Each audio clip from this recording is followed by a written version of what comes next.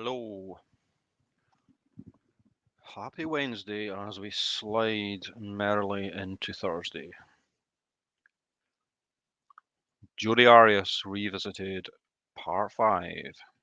We slide merrily into.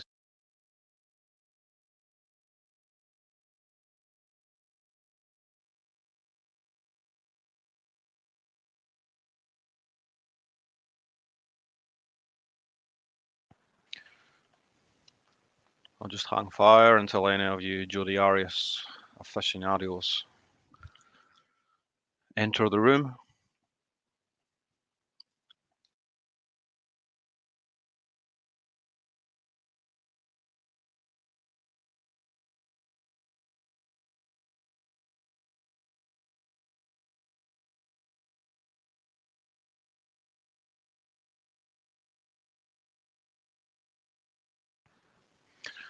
I know that there has been problems lately with notifications not going out. I've had a few people telling me the same thing, and it's so damn annoying.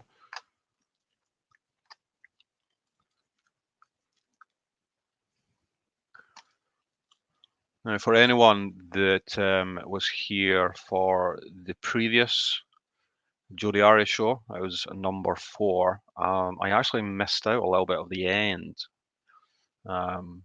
There was a kind of cut in at the end of the video that I'm using, so I'm just going to play the last. It was only 2 or 3 minutes left at the end of that particular day. I think it was. I think it was part 2. So let me just play that here. Not forget the screen on. There we go. Yeah, so this is day 22, and this is part 2 of 3, and it's just the last part of this here. Doors opened or closed on that closet? The linen closet? The one that we're talking about, the only one we're talking about, ma'am. Yes. The door was closed. And so he's banging his head up against those doors, right? The one that we're talking about, the only one we're talking about. And those are the kind of doors that are not super tight, so that there's this very small clearance to them, right? They're the kind of doors that are somewhat flimsy, aren't they? These doors, ma'am, are they real? You've opened those doors before, right? Yes. And they don't have a lock to them, right? I don't think so. And you think that a closet door, it opens, you think that Oh, hey Melly, good to see you in here. Glad you dropped by.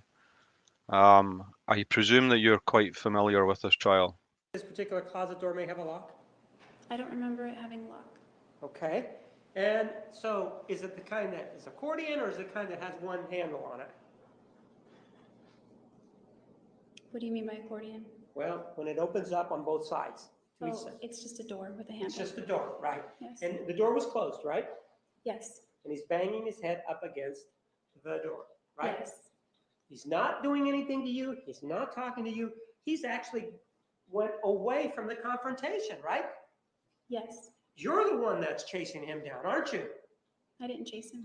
Okay, you're the one that's going after him, right? Okay. Well, no, not okay. You're the one that's going up there to. He's Okay, she says, as if she wasn't there. She's amazingly annoying, Melanie. And she's so amazingly annoying, it's almost impressive. Her level of self-belief and arrogance is pretty incredible. Yeah, very smart and excellent at pretending to be demure and sweet with her soft voice and her JODIE glasses on. Um, and her constant attention to the jury and her death stares that she can't quite hide towards Juan Martinez. He's already left, hasn't he? No. He's still in the house. No, he hasn't left and gone upstairs? Are you having problems? You just told us that he went upstairs.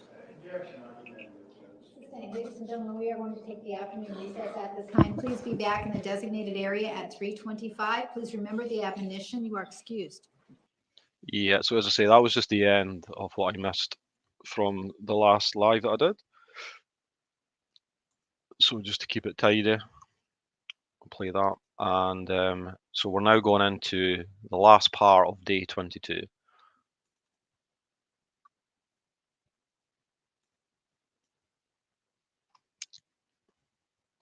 And there's a little bit of housekeeping I was wanting to do, but I'm going to hang fire to see if more people gather in here before I go through that.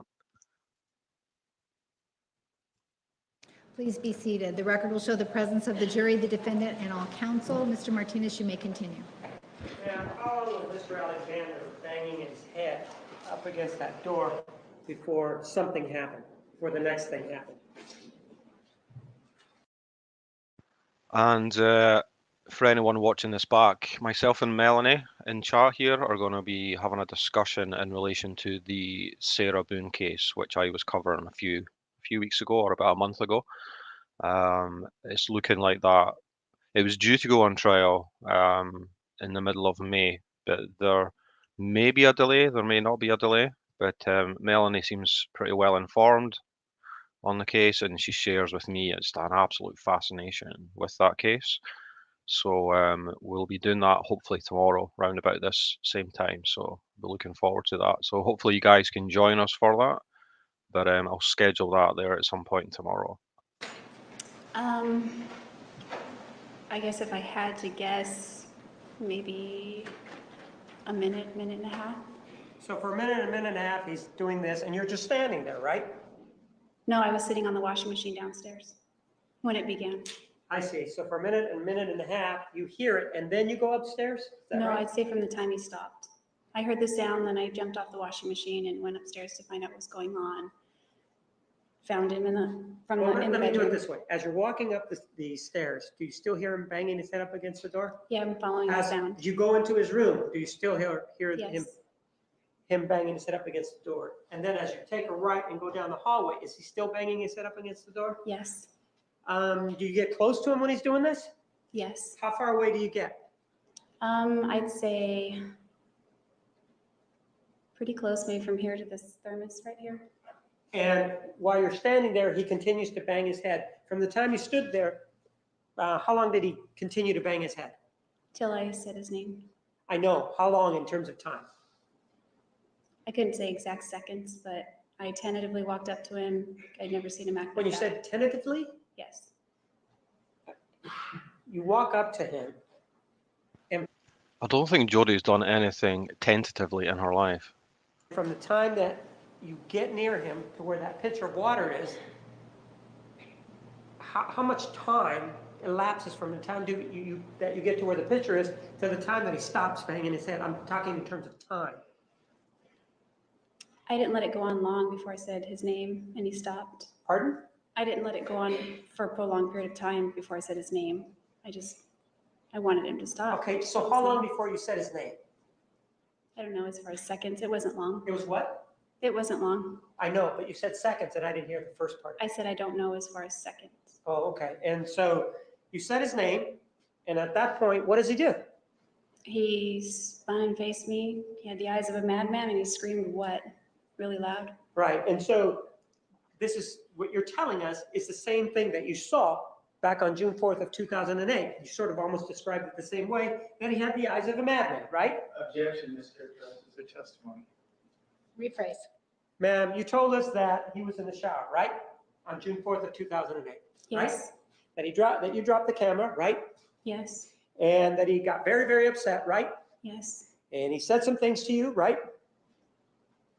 Yes. And you were able to see his face, right?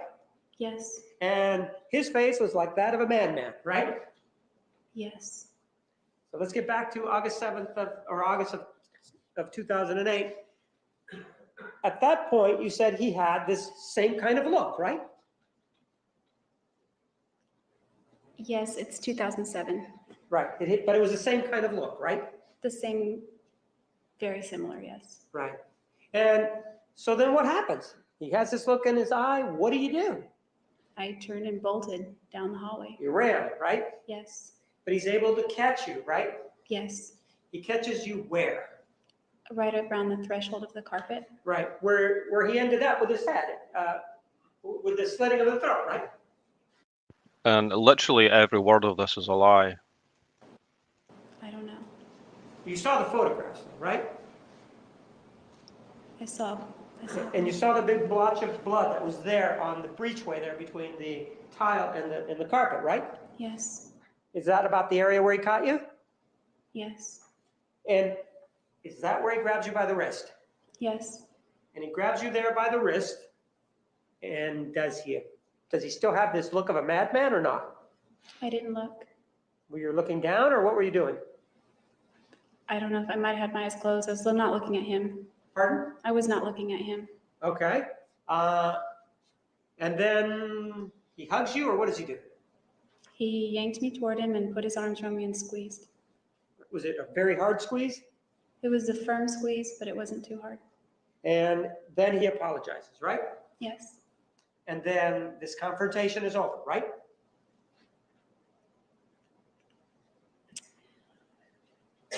no, In terms of the physical aspect, the confrontation is over, right? yes, So there may be some arguing afterwards, or there may be some words exchanged, but in terms of him being physical, according to you, that's where it ends, right? that's right.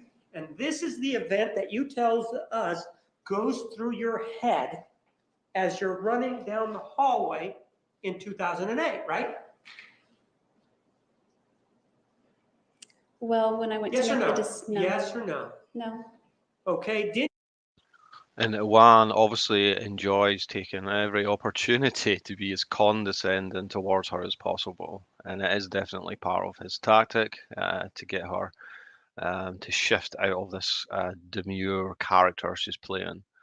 didn't you testify on direct examination that that's what you were thinking about when he was after you on June 4th of 2008? Isn't that what you said? Characterizes her testimony. Overruled, you may answer. at one point, yes. Okay.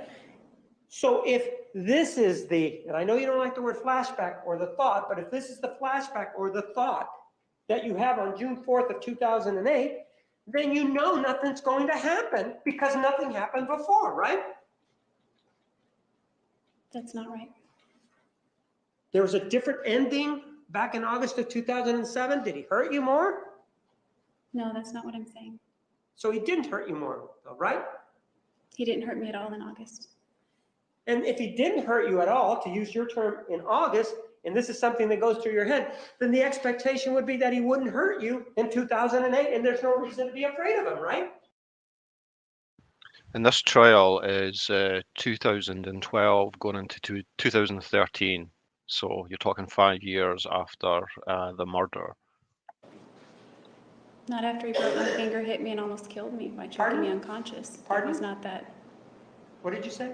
Said not after he broke my finger, hit me, and choked me unconscious by And this 2008. is the same finger that you told Detective Flores happened on June 4th, right? 2008. That's right. That's the same finger that you're saying is the reason that you believe something else was going to happen, right? Part of the reason, yes. And the other reason was what? He had choked me till I lost consciousness. And when was this event? The week that I moved. And that would be the week of April of 2008, right? No, it Yes. didn't Was this happen. while you were living with him or staying with him for the week or some other time? It was during that time. And was this before or after your mother came out there? After. And during this event where he choked you, there are no medical reports, are there? No. There's no police report that backs up what you're saying, is there? No. There is no one that you told back then that backs up this supposed event, right? You'll notice that she's finding it very hard at this stage now to even look at Juan. She was averting her eyes for quite some time. Her disdain and hatred for him is, shall I say, rabid. Oh, hey, Jackie, good to see you. How are you? We're just, things are starting to heat up now in this trial. We've obviously, there's been a couple of days prior to this, and it's going to start getting pretty brutal quite soon. And just observe the changes in Jodie. She's done pretty well the first couple of days, keeping it together, but she's slowly starting to fold in.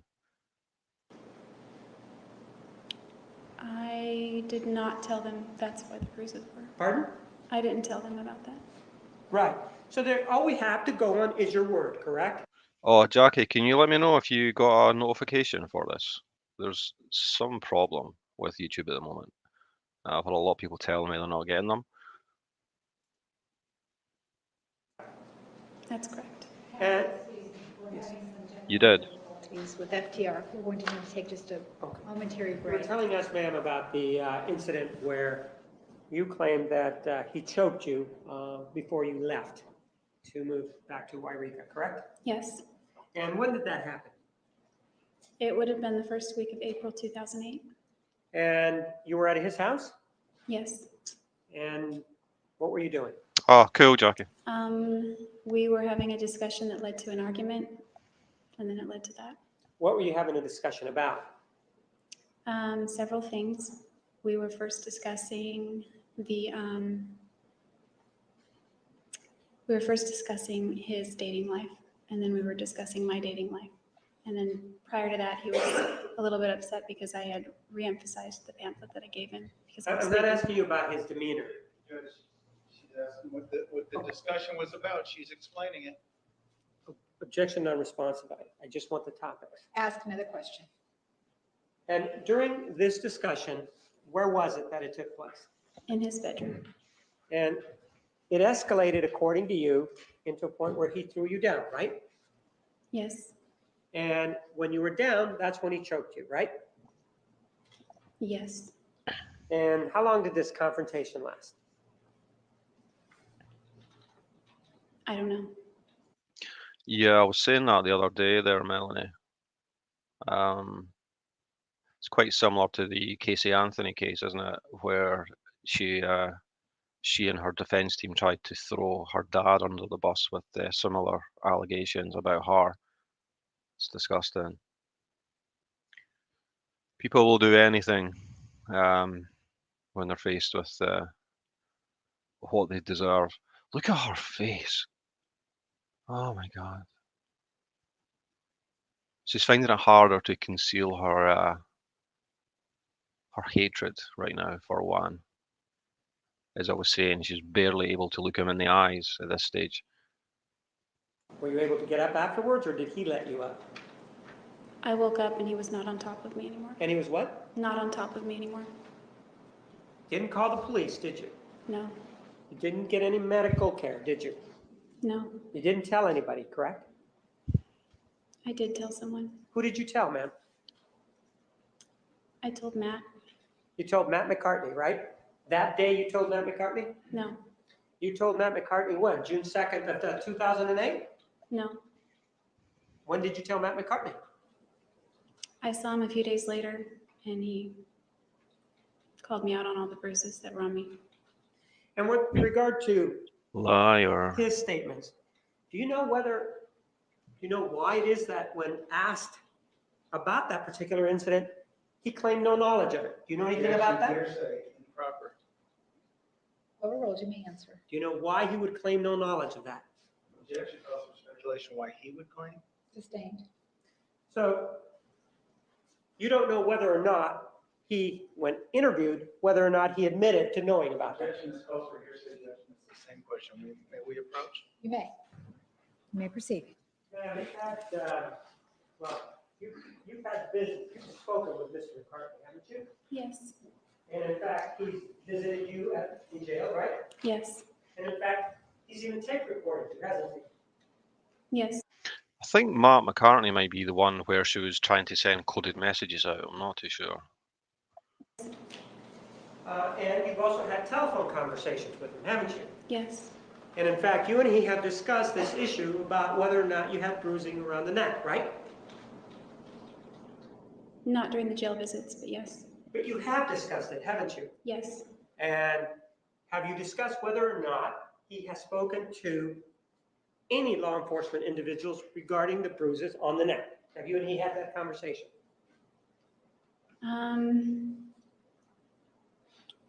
What was the question? Whether you and Mr. McCartney have discussed whether or not he has told anyone about this supposed bruising around the neck? I believe we had a discussion somewhat like that. And when was that discussion? I don't remember. After the incident.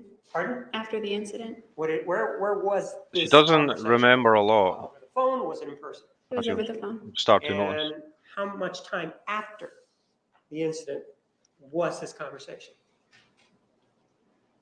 Just days, I think.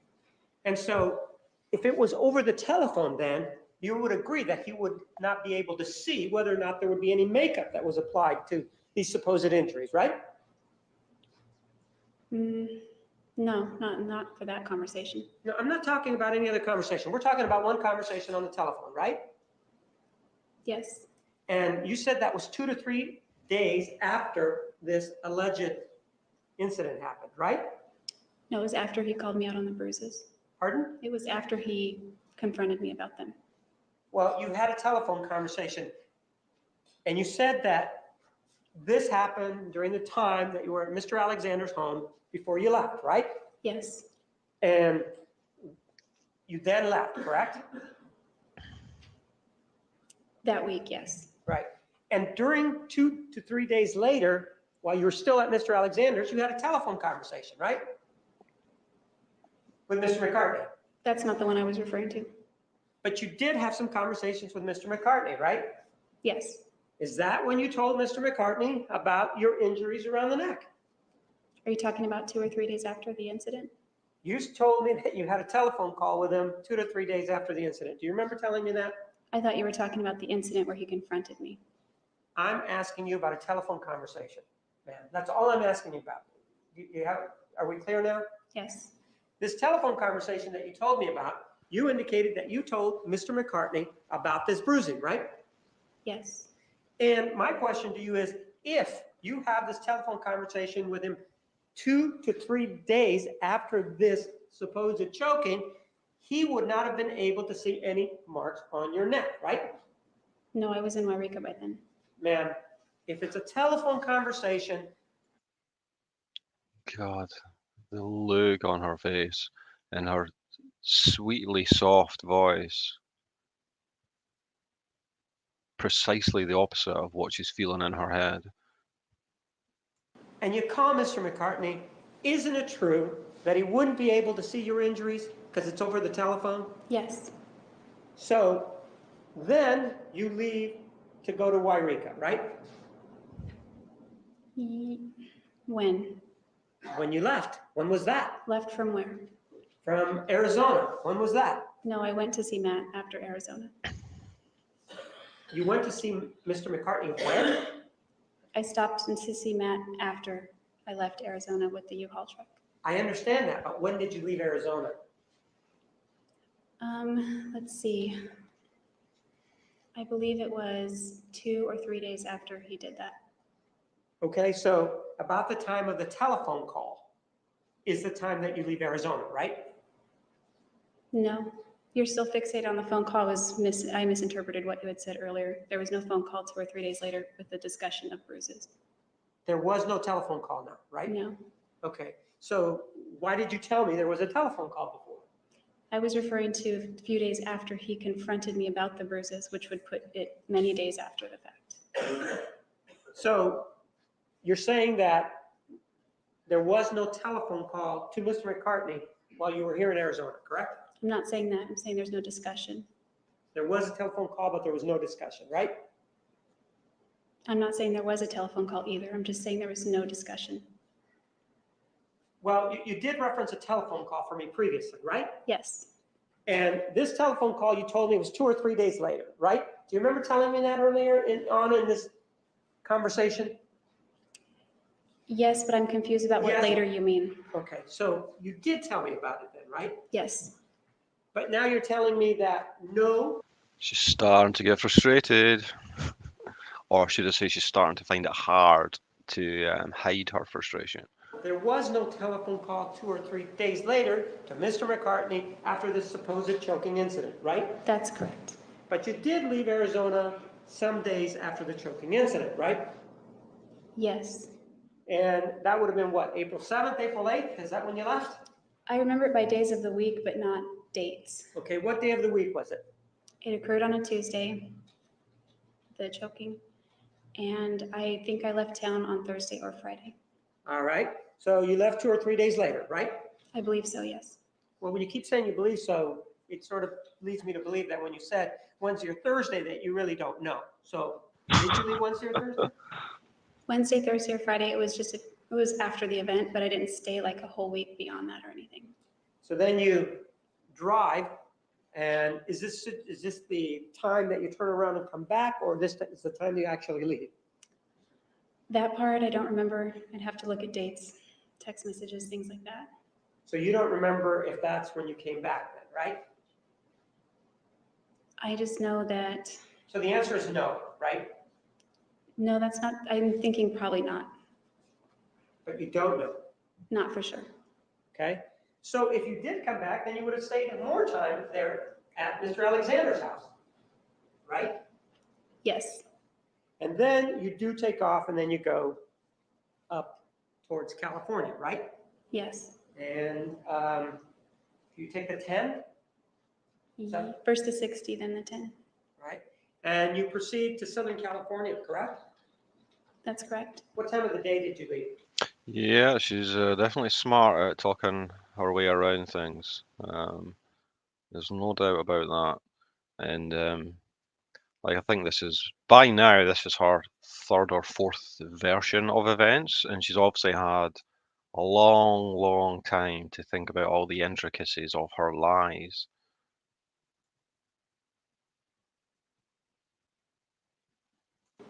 I don't remember. What time of the day did you get to Southern California? I remember meeting up with Gus Right. in the late afternoon. So what time would that be then? I guess if I had to guess, it would be like 5 or 6. The sun was still up. It's June, or I mean April. I don't know. The sun was still up, but it was like low, like at an angle. So it'd be late afternoon, So 6 o'clock then, right? That be fair? something like that.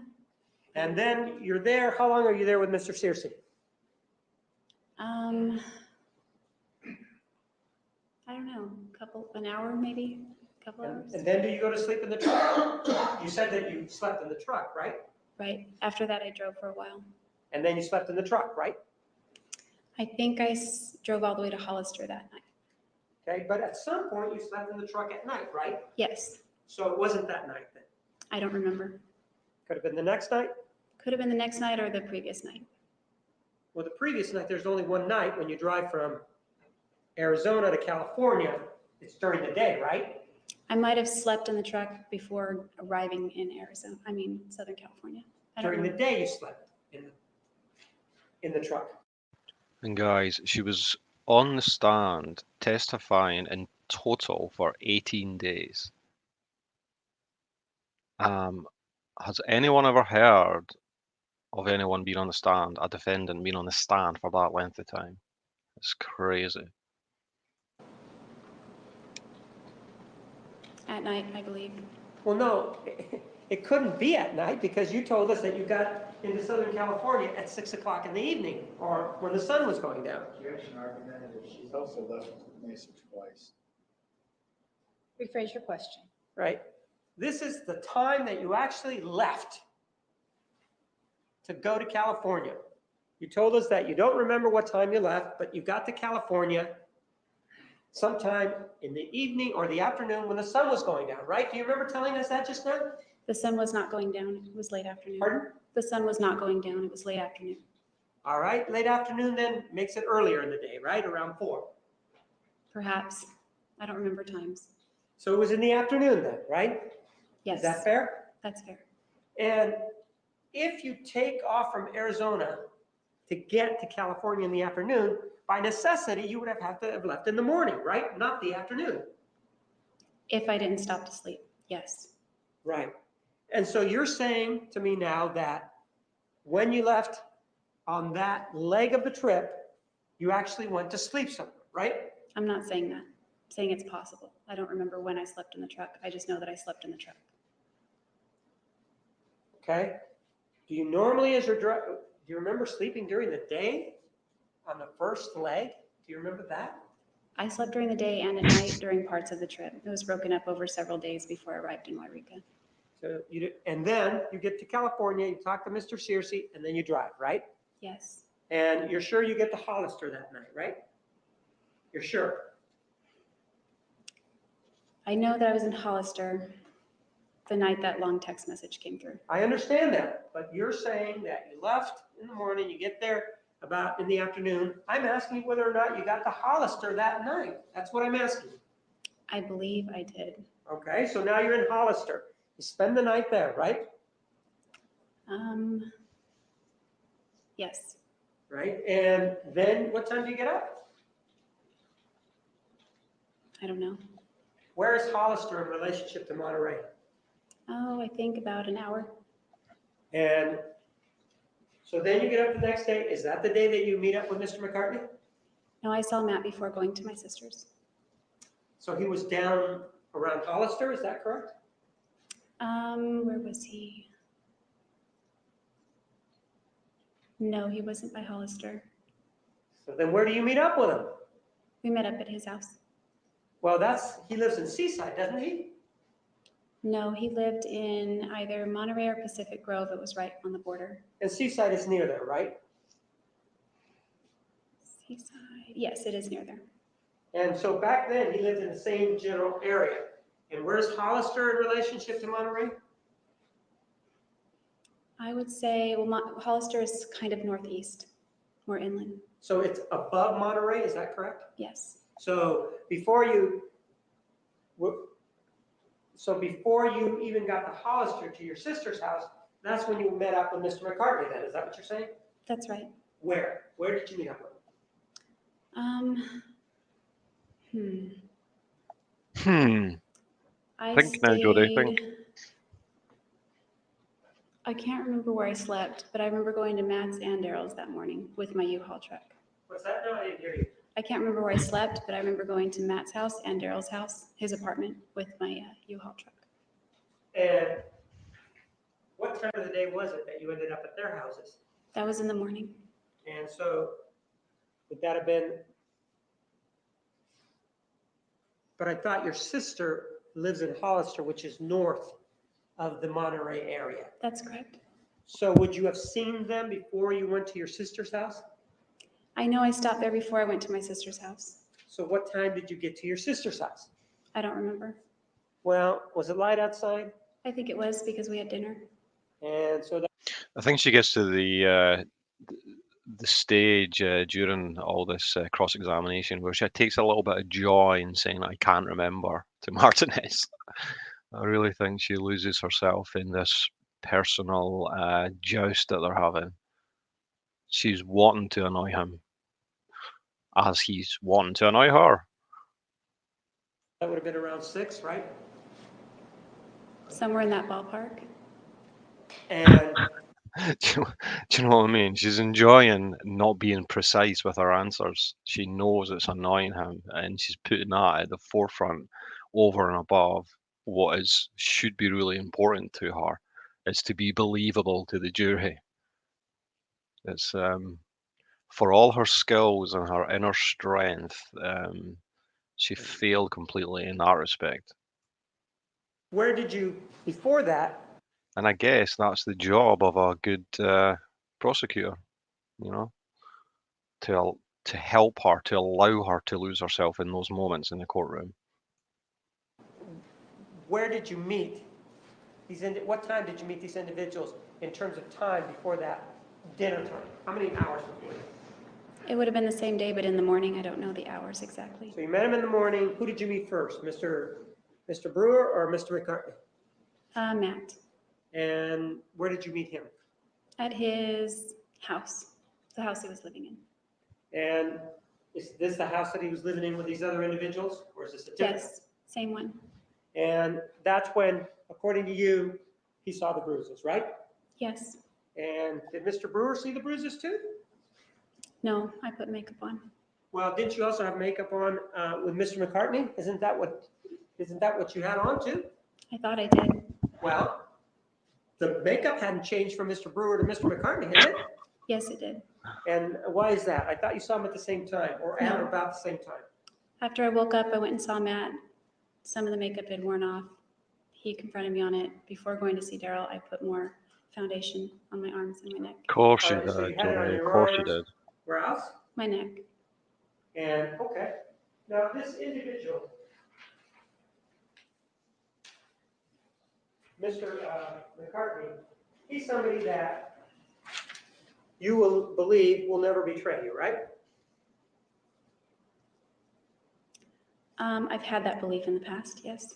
Well, you had that belief after the killing, didn't you? In September, I did. Well, Not so much in June.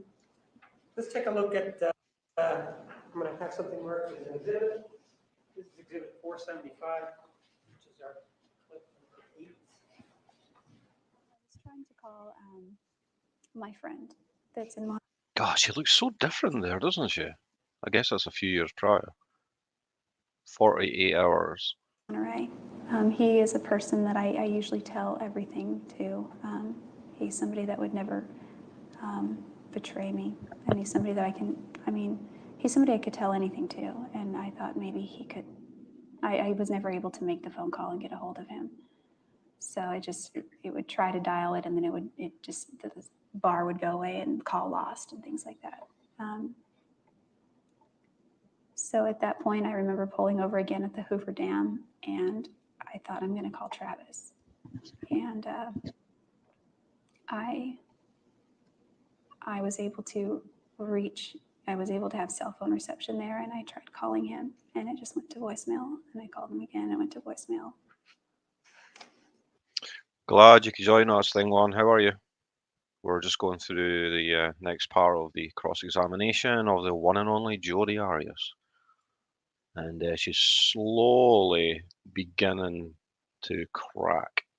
You heard yourself in there talking about Mr. McCartney, right? Yes. And he's the first individual that you called when you were able to get, according to you, or find the charger so that you could use your telephone back on June 4th or at that point, June 5th of 2008, right?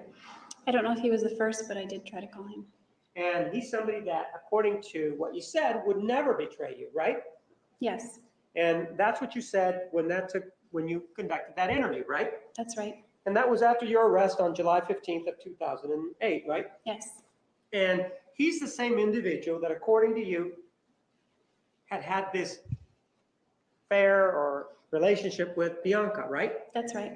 But you had been friends throughout, correct? Yes, And he's somebody that when push comes to shove is not going to betray you, right? I mean, that's my hope. Well, that's not what you said on this exhibit number 475, and I moved that into evidence. I'm done now. 75 is admitted. And when you say that he won't betray you, it means he'll stand by you no matter what, right? That's not what I meant by that. It's somebody that if you need a favor, he's somebody that will help you out, right? That would depend on the favor. Pardon? That would depend on the favor. Mr. McCartney knows somebody, well, you also indicated with regard to him that it's just basically a friendship, right? Yes, But he's one of your allies though, right? This will be Yes. exhibit 476. I want you to view this. Just before May again. I move for the admission of exhibit 476 based on a previous conversation. 476 is Which note page is this referred to, Mr. Martinez? Pardon? Which note page is correlated with this? 6. It's been previously provided. No objection. 476 is admitted. absolutely. Friendships for sure. And, you had mentioned Matt, and he and I dated 8 years ago. And at this point, he's like a brother to me. And almost to the point where imagine being intimate with him or kissing him is it grosses me out, I think. And it doesn't mean that he's a bad person. He's amazing, but he's more like my brother now. And I'm grateful for the experiences we've had. And he taught me so much. And I think that's why he was meant to come into my life, because at this point, he's one of my best allies, one of the best friends that I could ever ask for. And this is the individual So that you are telling cringy. us can corroborate the issue involving the injuries to the neck, right? Objection, Gordonship, Judge. Overruled. Yes. Ma'am, the way you've been telling your story on direct examination, and I'll just pick an example, for example, the sex. The way you sort of narrated is that, yeah, you went along with it, but, you know, it really wasn't sort of your cup of tea. It made you uncomfortable. Remember telling us that? Yes, some things did. And a lot of the things that you've told us in this case, including the murder, for example, you keep saying, well, yeah, happened, but what you're saying to us now, it's not my fault, right? That's not what I'm saying. Well, you did say, for example, that Mr. Alexander was the person who was very upset, right? And he was coming after you and left you no choice. Isn't that what you were saying? That's how I felt in that moment. But that's what you're telling us, that that's how you felt, right? Yes. Let me show you an exhibit that's already been introduced into evidence. This is exhibit number 245.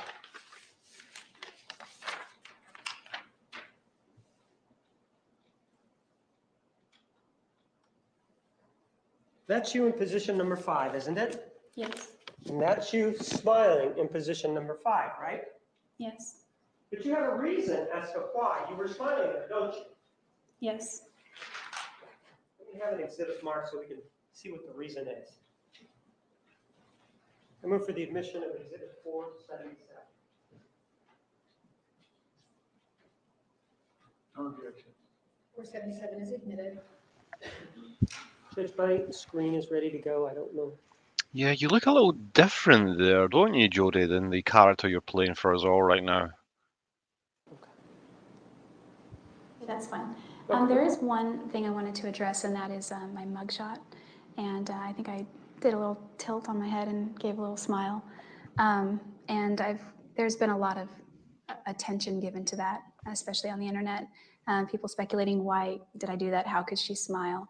I just want to address that because I think that people Prepare for more lies. This should be fun. I can't remember what her reason is here coming up, but it should be fun.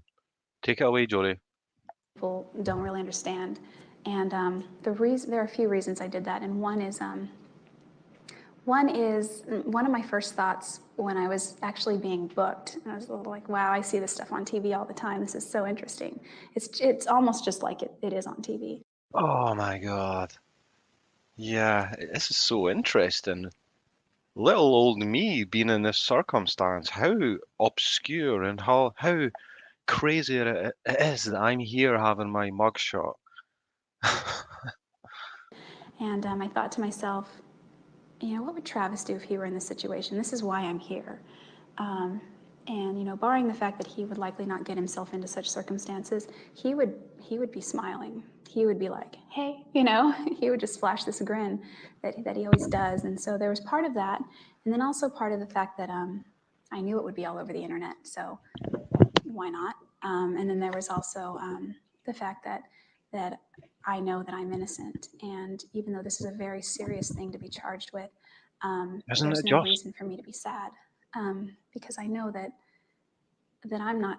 I'd never hurt Travis. And there's no reason to be upset over this in my mind. Everything, I have faith that in the end, everything will be made known, everything will come out. And in the meantime, smile, say cheese. Oh, isn't that just stomach churningly vomit inducing? Oh. No, the truth, Jodie, is that you still had every confidence that you would beat the system and get out of this whole situation.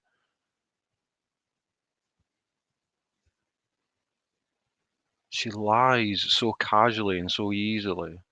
And just look at that expression compared to her in this trial. Different character, isn't it? I don't know how many characters she's had, but at least 2 or 3. Ma'am, with regard to this particular issue here, really not your fault, the way you explain it there, that you were smiling there. Objection, argumentative. Sustained. Well, you actually indicate that the reason you do it is Mr. Alexander, right? That's one of the reasons. Well, no, you didn't say that that's one of the reasons, but Mr. Alexander's dead at this time. He's not going to know about it, is it? Is he? Well, I believe he would. You think he's in this life now and knowing about this, I right? didn't say that. You made that decision yourself, didn't you? Yes. You didn't do it with the consultation of Mr. Alexander, right? No. Even though you say that's what he would have done, you have no way of knowing that that's what he would have done, that he would have smiled, do you? I have a way of knowing, but it's more like speculation. Right. You wouldn't know if that's what he would do or not, right? Not for sure. Objection, ask an answer. Overruled. You sure wouldn't. So you just made that part up, didn't you? I said that based on how I knew him. And you did that to make yourself look better. In other words, you're saying, don't look this way, look over there. Objection, argumentative. Compound question.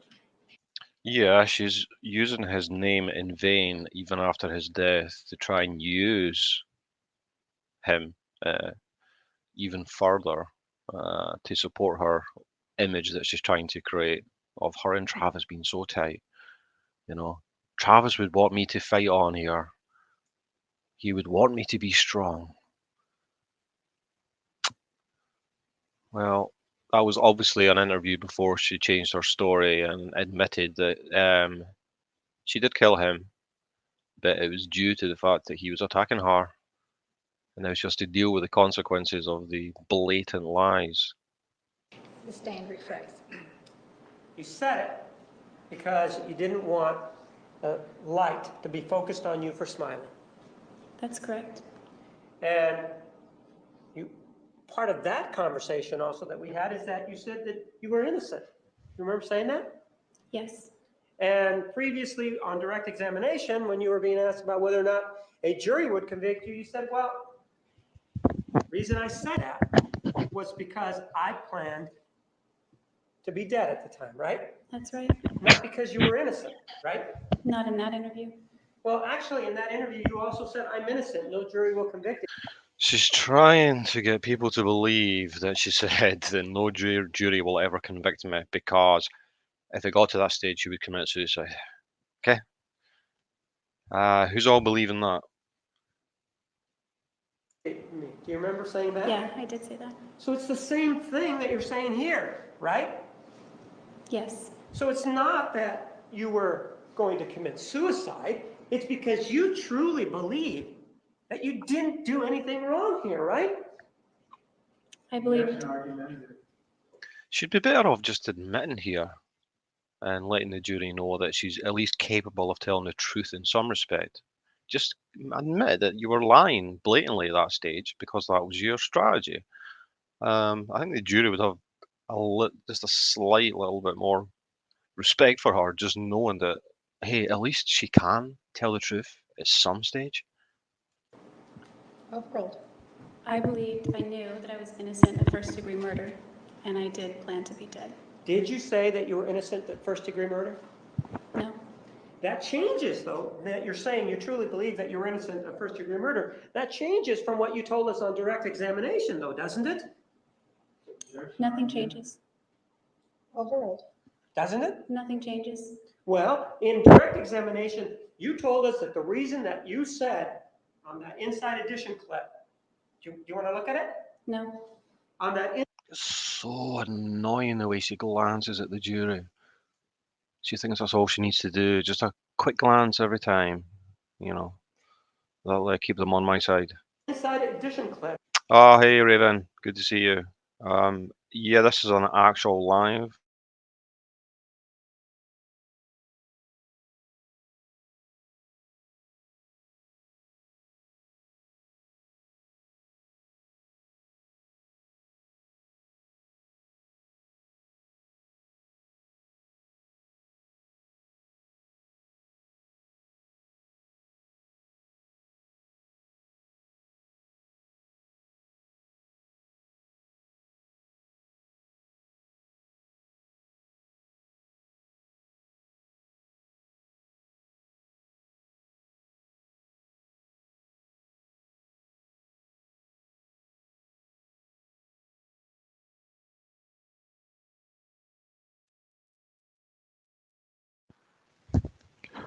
Sorry about that, guys. I lost my connection. If you just let me know if if you can hear me now. I know, Raven. I do tend to mix up the lives and premieres. If there's anyone still in here, just put a 1 if you can hear the video, okay. The jury would convict you was because you felt that you were going to commit suicide, right? The reason I said those things? No.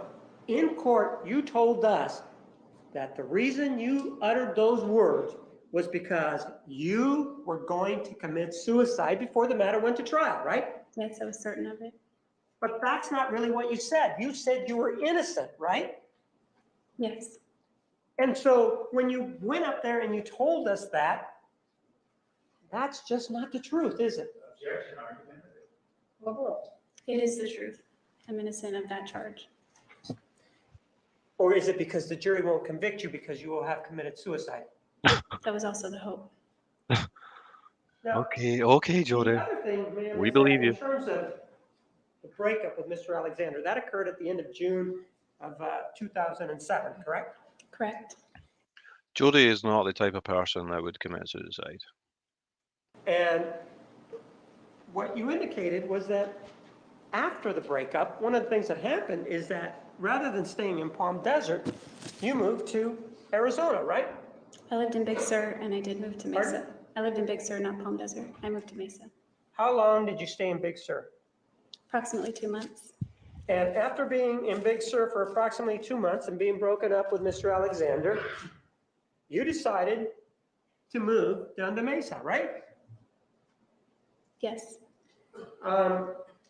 It isn't a situation where Mr. Alexander is helping you financially. Exactly, Melanie. She's the type that would pretend. She would try to half commit suicide. Is it? That month it was. Which month is that? I thought you were up there 2 months. The month that I moved. So he helped you the month that you moved, but you were really not dependent on him for support, were you? I couldn't have moved without his financial Well, assistance. is that my question to you, whether or not you could have moved here? Objection, yes, it was. Restate your question. Ma'am, were you dependent on Mr. That stare she gave there. Alexander for your financial well-being? In Big Sur, no. And in Palm Desert, you weren't dependent on Mr. Alexander for your financial well-being there either, were you? No. You were working, I think you even said in Palm Desert, 2 or 3 jobs, right? Yes. And back up in Big Sur, you were working where? Ventana Lakes, is that where you worked? Ventana Inn and Spa and the Right. Big Sur Bakery. You were getting paid, right? Yes. You didn't need Mr. Alexander to provide for you in any way, right? No. Yeah, that's right, And Jackie.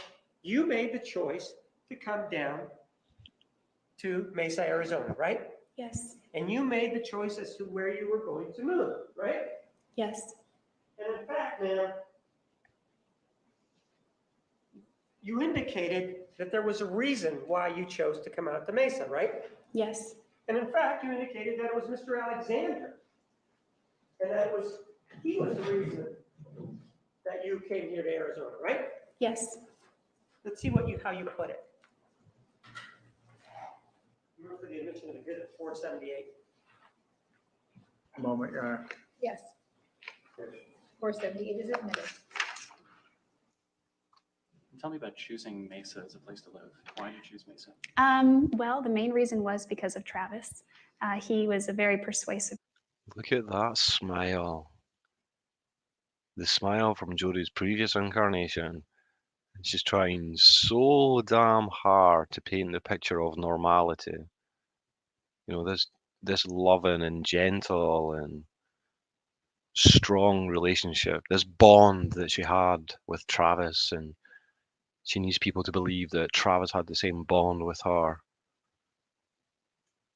Person, and we had discussed my moving there. It was the topic of conversation for a while. There came a point where we decided to break things off, and I sort of hesitated on my plans to move there. But again, he's very persuasive. So She wants you to believe that they mutually decided just to part ways.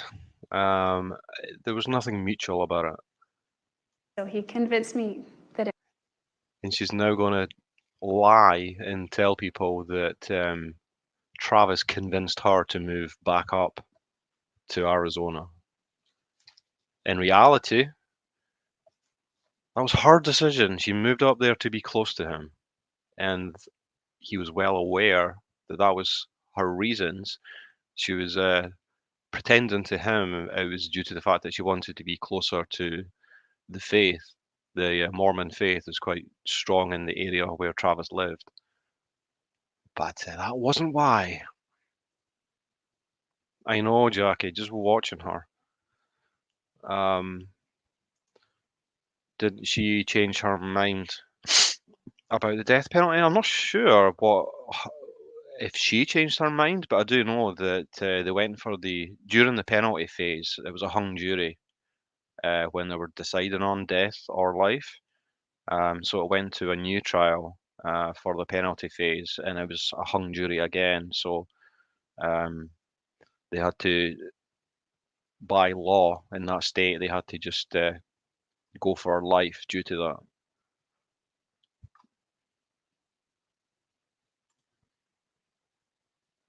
I know. Just watching her.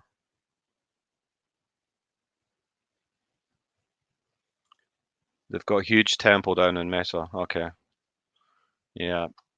I mean, she was willing to join the faith for him, obviously for her own reasons. Okay, that she obviously she did genuinely want to be with him. might be a good idea if I did move there. So I went ahead with the move, and it was actually a pretty good decision, I think. I made a lot of friends. It's a great place where the church is strong, and there are a lot of really great wards there. I really enjoyed my time there. So.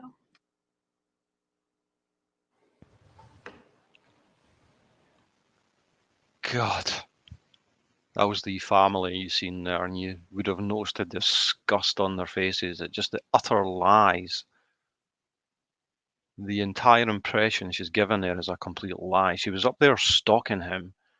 Fair enough, he did treat her like absolute shit, but yeah, she was stalking him.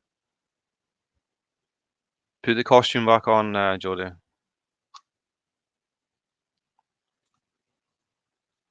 She always gave me weird vibes. She doesn't have anything likable, that's for sure. I know. I know. She's so sickening. Yeah, she did. Yeah.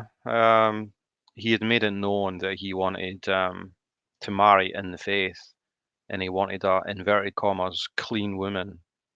And Jodie obviously had um, a past in terms of relationships, so she wasn't clean enough for Travis, which is a whole other different issue to get into. As I've said many times, he did treat her like trash. Ma'am, in it you are telling us there that it was Mr. Alexander, and he's the reason why you moved here, right? Yes. And it also appears to say that, well, it was his fault that you came here. In other words, Objection, and mischaracterizes her statement. Rephrase. in other words, you said, he is so persuasive, he convinced me that it might be a good idea if I did move here. That's what you said, right? That's what I said. He convinced you. That's what you said, right? Yes. Which means Juan does such a great job just exposing her lies, doesn't he? Just exposing her character's duplicity. you didn't want to come, right? Not after I found out how promiscuous he was. Ma'am, am I asking you that? Isn't it true that you said that he convinced you that it might be a good idea You're saying that he convinced you, right? Yes. Objection, ask and answer. Yeah, she sure did, Melanie. She sure did. And that he was very persuasive, right? He was. And so what you're saying is it wasn't your fault. Objection, argumentative, ask and answer again. Overruled. You may answer that question. What do you mean by fault? What does fault mean to you? Culpability. Pardon? Culpability. Right. He was culpable. He's the reason why you're in Arizona. I wouldn't characterize it that way. Well, one of the things that seems to be a trend here is that you seem to be saying, well, I had no control over that decision. That's not true, right? It was my decision. That's right. And you were the one that decided that to come out here, right? Yes. Even though you had broken up, right? Yes. Even though at that point there was no relationship between the two of you. Did she just almost tell the truth there? At that point, right? There was still some kind of relationship. Telephone relationship, right? Telephone and mail. Right. So there was this sort of relationship, but you knew that you were broken up, right? Yes. I mean, you were the one that announced that on June 29th of 2007, you broke up with him, right? That's correct. And if you broke up with him, that means you had the, if you will, the wherewithal, the psychological wherewithal to say, no, I've had enough, right? I could have. Well, no, you did say that. You broke up with him on June 29th, didn't you? Objection, mischaracterizes the testimony. Regarding the breakup, yes, I had the wherewithal. Right. And then after that, you didn't move here to Arizona, right? Not immediately. No. Yeah, she wasn't over him, obviously. I think she was obviously playing some kind of strategical game to try and get him, to miss her and start chasing her. But you get the feeling it just didn't work. He wasn't interested in anything long term. He would still happily take the sexual side of the relationship. But just like Melanie says, she put up with him treating her like trash. The answer is no, right? After the breakup, yes, I did move to Arizona. Really? Immediately on June 30th of 2007, you moved to Arizona? I said not immediately. So you did move to Arizona on June 30th of 2007, right? No. You actually moved somewhere else to Big Sur. No, Right. I was already in Big Sur for almost 2 months at that point. Okay. So when did you come out here to Arizona if you were already up there for 2 months? It would have been right before his birthday, So when is his birthday? July 28th. So you came out here less or approximately 1 month after you broke up, right? I came out here before that, but that's when I moved out here. Okay, so you came out before, but you actually moved down here approximately 1 month after you broke up, right? And I think what brought all this to a crescendo was the fact that Travis had this trip that he won through his work to Cancun in Mexico. And he had initially told Jodie that he was going to take her on that trip with her. And she'd obviously moved back down to California. But then she moved back up to Mesa, as Juan is saying. And I think that's the reason that it came to such a crescendo, because she found out that Travis was in fact going to take another girl instead. And I think that just kind of broke her. She was obviously back up in Mesa. They were still having sexual relations, and she was under the impression that she was going to be going on this trip to Cancun, and then hopefully, they would be able to reestablish everything and live happily ever after. And she realized that was never going to happen. So she had to take him out. And that's what's crazy about this, is that she planned it and planned it. Anyone that believes in a death penalty, I don't believe in a death penalty, but anyone that does, then that's precisely the kind of crime that would merit the death penalty. That amount of preempting and calculation and meditation. Yes. And even though you guys are broken up, you moved to an area that's pretty close to him, right? Yes, And in fact, as this thing progresses, you even move to another home that's even closer to him, right? that's right. Even though that you're broken up, right? Yes, Even though you say that there were these trust issues, right? yes, Ma'am, one of the other individuals in your life was an individual by the name of Bobby Juarez. Do you remember him? yes, And you indicated that you met him and then at a carnival, right? the county fair. County fair, Yes. right? There were rides, that sort of thing there, right? Yes, And then after some time, you guys sort of just met, but you didn't see him after that until you saw him at a football game, right? that's right. And you said, well, I'm not very aggressive, but I really went up to him and I introduced myself, right? I didn't introduce myself. I just asked if he remembered me. Well, you went up to talk to him. How about that? Yes, him and some mutual friends. Yeah, is that yes? She cannot help her pedantic games on the stand here. She just has to contradict everything he says. And she just can't bring herself to actually confirm a question. She has to construct it in a different sentence as if she's winning a little small game. It's so bizarre. Yes, So even though you say you're not real aggressive, you approached him. He did not approach you, right? that's right. And with Mr. Alexander, even though you're and Big Sir less than a month or approximately a month after you break up, you make the decision to come here, right? Yes, So you have the ability to be, if you will, a person who can make whatever decisions are necessary for yourself, right? yes, Even from the time that you were younger, it appears that you were, for example, assertive enough to go up to Mr. Juarez and say, do you remember me, right? yes, And he said he did remember you, right? yes, And you introduced yourself, right? yes. And he Stop with the glances at the jury. It's not working. introduced himself, right? I already knew him. So you knew his name, he didn't, you introduced yourself, right? Said, do you remember me? My name is so-and-so. Something like that is the way you told him, Something to right? that effect. Right.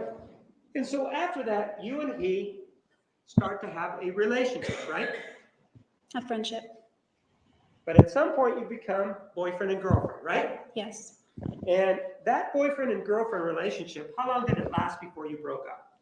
We broke up several times. No, the first time. The first time that you broke up. That's what I'm asking about.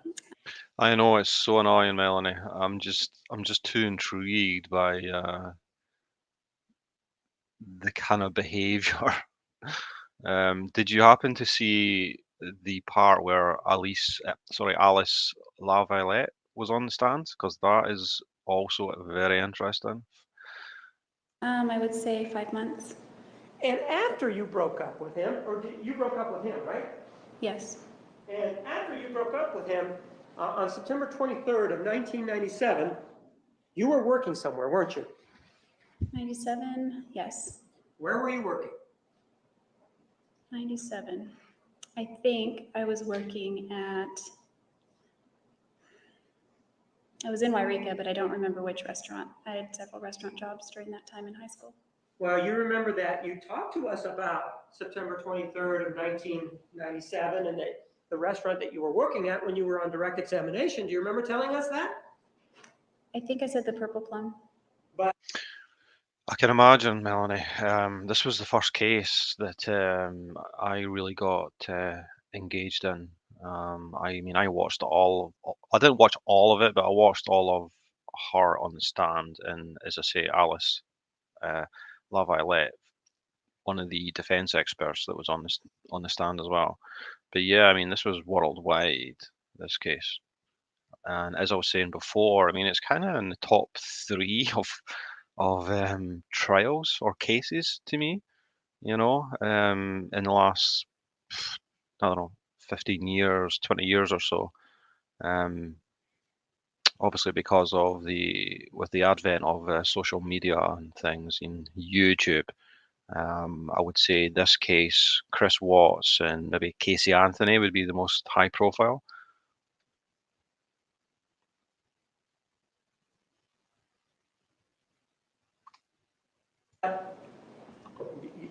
you're having trouble remembering that today, right? September 23rd, 97, yes. No, the restaurant that you were working at. On that date, yes. Yes, even though you told us what restaurant it was before, when you. Oh, what you mean? I don't know. You don't remember telling us what restaurant you worked at? Not on that particular date. How about, all right, how about a week before that date? Do you remember where you were? Yeah, Melanie, Alice Lavalette is the defense team's expert. I think she's a physiotherapist or some kind of counselor. But what's interesting is that she does not help the defense in any way because she gets up on the stand and she seems to take it upon herself to make it personal between her and Juan Martinez, because Martinez is quite aggressive. You know, his style is very confrontational, and Alice just could not maintain her professionalism, and she seemed to take it upon herself to use this as a showcase for her own ideology. Um, she's a she comes across as almost a social justice warrior, you know, for acute feminism, and she so clearly is offended with Juan Martinez's maleness or masculinity in his aggressive style. But of course, she just cannot seem to accept or understand that that is within his scope as a prosecutor. And the fact that she took it so personal and let her ideology um, influence her testimony, it was disastrous. But it's fascinating to watch. Working.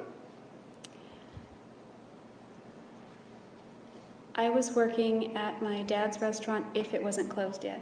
If it was closed, I was at the Purple Plum or Grandma's house.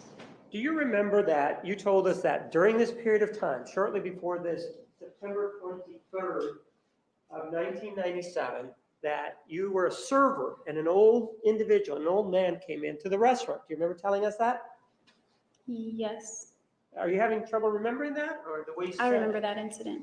Yes, you do remember that? Yes, And he used to come in, and according to you, he had a dog-eared Bible. Do you remember telling us that? yeah, it was pocket size. New Pocket Testament. size, right. And you remember that he talked to you about some of the scriptures and some of the verses inside that Bible, right? I remember that. And according to him, as you told it to us, the end of the world, pursuant to his calculations after reading the Bible, was September 23rd, 1997, right? Yes, And one of the things that immediately popped in your mind was that, well, Bobby, you thought about Bobby at that time, right? not immediately, but very soon after that. Right. And one of the things that you told us was that he was not very religious, right? Yes, So why would he care to hear from you if some old guy is talking to you about the end of the world? Why do you think he would even care? it felt like it was a moral responsibility. Yes, you say that you feel it was a moral responsibility, but given what your relationship was, and he wasn't religious, why Wow, did Jodie just use the words moral responsibility? would you think that he would care? My fear was that he wouldn't care. Well, and so what? How is that relevant to you? How is that important to you since you're not even dating the guy? Why would you even care? I cared about his eternal salvation. Did you also go to your parents and say, Mom, Dad, I care about your salvation? Did you also go to talk to them too? Ken had already talked to them. Pardon? Ken had already talked to them about The that. bottom line is, did you go to them to talk to them to make sure they got the message? It would have been redundant, so no. Ma'am, the answer is yes or no. Did you go to them or not? You actually asked and answered, so he said no. Sustained. So you didn't go to them, right? No. And did you go to anybody? You were still in high school at the time, right?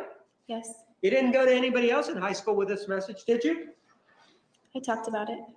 You didn't go to them with the message the way that you approached Bobby, though, did you? Asked and answered. Well, since Bobby and I weren't talking, I guess that would be correct. Right, because And let's say, for example, if the people that you went to talk to at your school, high school, said, hey, I don't want to talk about it, you'd leave them alone, right? Objection calls for speculation, what she did 15, 20 years ago, Oh, what she would have done. overruled. I guess so. Pardon? I guess so. Well, no, you were the person back then, and you knew how you were, right? Yes. And you wouldn't have. If they'd have told you, leave me alone, you'd have left them alone, right? Yes. Well, but you treated Bobby differently, didn't you? No. Well, isn't it true that you picked up the phone to let him know about this impending doomsday and called him, didn't you? That's the reason I called him. Right, you did call him, correct? Yes. And you called him, and he answered the telephone, right? Yes. And you identified yourself, didn't you? No. Well, you spoke, didn't you? Oh, I did identify myself. I'm sorry. Yes. And he knew who you were because you identified yourself, right? Yes. For tonight. Ma'am, is that yes? You did identify yourself, right? When was the Doomsday year again? I think, was it 2009? No, 2011. I think was that Doomsday when the Rapture was going to come and hoover up all the good people. I Right? said yes. And he hung up on you, didn't he? Yes. But, and according to you, the reason you were calling was because, well, it was the end of the world, right? No, not Well, yet. didn't you tell us that the reason you were calling him was because September 23rd of 1997 was impending and you wanted to let him know? Yes. So after that first call, he didn't call you back, did he? No. But you persisted, didn't you? I called the next night. The answer is you continued to call, right? One more time. Yes. Right. And you called the next night again, right? Yes. Didn't you get the message when he hung up on you the first night that he didn't want to talk to you? Objection argumentative. Every 3 years. Yeah. I got that impression. If somebody hangs up on you, isn't that a clear message to you that they don't want to talk to you? More Not than an impression? necessarily. Pardon? Not necessarily. So if somebody hangs up to you, that doesn't necessarily mean that they don't want to talk to you? No. Well, what other reason would they be hanging up on you if they don't, other than they don't want to talk to you?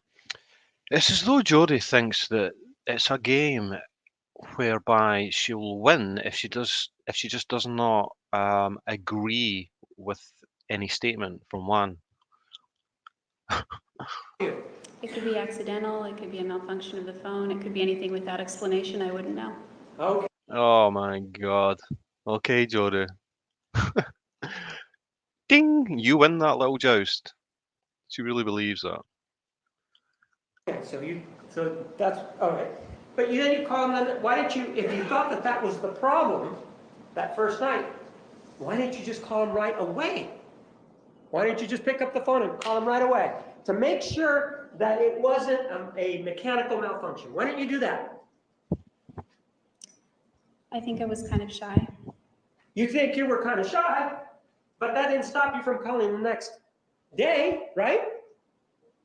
It took that long to work up the courage Ma'am, again. it didn't, the shyness that you professed did not stop you from calling the next day, right? The shyness. Sustained. Okay. And this shyness that you professed didn't stop you from going up to them in a football game and introducing yourself to them, right? Objection has been answered. Sustained. Now, you then do call them the next day, right? Yes. What time of the day was it? You can be both an arrogant, narcissistic maniac and also be shy, Jodie. Doesn't happen like that. I don't recall. It would have been after school, I think. Would it be after work too, or no? Objection asked and answered. Overruled.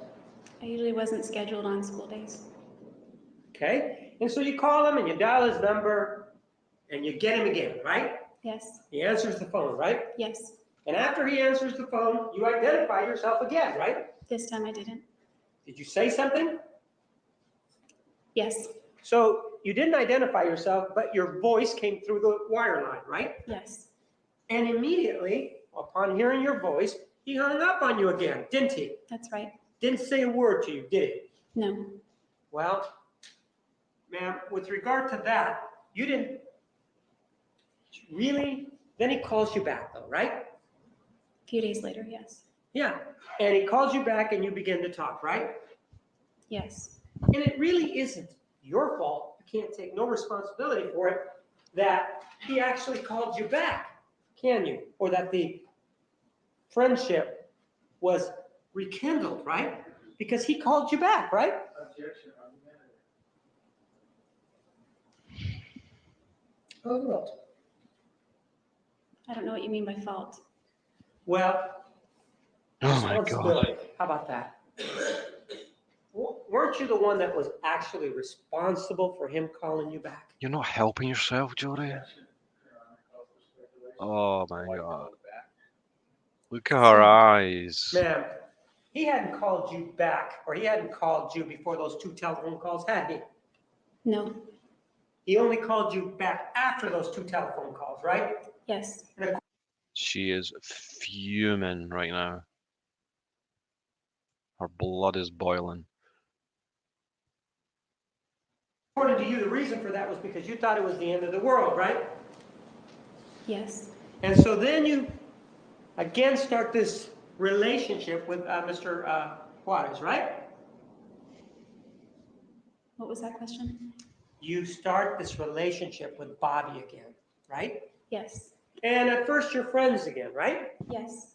And you stay friends until it becomes more than that, right? Yes. Sure. At some point you even moved in with him, didn't you? Yes. And this is during the time that you are what, a senior in high school? Junior. Is this shortly before you dropped out or not? Shortly before I dropped out. Right. And according to you, you were in school and you had a history test, right? Yes. And the way you told it is that you were very studious. You were studying for this history test, weren't you? I In the wasn't car. very studious, but I was studying. Right. You were studying at a time where you had to be somewhere else, right? Yes. And your father caught you, right? Yes.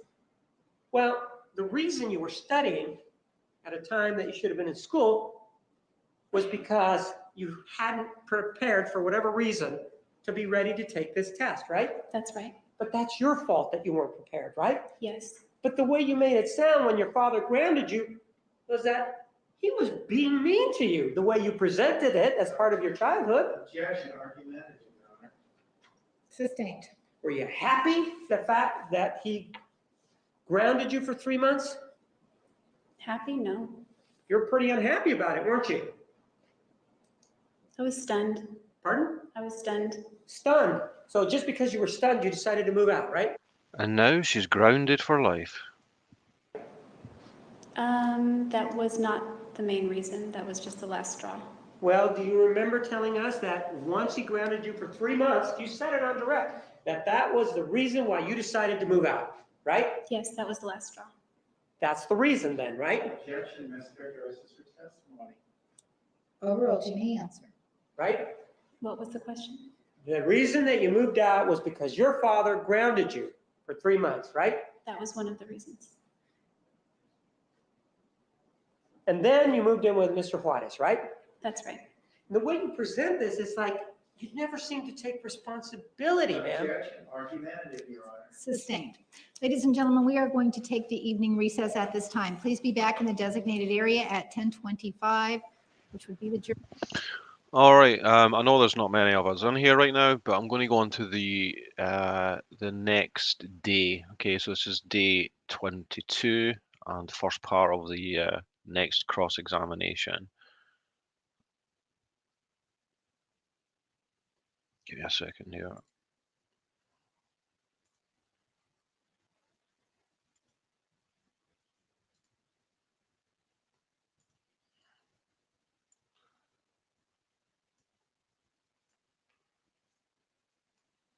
Okay, so Please be seated. The record will show the presence of the jury, the defendant, and all counsel. I know it says day 3 there, but that's just in terms of how many days that she's actually been on the cross-examination.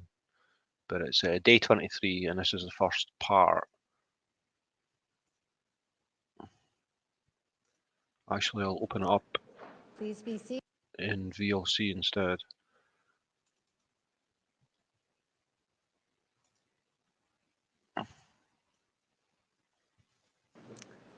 Please be seated. The record will show the presence of the jury, the defendant, and all counsel. Ms. Arias, you are still under oath. Do you understand? Yes. Mr. Martinez, you may continue. Now, when you were 17 years old, you moved out of your parents' household and you moved in with Bobby Juarez, correct? Yes. And you and he began living at his grandmother's house, correct? I believe it was his grandparents, but he called them his parents. And this was in Montague, correct? Yes. And the address actually was 611 North 9th Street in Montague, California, in Montague, correct? I don't remember the house number, but 9th Street is correct. And part of what happened when you were living with him was that you and he became much closer, right? We just continued our relationship. Right, but it got to a point though that you felt something, right? So Jodie has a nice, smart beige blouse on for today's proceedings, people. Something was wrong. Yes. Oh, yeah, that's right. And you felt like something was wrong, and so it was something that was inside you, and so that for a period of time you kept it inside you, but there was a feeling that something was wrong involving your relationship with Mr. Juarez, right? It was more than a feeling, but When you say She seems a little more full of beans, starting off for this day. it was more than a feeling, what are you talking about? Did you see something else, or what? I saw and heard, yes. And you saw, before you did anything, what did you see? He used to talk on the phone a lot with a woman that he was friends with prior to our relationship, that he had been interested, said he was no longer interested, but their conversations were long, kind of a little over the line from what I think was appropriate for a boyfriend of mine. So you had this sense that something was wrong. He was talking on the telephone to somebody that he previously knew before, correct? Yes. And this individual was in New Orleans, Louisiana, correct? Yes. And because the conversations took a long time, that was something that sort of gave a rise to you to feel that something was wrong additionally, right? That, and he had had a prior interest in her. Okay, so he had a prior interest in her and he was on the telephone, and you believed also that the subject matter that he was addressing on the telephone was something that was also inappropriate, right? Somewhat, yes. When you say somewhat, it means it wasn't. So what are you talking about? What is the subject matter? Don't tell me what he said. What subject matter did they discuss that you thought was inappropriate? It was more, I don't remember specific subject matter. It was the tone and the way he spoke to her and that kind of thing. Okay, so now it wasn't the subject matter, it was just the tone that you're talking about, right? No, it was subject matter. I just don't remember what specific subject matter. And as a result of that, one of the things that happened is that you had a car, right? Yes, And you would drive him around occasionally, right? all the time. So you would drive him around then, right? Yes. And at some point, one day you were going to I can't think of any other woman that's more annoying than Jodie Raven. go to work, right? Yes. And when you were going to work, one of the things that happened was that you and he stopped at the library, right? That's right. And you stopped at the library so that he could go onto a computer there at the library and log on and look at whatever it is that he was going to look at, right? Both of us, yes. Well, did you get on that same computer with him? Yes. So at the same time that you're on there, you go onto that computer and you're looking at what's going on, right? Yes, for one period of time, yes. When you say long period of time, how long were you on there? That's a long period of time while you're at the library. I didn't say long, I said one. One period of time. Is that what you said? Yes. So are you saying it was just one time? That day, yes. So that day, as I understand what you're saying is you go to the library with him and he gets on the computer and you're looking at this computer too. We get on the computer together. Okay, both of you get on the computer. Do you use a code? I know I keep saying this, but it's so annoying the way she glances at the jury after every single response. Does she really believe the jury is that stupid? A password, or how is it that it works? There was no code necessary for the websites we were visiting at that moment. So anybody can get on the computers there at the library without a password and get to somebody's, for example, Hotmail account, right?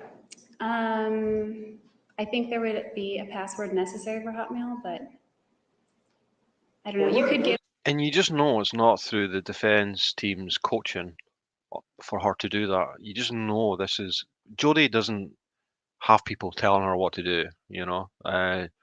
She makes all her own decisions.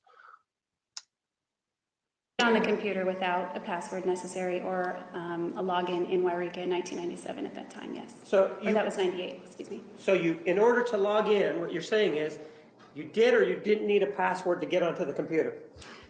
Did not need a password to get on the computer. But you did need a password to get onto, for example, a specific Hotmail account, right? That's right. Or a Gmail account if that was around, correct? Yes, I would think. I don't know about Gmail. Okay, but it was Hotmail back then, correct? Yes, And both of you went onto this computer and he looked at whatever he was looking at and you looked at whatever you were going to look at, and then you dropped him off at a friend's house, I think is what you said, right?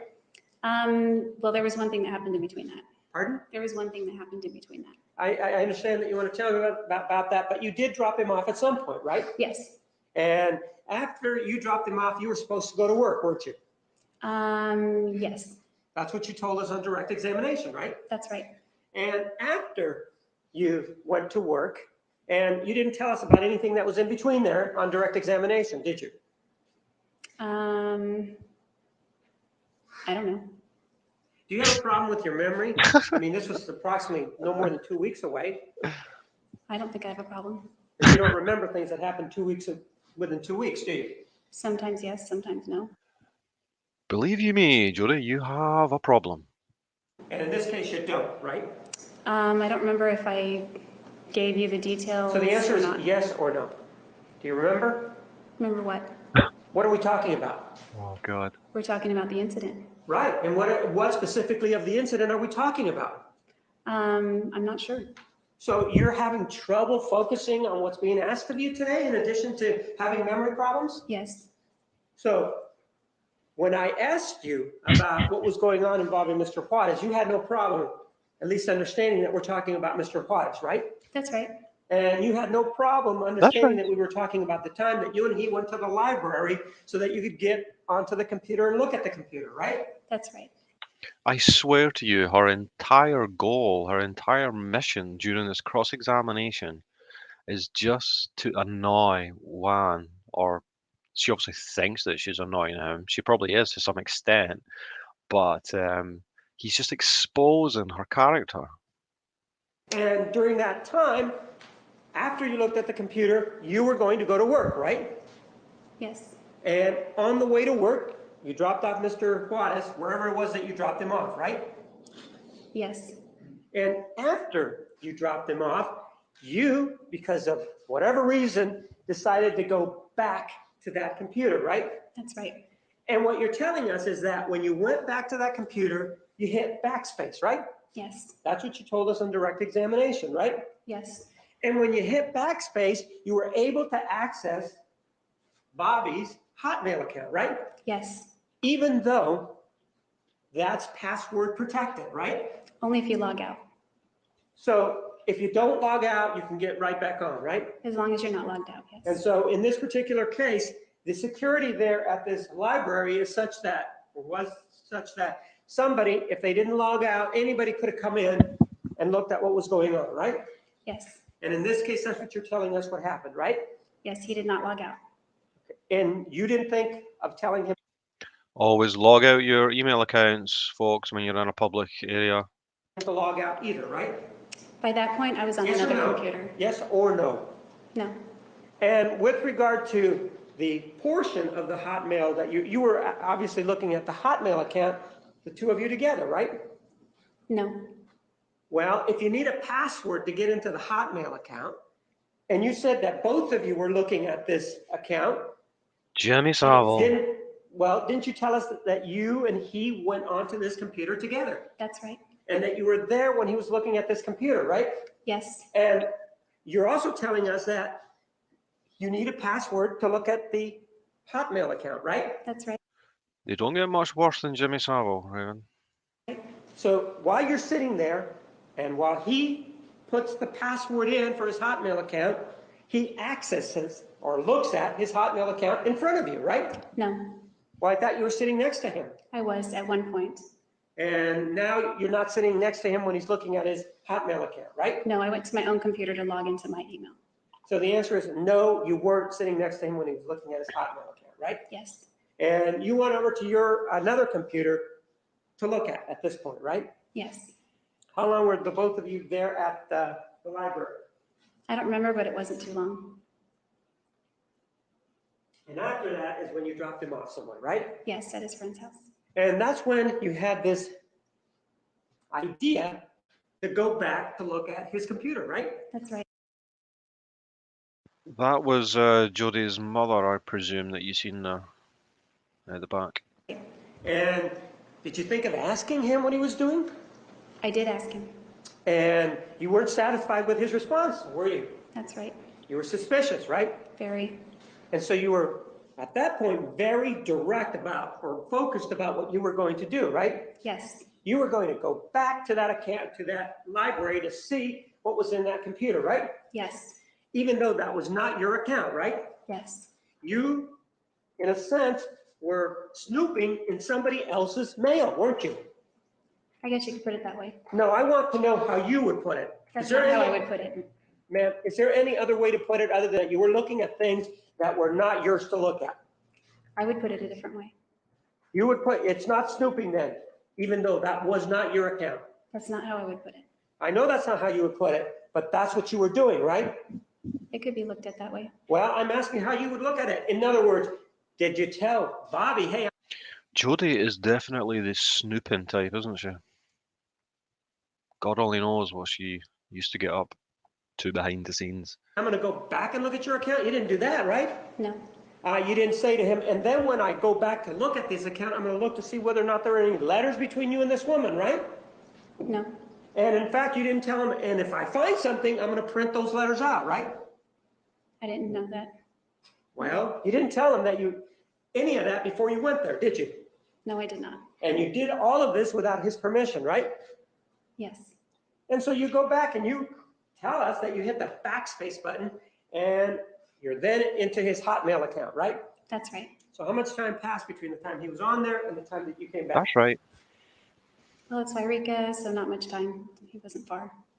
Give me a time, and maybe, doesn't matter where you are, I just want to know how much time. Between what and what again? What are we talking about, ma'am? We're talking about the incident. Right? And we're talking about where you took him, right? Yes, And we're talking about you coming back, right? okay. And we're also talking Oh. about the time that, God, she just cannot stop herself. Look at that expression. How do you describe that expression? Oh, he does hate her, yeah. He definitely. I mean, he was on this case from day one. He was the initial investigator at the scene, and he was so motivated to make sure that she went down. I love that.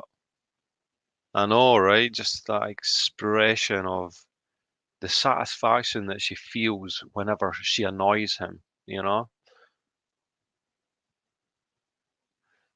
It's just incredible that she allowed herself to be exposed in that way, you know? She really thought it would help her to intellectually defeat and verbally defeat Juan, completely blinded to what was being exposed by allowing herself to do that.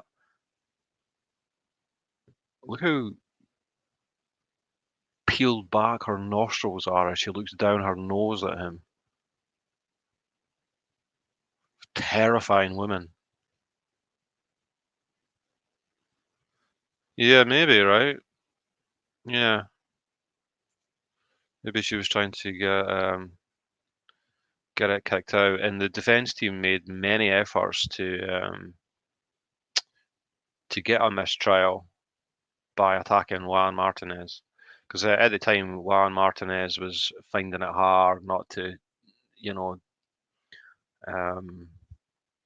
react to the public attention that was on this case at the time.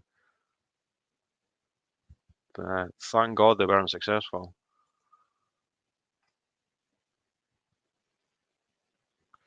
Imagine that face looking at you through the window. Chilling. He logged in initially, right? Okay.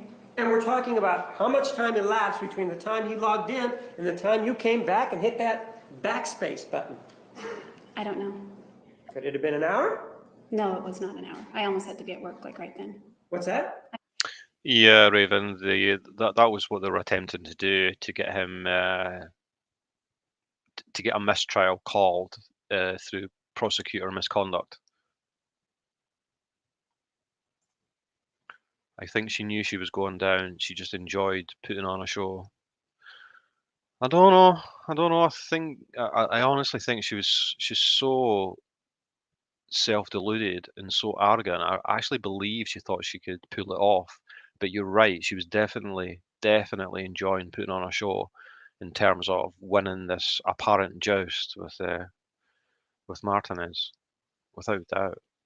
I just think that her enjoyment of the joust completely blinded her to what was really important for her to try and portray in the court, or she just wasn't aware of um, what impression she should be given. I had to be to work almost right then, so it was only a matter of minutes. So you decided to, so it's only a matter of minutes. You're saying it was about 5 minutes then? Objection. Ms. Characterizes her testimony. Restate your question. How many minutes? I don't know, I wasn't timing it. Did you, after that, did you go to work and say, hey, She is so annoying. Yeah, she's like ice. Absolutely. The ice maiden. I'm not going to come into work? Or did you go back to the library? At what point? At the point that you decide to go back to the library. I went to the library first before going to work. I'm not asking you that. Did you notify work, ma'am, that you were going to be late? Objection as to relevance. Overruled. I notified them that, afterward I did. I didn't notify them that I'd be late. I notified them that I wasn't coming in that night.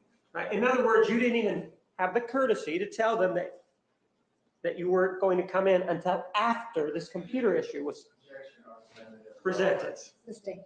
So you didn't tell them that you weren't going to go to work until after this computer incident, right? Argumentative relevance. It restated the same question.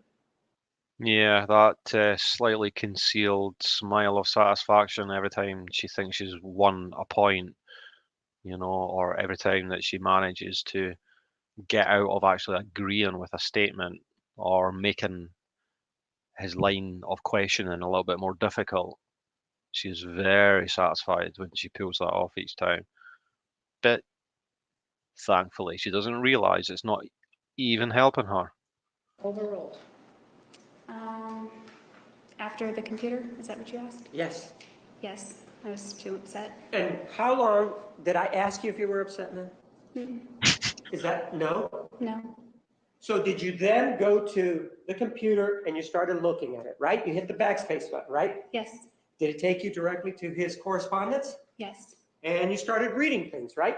yes. What was the name of this woman? I don't remember. And It you was a did print nickname. out some of the letters, right? Yes, And you believe that they were inappropriate, right? yes, And they were inappropriate. They weren't of a sexual nature, were they? no, They were just sort of friendly kind of letters, right? they were beyond friendly. Well, they weren't sexual though, right? No, And they didn't indicate that they had met recently or anything like that, right? they had never met before. And they had never had any sort of, I don't know, physical contact. The point is they hadn't met before, correct? Not by that point. They hadn't met before at the point that you are looking at these letters, right? Yes, not by that point. And you then, however, decided that there was a problem here, that he was cheating on you, right? Yes, And that sort of validated what you had been feeling, right? yes, very much. And so you decided to do something about it right then and there, right? Yes. You didn't go into work, right? I did not. You did notify them that you were not going to go into work that day, though, is what you told us, right? Yes, I did. Where were you working? I think I was working at the Purple Plum. And then you went to where Mr. Juarez was, and you started to talk to him about these letters, right? First I printed them and then I went there with them. You did go to talk to Mr. Juarez, correct? Yes, And you had these letters, and you confronted him with them, with the letters, right? yes. Ma'am, in your personal life, not the professional life, but in your personal life, you're very direct when you feel that you've been aggrieved, aren't you? Objection argumentative, Your Honor. It depends on how comfortable I am with the person. Well, you were comfortable enough to immediately confront Bobby, right? Absolutely. Because you had a relationship, right? Yes, You didn't waste any time going right to him and saying, look, I have these letters and they're a problem for me, right? I didn't say that. You didn't go to him with these letters? I did, but I didn't say what you said. Well, so you told him you were okay with the letters then, right? I didn't say that either. Well, you let him know that you had a problem with those letters, didn't you? She was on the stand for a total of 18 days. And like I was saying earlier, I can't think of any other case that's had a defendant on the stand for that length of time. It's crazy. I didn't say anything. I handed them oh, to him so and you- cried, and he read them.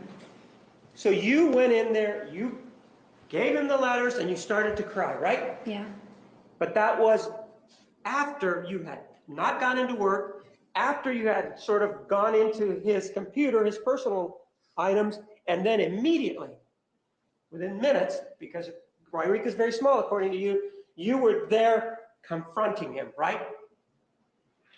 I guess you could say confrontation. No, I don't want you to guess at anything. You were there showing him these letters, whether you were saying a word or not, you were there, right? Define showing, I just handed them to him. Okay, giving somebody the letters, that doesn't mean showing to you? They were folded up.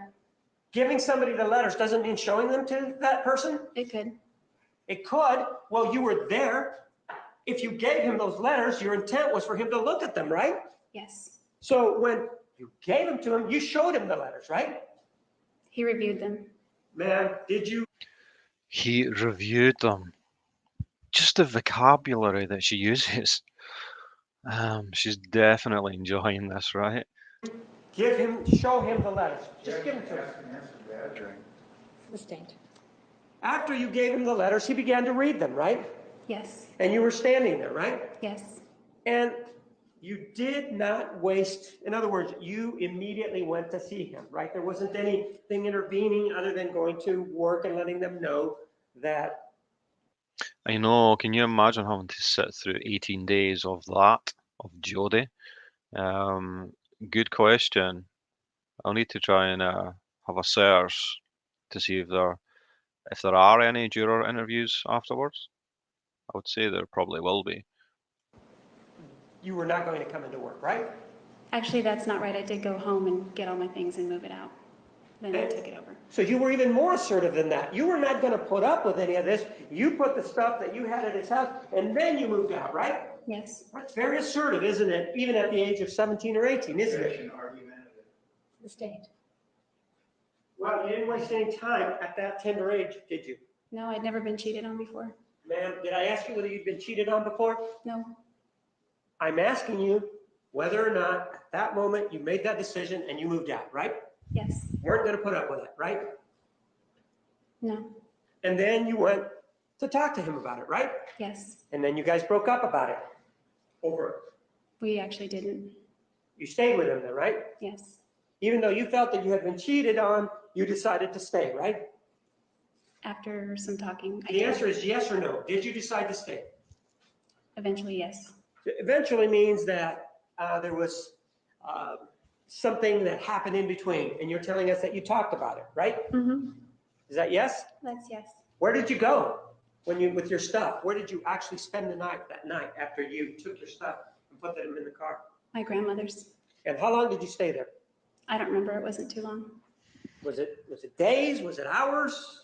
Probably a few days. So after a few days, you decided to get back with Bobby, right? Yes. And that was your decision, right? To get back with him? Yes. That was after talking to him, right? Yes. Whatever it was that he said. and whatever thoughts you were thinking, you felt comfortable enough to go back, right? Yes, Additionally, do you remember when we talked about Matthew McCartney? yes. You sort of did the same thing with regard to him, didn't you? In what way? In the way that we're talking about. You Be more found out, specific. okay, you had a feeling. Do you remember after looking at a photograph? Oh, most definitely, Yes. Melanie. And based on that feeling, you drove to Crater Lake, right? No, Where did you drive to, ma'am? I drove to Crater Lake, but not based on the feeling. Well, you saw a photograph with the letter B on it, right? Yes, And you believed that something was going on, right? not at that point. Well, at some point, you did go to Crater Lake. What is it that you learned that allowed you to go to Crater Lake? Two of his coworkers told me that he was You were with a working, girl right? named Bianca. The question. Initial response. A couple was came into my work and they told me that they wanted to tell me something and it was about Bianca. And so you saw the photograph, you heard this, and you immediately left work, right? I went home early, yes. But you immediately left work. Isn't that what I asked you? No, I had to do some side work before I left. All right. How much time elapsed between the time that you heard about this and the side work? Probably 5 to 10 minutes. And so then after 5 or 10 minutes, you left because you were going to go take care of this issue by speaking with Bianca, right? First, I drove to Ashland. Did I ask you where you went? Yes, No, I asked you whether or not you went to speak to Bianca. Did you go speak with her that day? She yes. just Did you tell us cannot that you drove give an hour and a half? a straight answer. I She believe it was cannot not that long. do it. And so you weren't going to put up with that either, were you? Put up with what? Well, what is it that we're talking about here? Which part put up with? Were you going to put up with what we just talked about? Are you having problems understanding again what's going on? Sometimes, because you go in circles. Well, I'm asking you, did you have any problem knowing that we were talking about Matthew McCartney? No, Did you have any problem that we were discussing Bianca? no, Did you have any problem after you told us that you were at work, right? did I have any problem? Understanding that. No, Do you have any problem understanding that after 5 to 10 minutes you left, right? that's right. And then after 5 or 10 minutes, you went and drove an hour and a half to speak with Bianca, right? No, What did you do in between? I drove about 15 miles south to my home in Ashland. I got out of my stinky work clothes and just threw on some jeans and t-shirt and hit the road.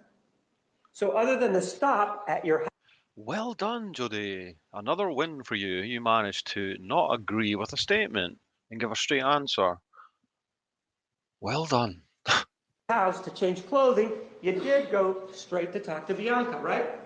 Yes, Because you, whenever you feel that something's not right, that's your personality, it appears, you are going to confront that person, right? not necessarily. Or not necessarily, well, the two occasions that we know of with the two boyfriends, isn't that what you've done? Yes, And so with regard to Mr. Alexander, sort of the same thing happened back in August of 2007, didn't it? no, it was in June. Pardon? June. Well, do you remember talking to us about an incident that happened in August of 2007 when you were looking inside and you saw him kissing a woman? Do you Oh remember yeah, that that? incident was August. Do you remember that? Yes, And that you weren't happy with that incident, were you? no, And you thought you were being courted, right? I was being courted. And you felt that you were being wronged, right? I wouldn't say wronged. Well, you felt strong enough about it to then go confront him the next day, didn't you? I don't even know if it was confrontation. It was Well- very non-confrontational on my end. You went to see him, right? Yes, You went to talk to him, right? yes, You went to clear things up, right? yes, exactly. You just have a problem with the word confrontation because you say you are not confrontational, right? No, it's because I wasn't allowed to be confrontational with Travis. Well, you're saying that right now that you're not allowed. How could he possibly control how you acted? He had that control. You're saying that he controlled you so much that when you were in his presence, you. So, as you may know, that's Travis's two sisters there and his brother. Can you imagine what they're feeling watching and listening to this woman You had no free will. That's what you're telling us, right? That's not what I said. Well, you could have left anytime you were in his presence, couldn't you? Yes, You did have the opportunity to never go there if you didn't want to, right? yes. In fact, you moved to Wairika when you wanted to, didn't you? Not when I wanted to, but eventually. Well, wait a minute. You said you were going to leave around March. You talked to him about leaving in March, and by April, you're gone, right? Yes. So that's leaving when you want, right? No, I wanted to leave much earlier. Well, you could have made arrangements to do that, right? If I had the financial means, yes, Well, you spoke with your mom about it, didn't you? eventually. In your personal dealings, you don't waste any time, do you? No, I'm a procrastinator. Oh, so even though these examples indicate that you acted immediately, you believe that you procrastinate, right? I didn't act immediately in August 2007. Well, with regard to Mr. Juarez, you acted immediately, right? Yes, I did. With regard to Mr. McCartney, you acted immediately, right? Yes. And with regard to Mr. Brewer, you acted immediately too, right? Regarding what? What are we talking about here, ma'am? Mr. Brewer never cheated on me to my knowledge. Well, I'm not asking you about cheating. I'm asking about you getting out of relationships. You did get out of that relationship almost immediately upon meeting Mr. Alexander, right? No. I Well- already had one foot out the door on that relationship. But once you met Mr. Alexander, you got back home and immediately that Thursday, you told Mr. Brewer that it was over, right? Immediately, as in 4 days later? Yes, immediately and as in 4 days later, right? Yes. So you got home on a Sunday and by Thursday, he was on the outs, right? No, he was in the same house. No, by the outs, I mean, he was no longer your boyfriend, right? That's correct. So when you decide something, you can do it if you want to, right? Yes. And in fact, with regard to, for example, with your mother, you feel that you act the same way with her. If there's something about her that you don't like, you act immediately on it, don't you? Yes. And in fact, you were talking about moving. She assisted you or attempted to assist you in moving, right? Yes. She came out in May, right? I'm I sorry, I believe it was. apologize. She came out in March, didn't she? It was late March or Do you know one thing about going through this trial again like this from scratch in terms of the cross-examination is you almost forget how much you hate this woman. She is the most annoying person I think I've ever seen in a trial. early April. Well, Yeah. One of them is Jodie's mother. I presume it's this woman here. didn't she come out on Sunday, March 30th of 2008? Sunday doesn't sound right. Okay? But she came out in March, didn't she? Yes. It might have been late March or early April. And she came out, and when she came out, and she was acting in a way that you didn't like the way she acted, right? During part of it, yes. She was making stupid excuses, wasn't she?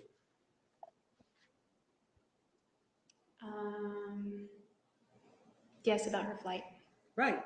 And she was also being negative, right? Yes. And because of that, I think it's something to do with the contrast of this sweet, humble voice that she's putting on. The contrast of that and what you know she's thinking in her head and the knowledge of what she's done and just her whole madness. I think there's something in that contrast that makes it just quite chilling. you made sure that she went back, didn't you? No, that was her decision. So it was her decision after you indicated to her that she was making stupid excuses and that she was acting negative and you didn't need it around you, right? Yes. So in your personal life, ma'am, it appears from these examples that we've been talking about, if you feel something, just again, based on these examples, it looks like you are able to act upon them very quickly. Depends on the individual. Well, I'm saying in these examples that we've talked about, it appears that you've been able to act very quickly, right? In those examples, yes. And so there's an indication somehow that when we were talking about Mr. Burns also, that you acted quickly with regard to him too, right? What do you mean by quickly? Well, you and he are talking on the telephone, correct? At some point during the beginnings of your relationship, right? Yes, And then you and he are starting. It's like she thinks she's some kind of legal genius by getting out of actually ever giving a straight answer to any question, and just trying to contradict his statements at every turn. It's very bizarre. to text message each other, right? yes, You almost very quickly decide to make plans to meet him, right? after a few months. Right? And then you then decide to drive out there, and you actually do go out to the West Jordan area, don't you? Yes, And on the very first date, first time that you've been alone, you very quickly are having some sort of sexual contact with him, right? no, there was no sexual contact. So you're saying that based on your being on top of him and kissing him, that is not sexual contact. I was on top of him sleeping. Pardon? When I was on top of him, we were sleeping. But you woke up and you kissed him, didn't you? After I moved and he adjusted himself. So you're saying he adjusted himself. You didn't help with any of the I adjustment. assisted him, yes. Right. And basically that means putting your hands on his buttock area, right? No, it was his shoulders.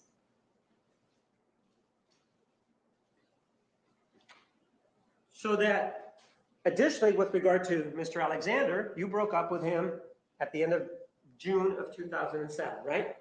Yes, You were able to do that also, correct? yes, And you did it because of what you believe were trust issues, right? yes. Let's take a look at what you said about those trusts. This is Exhibit 479. Before we leave the issue involving Mr. Juarez, you and he were sexual, correct? Yes, And in fact, you and Mr.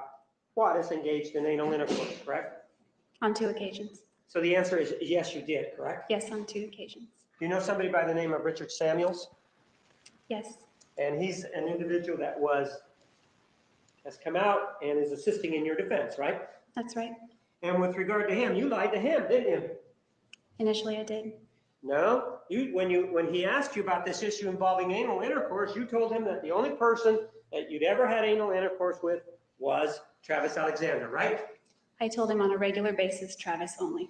So what you're saying is that he got it wrong then, right? I'm not saying that. She's giving me this kind of vibe right now. So are you saying that you did tell Mr. Samuels that you had anal intercourse with other men?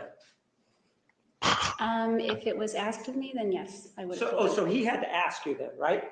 In order for you to provide that information.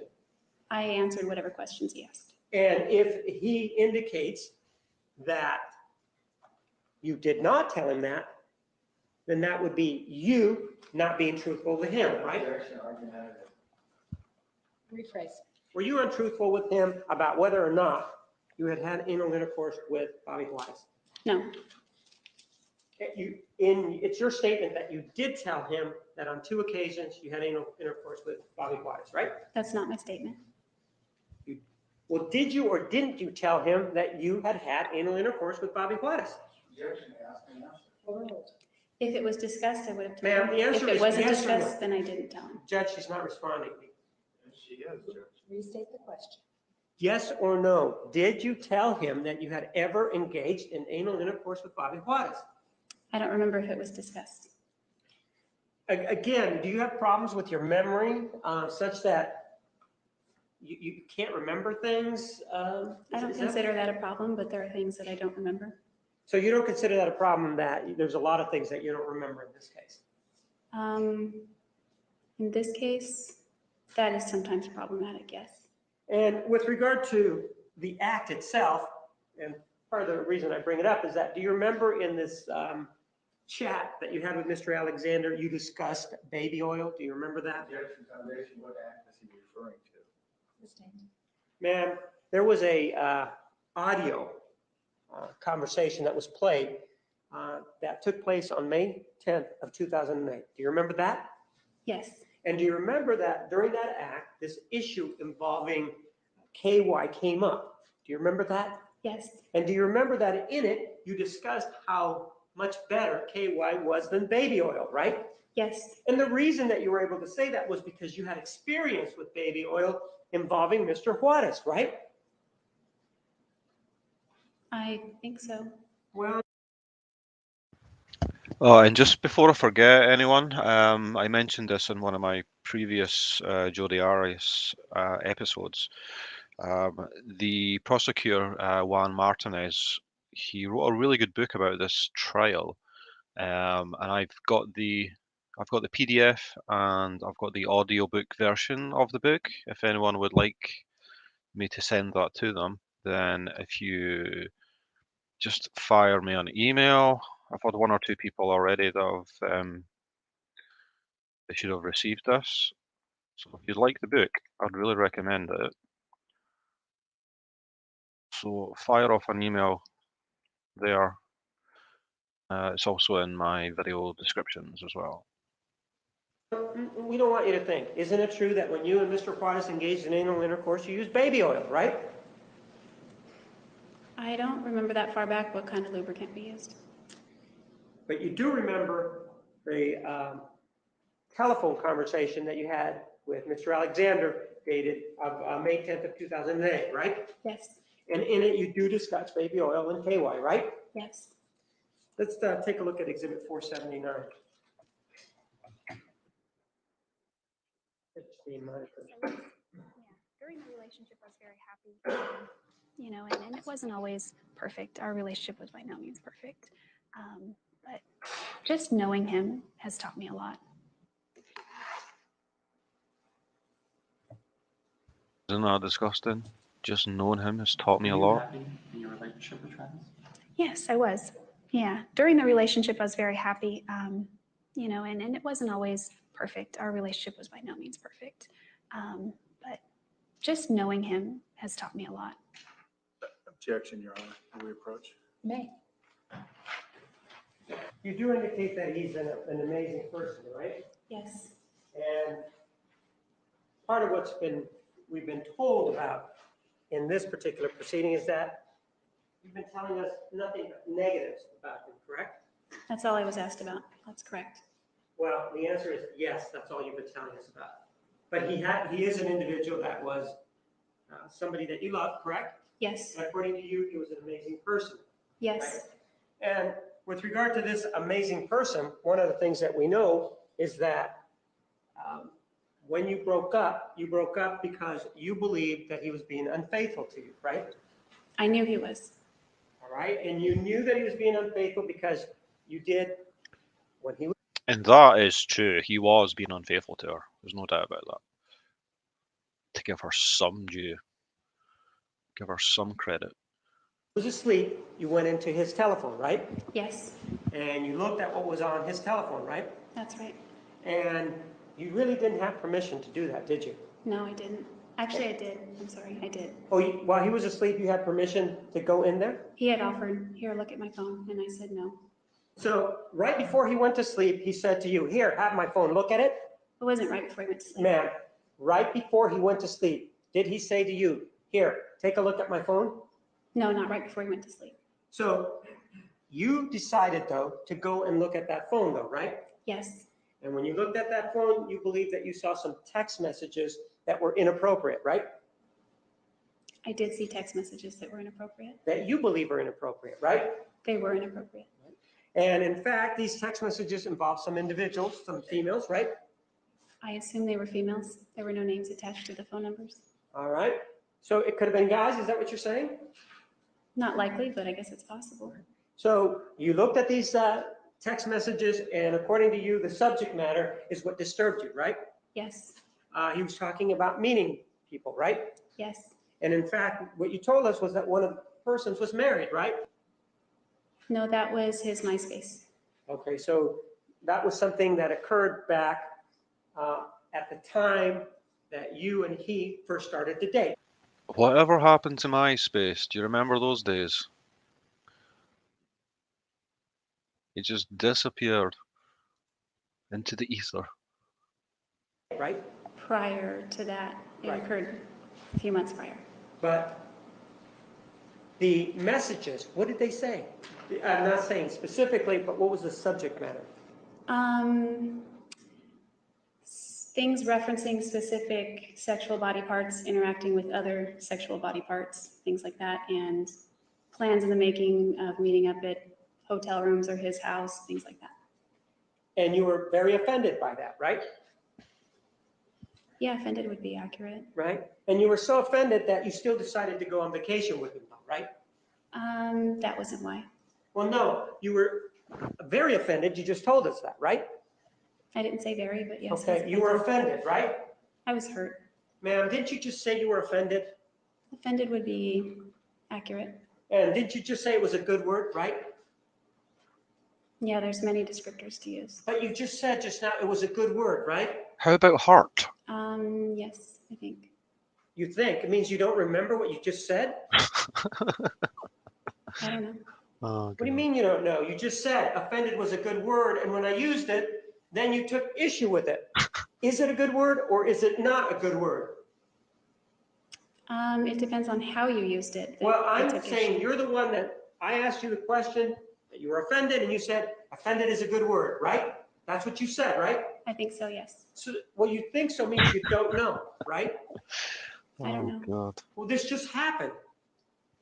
How is it that you are not remembering what you're saying? Because you're making my brain scramble. I'm again making your brain scramble. So in this particular case, the problem is not you, it's the questions being posed by the prosecutor, right? No, not Yes the or no? questions. Yes or no? I was saying no when you interrupted me. So, no, so in this case, you're looking to point the finger at somebody else again, right? No, it's my fault. Well, you're saying it's the prosecutor that's asking you the questions, and that's creating a problem for you, right? That's not what I said. Well, you said it's the way you're posing the questions. You just said that, right? I don't know. You don't know what you just said, man? Objection, argumentative, Your Honor. Yeah, there's a definite smile of satisfaction coming back there, right? God. I agree, Melanie. I remember first time around watching this that the judge was very casual, pretty poor. She never calls Jodie out for anything really, you know, because she is obfuscating continually and avoiding giving straight answers. It must be driving the jury crazy. Maybe she cast a spell on the judge. I don't know. Didn't it just happen? Yes. So how is it that if it just happened, you can't even remember what you just said? I think I'm more focused on your posture and your tone and your anger, so it's hard to process the question. So the answer is, it's again the prosecutor's fault because you perceive him to be angry, right? It's not your fault. Well, is somebody asking you How humble of you, Jodie, to say so. How humble. whose fault it is? You did. Well, you seem to be pointing it at the prosecutor, right? So you believe the reason that you can't be effective on the witness stand is because This moment has been coming for 2 or 3 days, hasn't it? somebody is asking you questions in a way you don't like. I think that was a compound question. Ma'am, isn't it true that you are having problems up on the witness? She just used the phrase, I think that was a compound question. Just let that sink in that she used that phrase. Witness stand according to you because of the way the prosecutor is asking the questions, right? Yes. And so according to you, the truth with regard to this issue depends on the style that's being used, right? That's what the truth knows. Objection, argumentative. Mischaracterizes her testimony. You're saying that you are having trouble telling us, you're telling us the truth from the witness stand, right? Absolutely. You're telling us that you're having trouble telling us the truth because of the way the questions are being posed, right? Objection, mischaracterizes her testimony. I have no problem telling the truth. I'm not asking you if you have a problem telling the truth, but what you seem to be telling us now is that you have problems telling us the truth now because of the way the questions are being phrased, right? That's not right. So it's something else then that the prosecutor is doing that's bothering you. right? I don't know how to answer that. Well, it's something else that the prosecutor is doing that's stopping you from telling us the truth, right? I don't know how to answer that. Why don't you know how to answer that? You're the one that brought it up. You're the one that pointed the finger at the prosecutor, right? Objection, argument, badgering.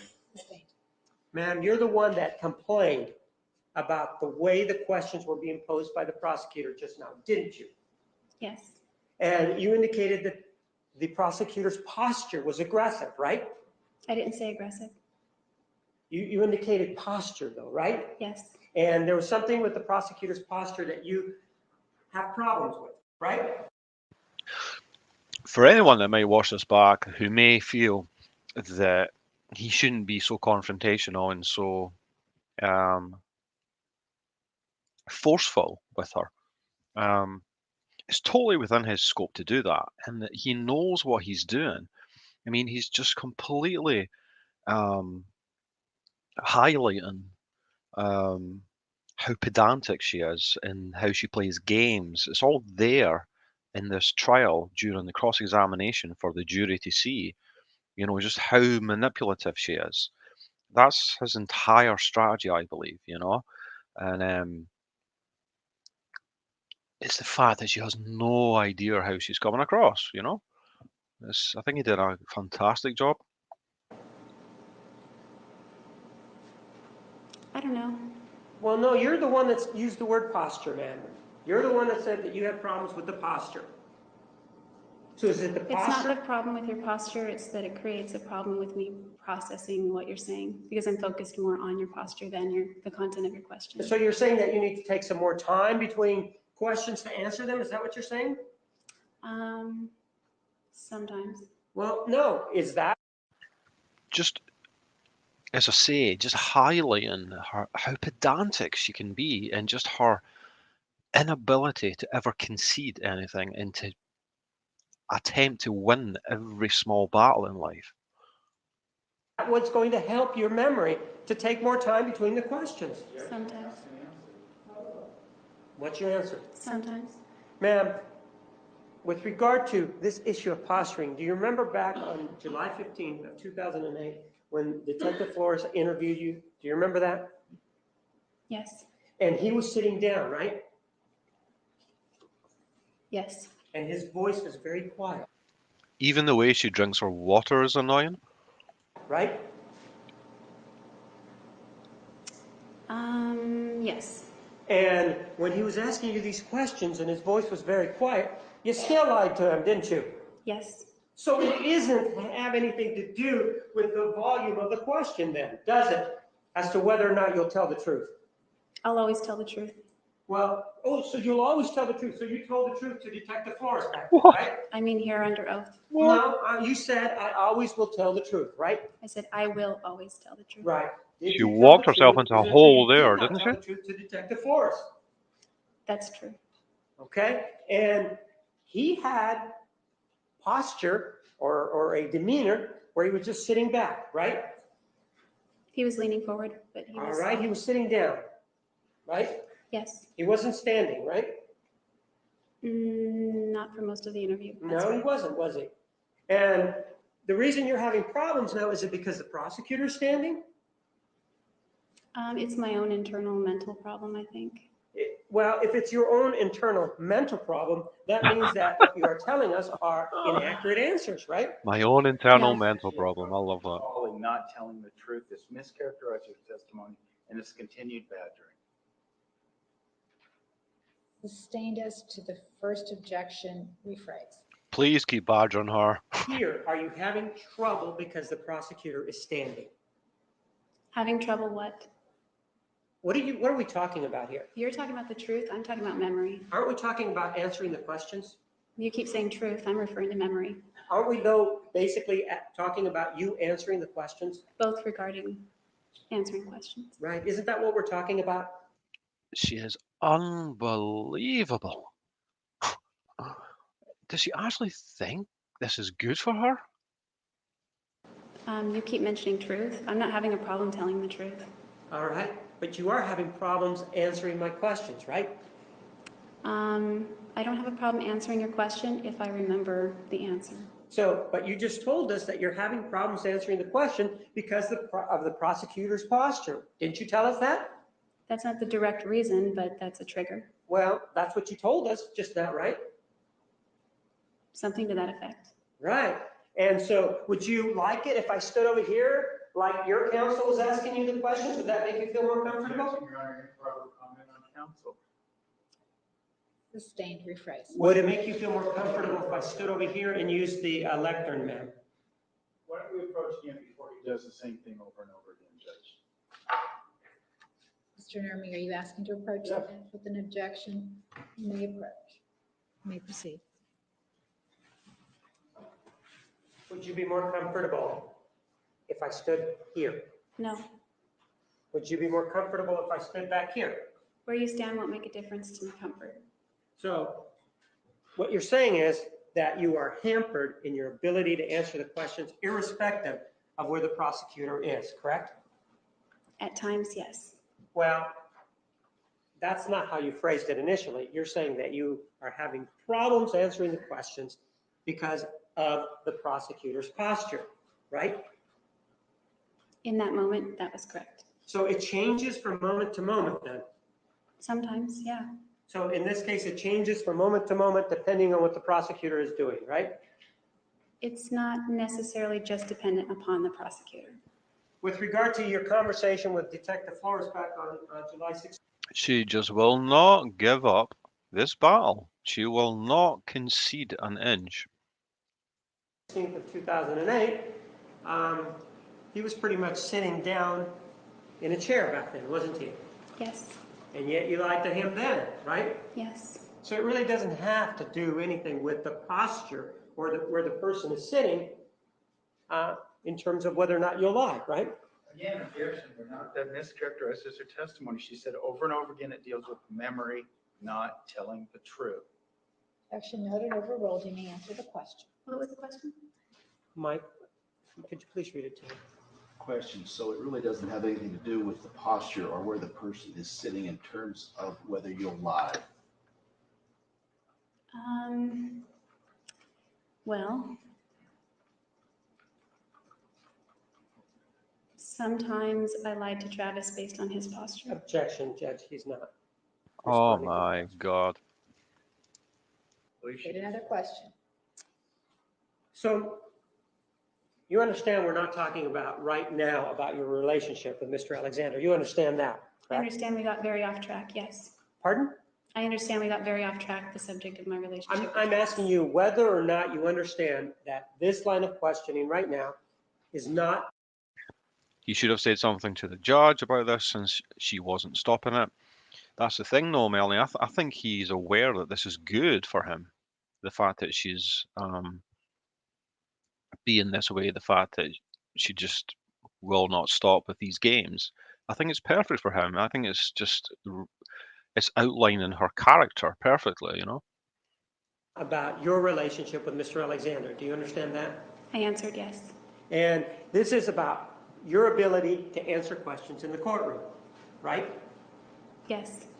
And what we're trying to determine is what is it that will allow you to answer the questions from the witness stand, from the prosecutor. I thought you had said whether or not it's the truth. It's not about, Ma'am, which part are you talking about? ma'am, Mike, could you please read the question again? What you're trying to do is determine also what it is that will allow you to answer the question from the witness stand from the prosecutor. I don't understand that question. Question's nonsensical. Restate the question. Ma'am, you understand that we want your answers, whatever they may be. You understand that, right? Yes. And you understand that we need as complete answers as Yeah, possible. you and me You both. understand that, right? No, that's not the impression I'm getting from you. So so the question is, so to you, unless you're allowed to ramble on, then you're being restricted, right? No, that's not correct. Well, in this particular case, you're saying that the prosecutor is cutting you off, right? In this particular case, is in this cross-examination, yes. And you're saying that you're not getting a chance to answer the questions fully, right? That's right. Well, let's do this. With regard to you and Mr. Alexander, one of the things that happened was that you and he broke up. You understand that back on June 29th of 2007. You understand that? Yes, The person that did the breaking up was you, right? yes, And the reason that you broke up with him is because you snooped into his telephone, right? yes, And you did not have his permission on the day that you did it to go into his telephone, right?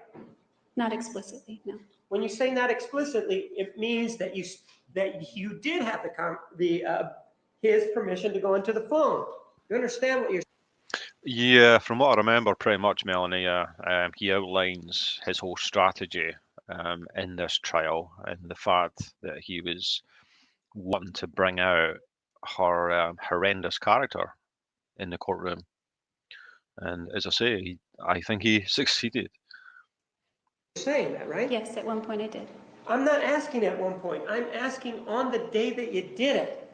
Did you have his permission, whether written or oral, to go into his telephone and look at his text messages? He had told me to look in his phone. That So I day guess before- it's just a matter of interpretation. Ma'am, that day before he went to sleep, did he tell you to look into, that it was okay to look into his telephone? Not that day.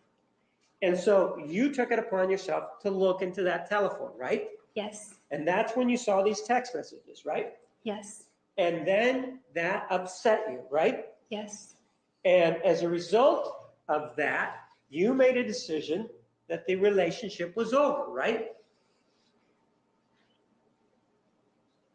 not right that day.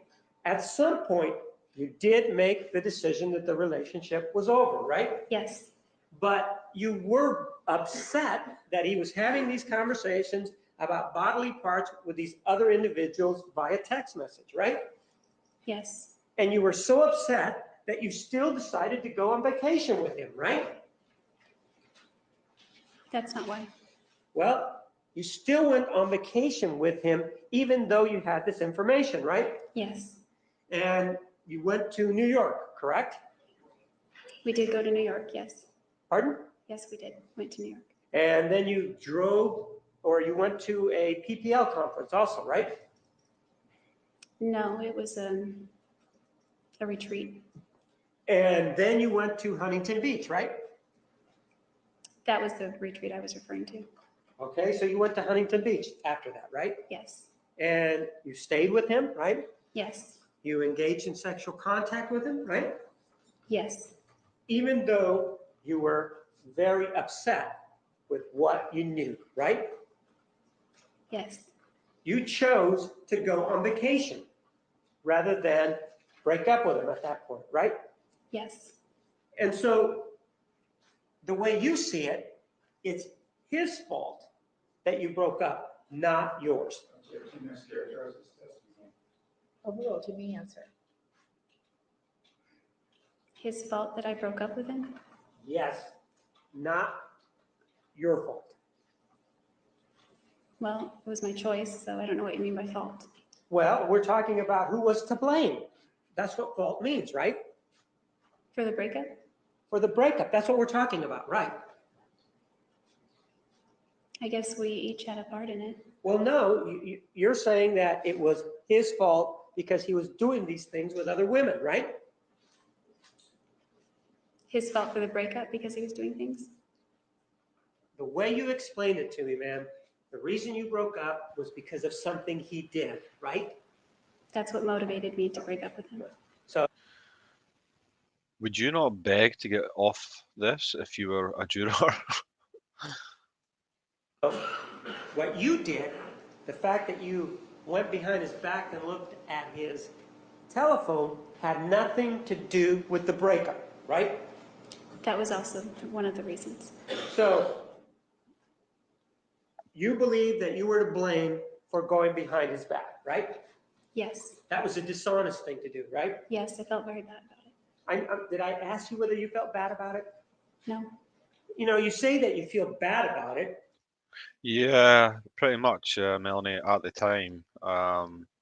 as I say, I just watched most of the cross-examination of Jodie and Alice Lafayette. But haven't you done similar stuff in the past? Yes, I mean, you did it to Bobby Gladys, right? You went Yes. behind his back and you got on the computer, right? yes, You went behind Matt McCartney's back and you went and talked to Bianca, right? I didn't go behind his back. Oh, you told him that you were going to talk to Bianca before you went to talk to her? I would have, The answer is, ma'am, the question is, did you talk to him before you went to talk to Bianca? no, he wasn't available. Ma'am, did you talk to him before you went to talk to Bianca? No, he wasn't available. Ma'am, you said he wasn't available. Could you have waited until he was available to talk to him to see if it was okay to talk to Bianca? You could have. Yeah, but it would have been miserable for several days. Oh, so it's all about you then, right? Objection, argument. Sustained. You could have waited though, right? But you didn't want to. I chose not to. That's right, because you would have been miserable, right? Yes, And you didn't want to be miserable, right? that's right. And so this dishonesty that you said involved Mr. Alexander, you had at least on 2 previous occasions engaged in the same sort of dishonesty, right? Yes, And with regard to I Miss- take that back. I don't think it was dishonest to go talk to Bianca. So I guess one time, because I do believe that the emails with Bobby was dishonest. All right, but you did engage in conduct with regard to Mr. McCartney that he did not know about before you did it, right? With regard to his conduct that I didn't know about? No, I'm asking, the fact that you went to see Bianca, isn't it true that Mr. McCartney did not know about it before you went to talk to her, right? That's right. So that was behind his back, wasn't it? No, because that implies sneaking around. That was because why? To me, that implies sneaking around, and I wasn't doing that. I was just open and direct about it. You weren't sneaking around, you just didn't tell him about it, right? That's the distinction that you're trying to draw here. Only because he wasn't available. But that's the distinction that you're drawing here, is that you were not sneaking around, right? I wasn't sneaking around. Overruled.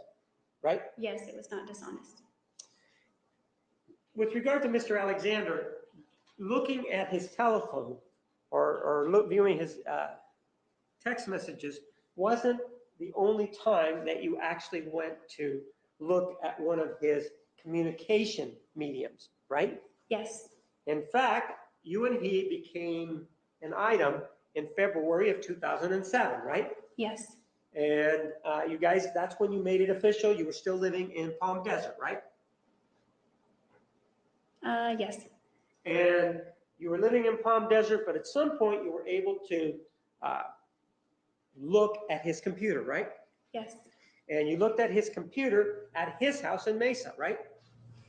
yes, And you looked at his computer and you started to look at some of the items, what, in MySpace? Is that what it was? yes, his MySpace emails. Pardon? His MySpace emails? But it was in MySpace, right? Yes, And you looked at some of the emails that were there, right? yes, I did. And even though you didn't have permission to look at those emails, did you? I don't know. It was kind of a trade-off because he did it to me, so I'm not asking if he did it to you, am I? no, I'm asking if you had permission to go into his MySpace to look at his emails. no, I guess I didn't. And so again, this is this conduct, this dishonest conduct on your part, right? Yes, And you went and you looked at his emails and you saw some emails between him and at least 2 females, right? yes, One of them involved the New Year's Eve meeting, right? yes. And that upset you though, right?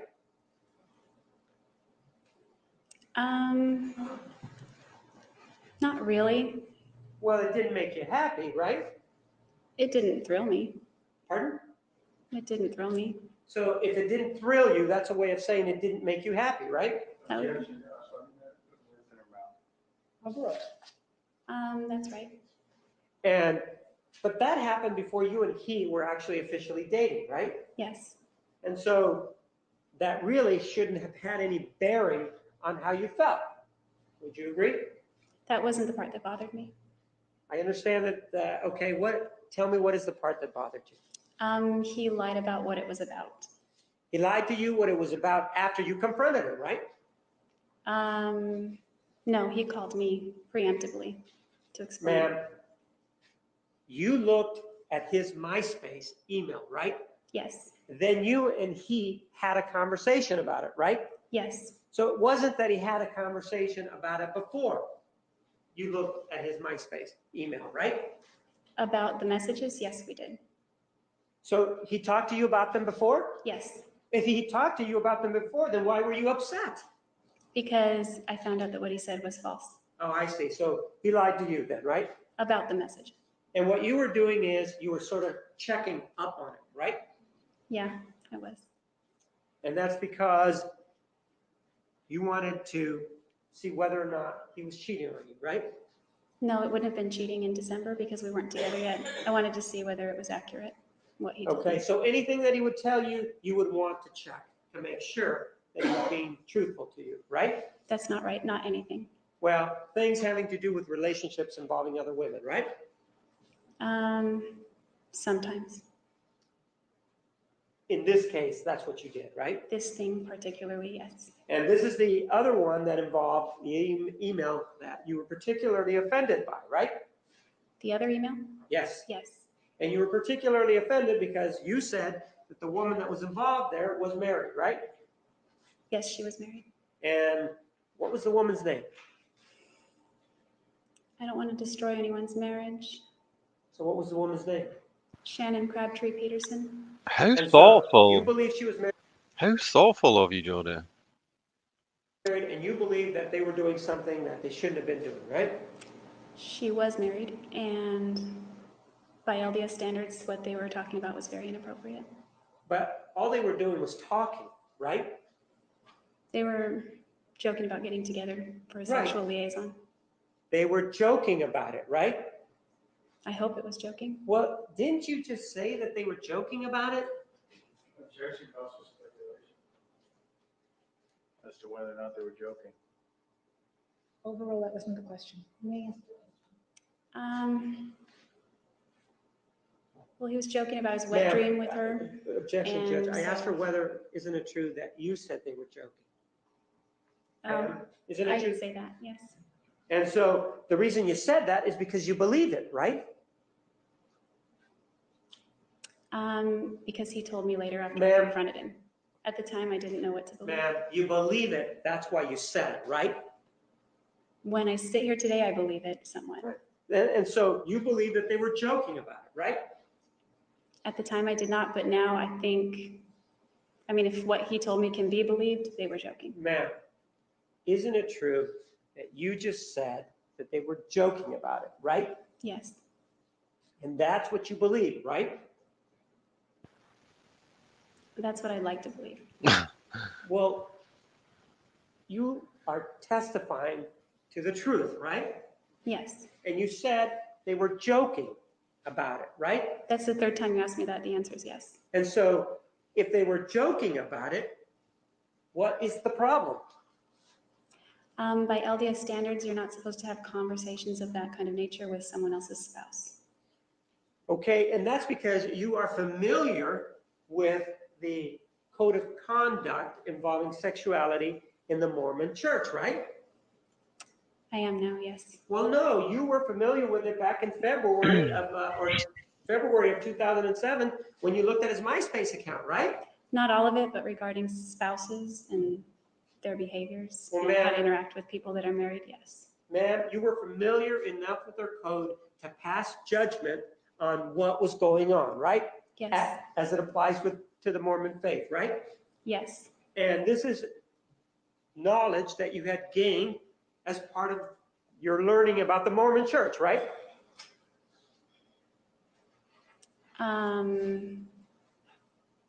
Well, another Mormon had explained it to me, so yes, So yes, you did learn it, right? yes. And so you knew that joking.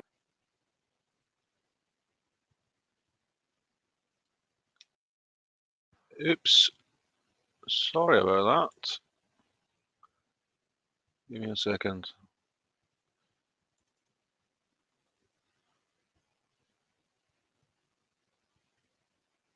Let me get back to that. Press the wrong button. Where was I at?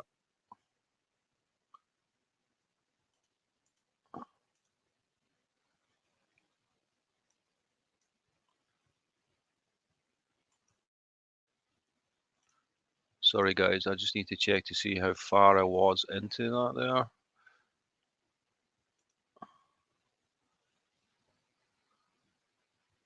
Okay.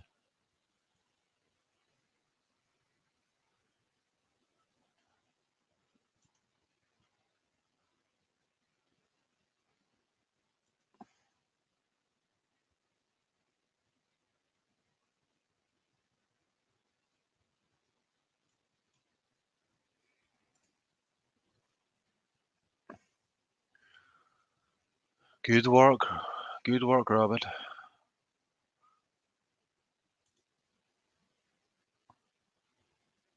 Okay, so I think we're about up to here. And so the reason you said that is because you believe it, right? Because he told me later after I Ma'am. confronted him. At the time, I didn't know what to believe. Ma'am, you believe it. That's why you said it, right? When I sit here today, I believe it somewhat. Right. And so you believe that they were joking about it, right? At the time, I did not, but now I think, I mean, if what he told me can be believed, they were joking. Ma'am, they were. By LDS standards, you're not supposed to have conversations of that kind of nature with someone else's spouse.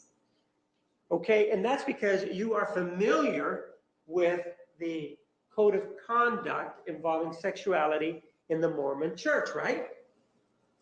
I am now, yes. Well, no, you were familiar with it back in February of 2007 when you looked at his MySpace account, right? Not all of it, but regarding spouses and their behaviors Well, and how ma'am. to interact with people that are married, yes. Ma'am, you were familiar enough with their code to pass judgment on what was going on, right? Yes, As it applies to the Mormon faith, right? yes, And this is knowledge that you had gained as part of your learning about the Mormon Church, right?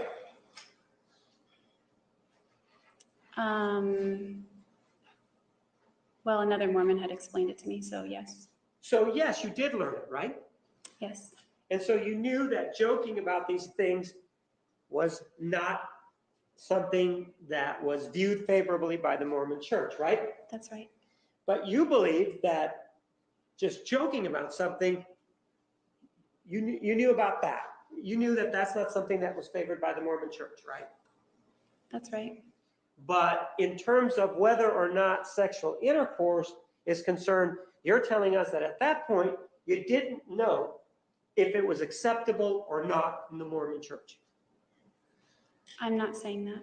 So at that time, you did know then that sexual intimacy, whatever form they may be, was unacceptable in the Mormon Church, right? I'm not saying that either. Well, ma'am, did you know back in February of 2007 when you were making these judgments that having oral intercourse was against the teachings of the Mormon faith? At that time, no, I did not know. So you believe that just kidding about things is against the Mormon religion, but not oral intercourse? Is that what you're saying? With a spouse who's married in the temple, yes. So you're saying then that you believe that oral intercourse was okay back in February of 2007, but not kidding between two people. That was not okay. Yes, that's what I was taught. And don't they have brochures that they hand out? Yes, And these brochures include talking about sexual contact, right? yes, You were here when Desiree Freeman testified, right? yes, And One of the things that we know is that even laying or touching or laying on top of somebody with their clothes on, that's against the Mormon teachings, right? That is right. And in fact, that's something that you did with Brian Burns. You laid on top of him with your clothes on, right? Yes, I did. And that's against the Mormon teachings, right? It is. And you knew that at the time you did that, right? I did not. So you gained this knowledge after being with Brian Burns, right?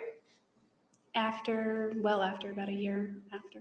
Right. So this is something that you never thought to talk to anybody about how far you could go?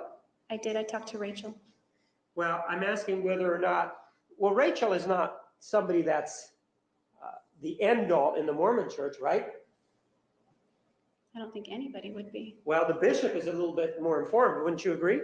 Yes. And if you had any questions about it, right, you could go talk to the bishop, right? I guess technically, but I wouldn't be comfortable. Well, you're saying technically, but you wouldn't be comfortable. You could go talk to the bishop, right? Yes. In fact, you went to Bishop Layton to talk about Travis Alexander's killing, right? No. Well, you called him, right? Yes. So you had no problem doing that, right? That's right. Did you ever have a desire on your own to go and find out what the Mormon church allowed in terms of sexual contact? Yes. Why didn't you do it? I did. Pardon? I did. So did you go to a bishop? I went to Rachel. When did you go see Rachel about this issue involving sexual contact? It would have been August 2007 after Travis and I went all the way consensually and we were both awake. So you went to see her in August of 2007. You converted or were baptized in November of 2006, right? Yes. And you and Mr. Alexander are engaged in sexual contact between that time, November of 2006, until what? April of 2000 or August of 2007? Is that when it is? That whole time period. And during that whole time period, it never occurred to you to try to find out what the Mormon church allowed? I did try to find out. Did you go to a bishop? No, definitely not a bishop. Did you try to read any of the literature that they have? I'd read some literature, but not the pamphlet that you were reading from. There is a pamphlet that they have, right? Yes. And this pamphlet is available to everybody, right? Yes. And in fact, you were here when I was looking at it and I was questioning Desiree Freeman, right? Yes. And this pamphlet is free, right? Yes. And it lays out the guidelines for what is acceptable sexual contact and not, right? Yes. And isn't it true that that pamphlet doesn't include anything about joking involving married people, does it? I haven't read the whole pamphlet, but the part that I read does not include that. It does include things that you are not to engage in oral intercourse, right? Yes. And any kind of intercourse, right? Yes. It says all sexual relations. Right? And in fact, it even talks about certain types of music that shouldn't be listened to, right? I don't recall that part, but that sounds right. And it also talks about what kind of videos or what kind of movies should be looked at, right? God, who'd want to be in the Mormon faith? Yes. And you're saying that throughout this whole time, from November of 2006 to August of 2007, you did not have the opportunity to review any of this and know any of that.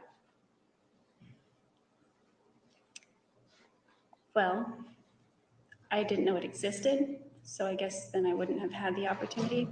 But if I'd known it was there, then I would have had the opportunity. Did you think that perhaps it would have been a good idea to go ask if these materials were available? No, I did not. Rephrase.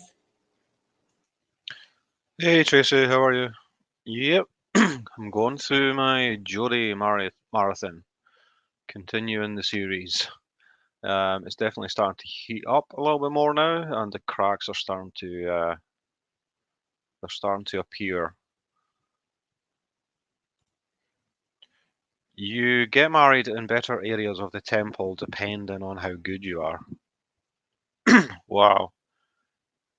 Sounds a little like Scientology to me. I grew up around a bunch. It's a whole weird thing. Yeah. It's definitely not for me.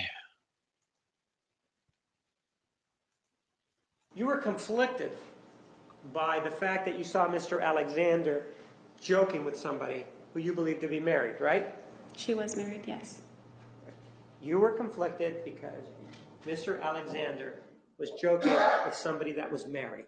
Okay? Better? Yes.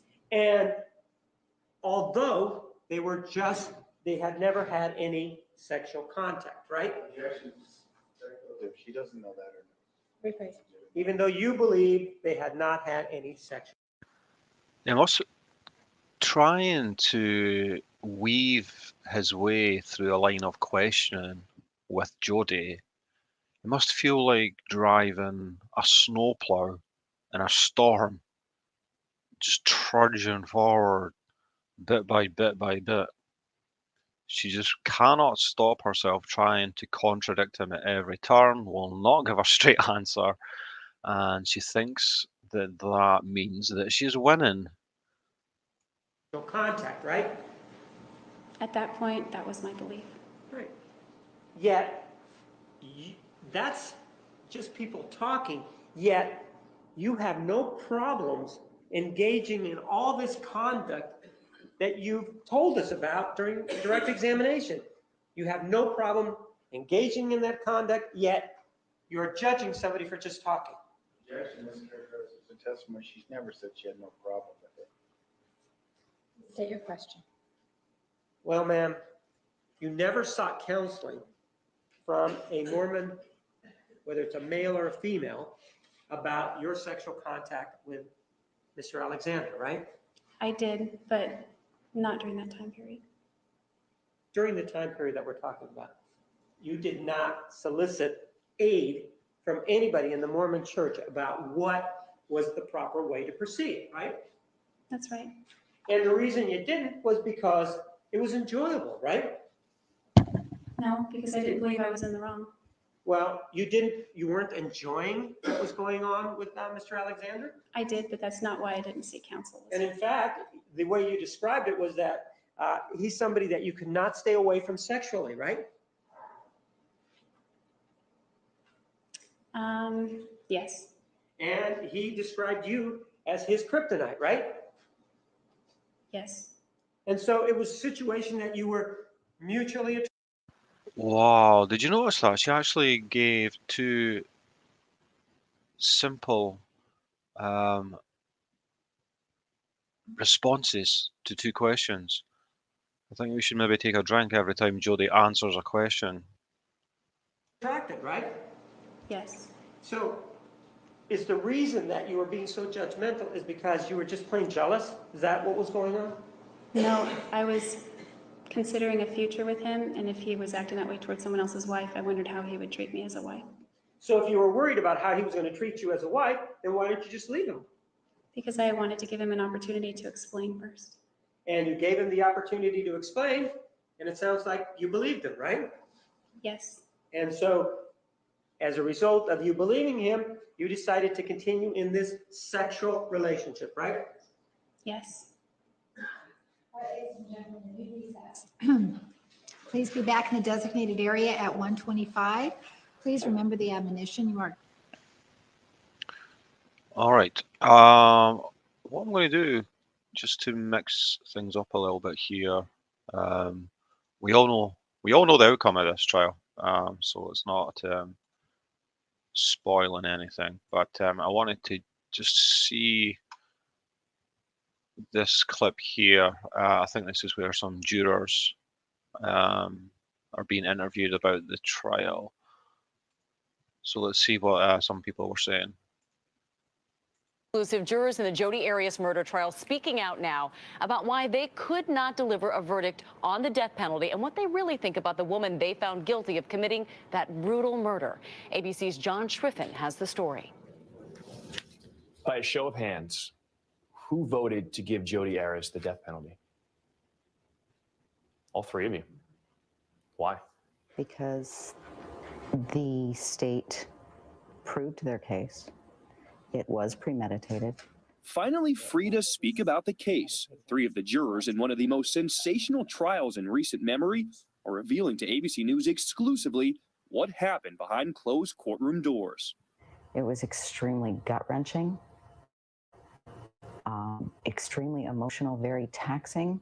After quickly finding Jodie Arias guilty of first-degree murder in the death of ex-boyfriend Travis Alexander, these jurors say that determining a sentence of life or death for the 32-year-old was their most difficult decision. For me, it was the brutality, and then the way that he was treated after death and shoved in a shower and left.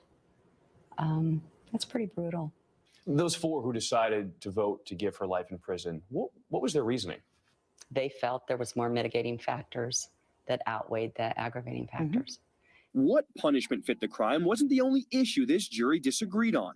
Jury foreman Bill Zervakos told ABC that abuse was a key factor in determining a sentence. I believe in my heart and soul that she was mentally and verbally abused. But others saw things differently. Some of us believed that she was verbally abused. Some believed she was emotionally abused. Some believed she was physically abused. Some believed she wasn't abused at all. Yet none of the jurors we spoke to say they bought Arias' claim of self-defense. What she was telling me just didn't weigh true to me. Nothing weighed true to me. I noticed pretty early on is when Jodie tells a story and she babbles and she adds things on. It's a clear indication to me that she's lying. Absolutely. This whole concept of self-defense. I do definitely believe that she was emotionally abused by Travis, unfortunately. Was just so non-plausible. Why couldn't this jury come to a consensus and give Jodie Arias the death penalty? You need to remember that each person have different varying ways to analyze and to look at things. Is ordered declaring a mistrial as to the penalty phase. When it was announced in court, two very different emotions from Jodie Arias let out a sigh. The family of Travis Alexander broke down to tears. Yes. How did you react? I cried. As we exited that jury box, it was facing the family. I told them, I'm sorry. And for this jury, that's how it ended. The judge declaring a mistrial. Meanwhile, Arias' story... Just remember, that's just a mistrial in terms of the penalty phase. And it was a hung jury twice. They couldn't decide on the death penalty, so that's why she ended up getting life instead. Lives on. Lifetime releasing a clip of their movie Jodie Arias' Dirty Little Secret over the weekend. That movie is set to air June 22nd. But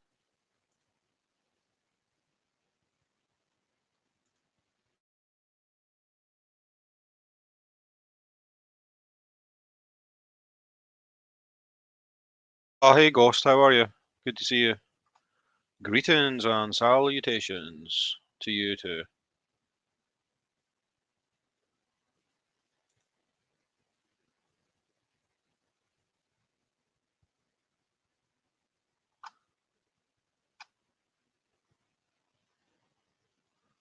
I think there's maybe another couple of clips.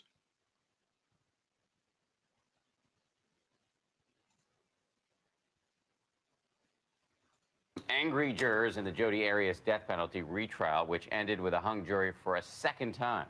And death row is no longer an option because of one holdout juror who they believe may have been persuaded by a made-for-TV movie about that case.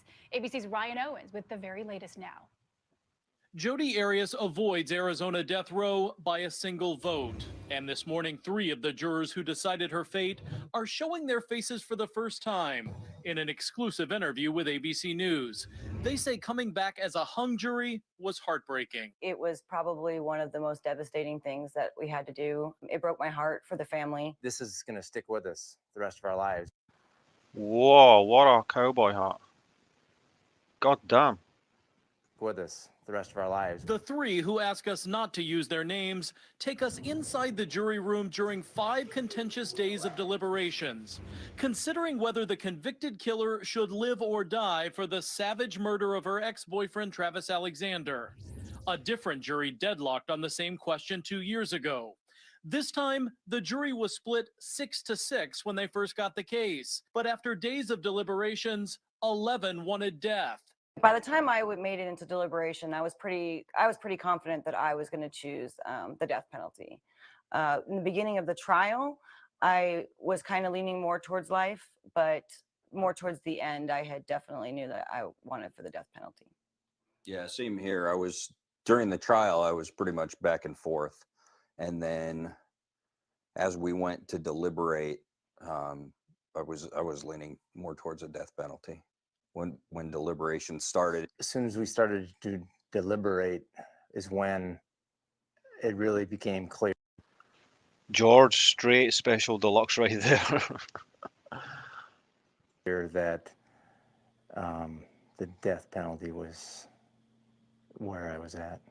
There was just one holdout. I don't want to point a finger at her and say she came in there with an agenda, but I'd be lying if I said it didn't feel that way. From the very first day that, that she had chose life right off the bat, I think I pretty much knew from that point on that it wasn't going to change.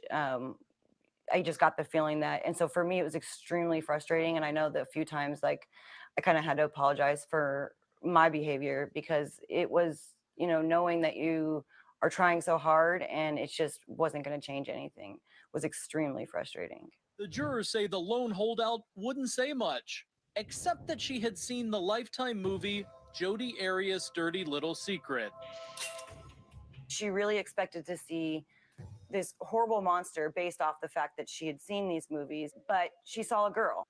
That's ridiculous that that movie came out before the penalty phase, before she'd been actually sentenced. It's ridiculous.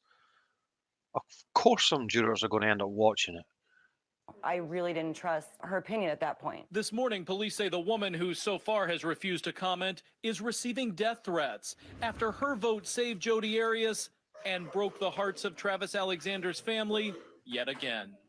For Good Morning America, Ryan Owens, ABC News, Dallas. I mean, to be honest, it doesn't matter much to me because I don't believe in the death penalty. But there you are. There's some opinions and views there from some of the jurors. Okay, I know I've been on a while tonight, but I want to try and get through this day just to get things tidied up again. So this is the next part. The record will show the presence of the jury, the defendant, and all counsel. Mr. Martinez, you may continue with cross-examination. Ma'am, we were talking about the telephone and that there were messages on there, and then also on the MySpace email that there were messages on there, correct? Do you remember that? Travis's phone in MySpace, yes. And the messages could be characterized as flirtatious, right? Flirtatious and sexual. And you really had no problem with that, though, did you? What do you mean? Well, let's go ahead and take a look at another. I wrote for the admission of Exhibit 480. The objection. I'm sorry, what number? 480. 480, no objection. 480 is admitted. Take a look at this.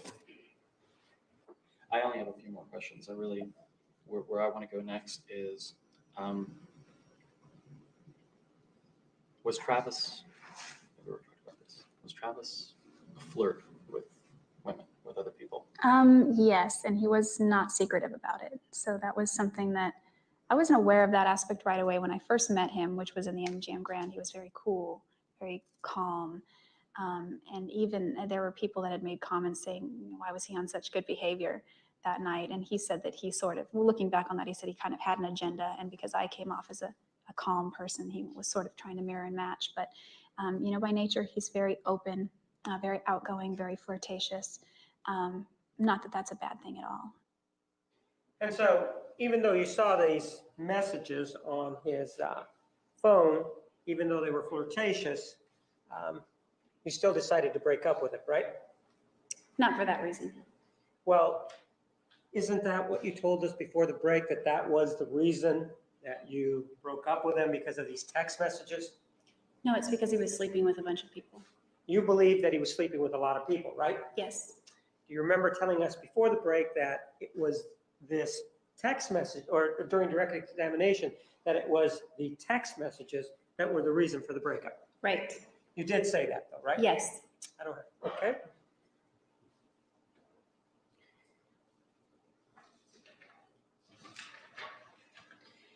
You and Mr. Alexander went to Sedona and to the Grand Canyon with Desiree Freeman and Dan Freeman, correct? Yes. Take a look at Exhibit 481. See if you can recognize the people there and the occasion.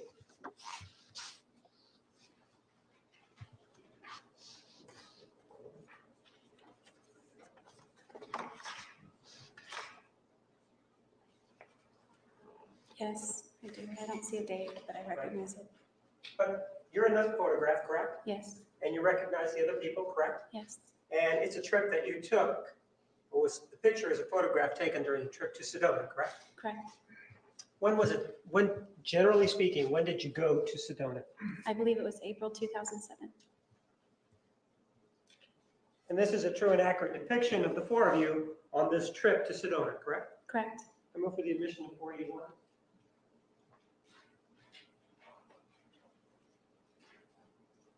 No objection. 481 is admitted. This is a photograph that was taken in Sedona, correct? Yes. And it shows your height relative to Mr. Alexander, correct? Yes. You're approximately the same height as he is, correct? He's 3 inches taller. Well, this shows it right here, correct? Yes. How tall you are, correct? Foundation, we don't know where they're standing or shoes they're wearing. Sustained. Ma'am, this shows you on that particular day with Mr. Alexander, correct? Yes. You have no reason to believe that that you were standing on a rock and he wasn't, right? Not that I recall, no. And with regard to Mr. Freeman, do you have a reason to believe that he was standing on a rock? No. And with regard to Desiree Freeman, any reason to believe or to think that she was standing on a rock? No. That shows the relative heights, correct? Yes.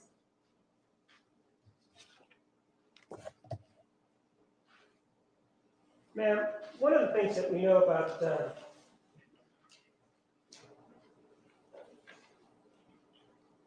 Mr. Alexander was how his ambience was in a room, correct? Yes. Let me show you another exhibit. I move for the admission of Exhibit 482. Any objection? None that we haven't previously lodged, Judge. 482 is admitted.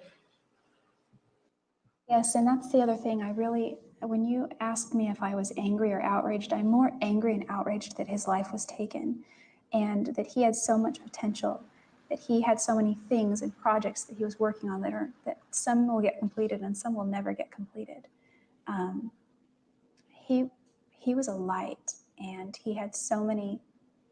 He brightened a room when he walked in. He literally brightened the room. Like you could just tell when Travis. And JODIE darkens the room. This was whether you were no matter what direction you were looking at, you could tell when Travis showed up, because the laughter got louder, and the conversation got happier, and just the whole energy of the room changed. And for someone like that, it almost seems like the world is a darker place now that he's not in it anymore. So I'm really angry about that. The thing that's also interesting about people like JODIE that are so seemingly capable of lying so well. I mean, it's easy now in retrospect to look back and just see how obvious her lies are, but it wouldn't be that easy at the time before you have all the knowledge. And it's the fact that they can only be capable of acting so well and lying so well if there's a part of them that somehow justifies what they know really did happen. Now, she probably was, as I say, emotionally abused in some sense, and she was treated like trash. So I guarantee you that in that mind of hers, she must have to come to terms with what she's done in order to act this way and to lie so continually and to be able to sleep at night. So she must have concocted some thoughts in her head that that it wasn't really her fault what happened, and that she was pushed to a certain extent, and she may regret what she did, but she somehow must come up with some story in her head in order to live with it and to deal with it. That's what really intrigues me about these kind of people, is literally how they're able to sleep at night. And it's kind of part of the reason that I don't think the death penalty is necessarily worse than life in prison, because as the years tick off, you know, one by one, and they're no longer in the fire of the celebrity that comes along with a trial and the media and such like, then they're eventually just diluted down to themselves, you know, no matter how content their life is behind bars. So the real prison is the prison inside their own head when they have to come to terms with what they've done. And I think that's far, far more torturous than a quick death, you know? I can't imagine what his family is going through. I love my brother so much, and I know that he had a lot of siblings, and I just cannot imagine what it would be like to get a phone call to hear that something happened to one of my brothers. According to that particular excerpt in your statement, he was a great guy, right? Yes. And he was a great guy, it appears, to everybody that seemed to come in contact with him, correct? Yes, it appears. And nowhere during this conversation that you may have had with people of 48 hours did you mention this issue of him masturbating to pictures. Oh, definitely not. So the answer is no, you didn't, correct? That's correct. And it wasn't like he didn't do good things for you. He actually did a lot of, or some things that were very nice, didn't he? Yes, wonderful things. Just have you, or listen to you tell us about one of those occasions. I move for the admission of Exhibit 483. No objection. 483 is admitted. I just personally, I can't see any motive for myself to ever want to do this or inflict this kind of thing on Travis. Someone who's been so generous, someone who's been so kind, and someone who has opened up his home, opened up his refrigerator on many times when I didn't have enough money to go to the grocery store and fill up my own fridge. You know, there were just so many things that he did, the little things. I came home from the airport once, and he let me park my car in his garage so that it was safe while I was gone. And I showed up to get my car, and there was this bag on the hood that said Cinnabon, and he knew that I liked Cinnabon. And I remember calling him before I flew out. I was flying out of Salt Lake, and in the Phoenix airport, there's a Cinnabon stand, and I always get one before I go on my flight. And I remember lamenting a little bit, saying Cinnabon's going to be closed when I get home because it's going to be late. And so he went out to the mall and got me Cinnabon so that I'd be able to have that when I got home. It's just little things that he did like that. Thoughtful things as well. He looked up a whole recipe online for Cinnabon and printed it out on pink paper and folded it up in there and put it in there with that. And he gave me a $10 gift card for Cinnabon. So it's like, just little things like those that's just one example of so many little things that he's always done for me, and not just for me, but for everyone that he knew. And in fact, ma'am, after you moved, you actually thanked him for everything that he had done to you, right? Yes. Let's take a look at an exhibit. Take a look at exhibit number 484. Let's see if you're familiar with these text messages.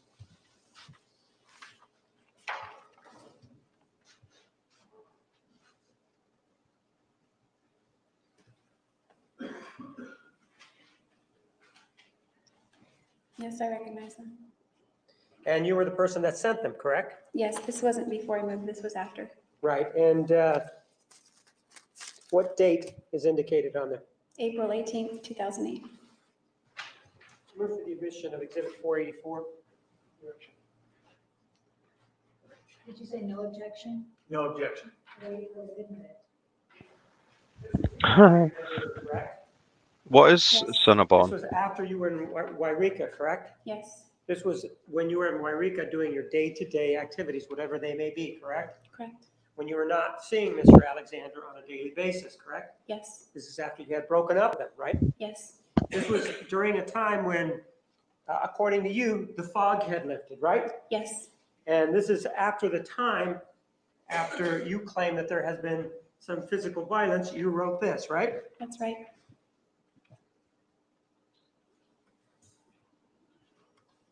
And we agree that the time is 7 hours ahead, correct? Yes, And so it's on April 18th that you write this, and you say, Travis, I thank you for being such an amazing friend. You are a rock, a light, and an inspiration. I love you dearly. You were still in love with him, weren't you? I wouldn't say in love, but I loved him very much. So when you say you love him dearly, that doesn't mean that you have any physical attraction to him. You just love him like a friend, correct? That's not true. Well, when you say you love him dearly, is that the same as saying that the way you love Matt McCartney, or is this a little bit different? It's similar, but there was no longer a sexual attraction with Matt McCartney. But there was this sexual attraction with Mr. Alexander, correct? Correct. Cinnamon rolls. And Okay. you indicate that you appreciate all of the ways you've gone out of your way for me, correct? You indicate that, right? Yes, And then you say, thank you, thank you, thank you, right? yes, This is not in line with what you've been, with the person that you've been talking to us about, is it? yeah, it is. It's very consistent with how he was.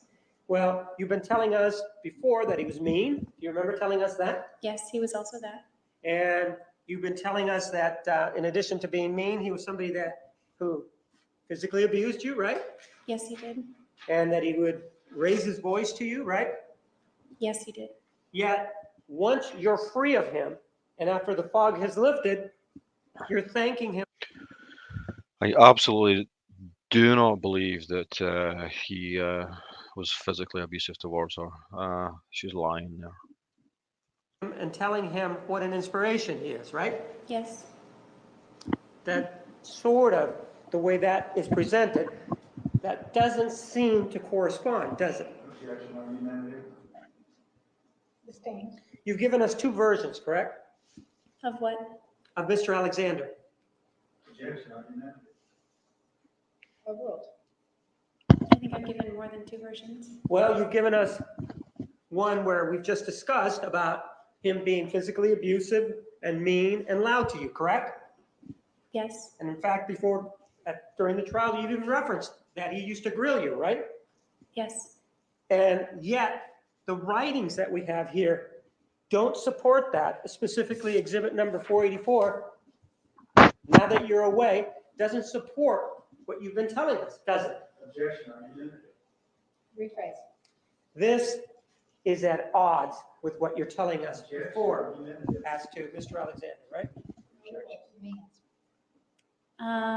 with, at odds with what? With Mr. Alexander's portrayal that you wanted us to believe during direct examination. No, I believe I said during direct examination that he did many wonderful things and that he had amazing sides to him. Yeah, Melanie, that's the family that they showed there. There's two sisters and a brother that are always in that role. But you don't ever mention in any of these text messages, for example, this one right here, all you can do is gush on him, over him and thank him, right? Yes, he flourished on compliments. Is that yes? I said yes. When you say that he flourished on compliments, it appears that you're saying that you're only doing it in an insincere fashion because you want to shower them on him just because he wants them. At times they were a little insincere and that they were somewhat exaggerated, but he was a wonderful person many times. What you're saying here, though, is just this particular exhibit, number 484, when you're saying, or you're gushing, whatever the term you want to use on this, it just appears that, from what you tell us, that that's not true, right?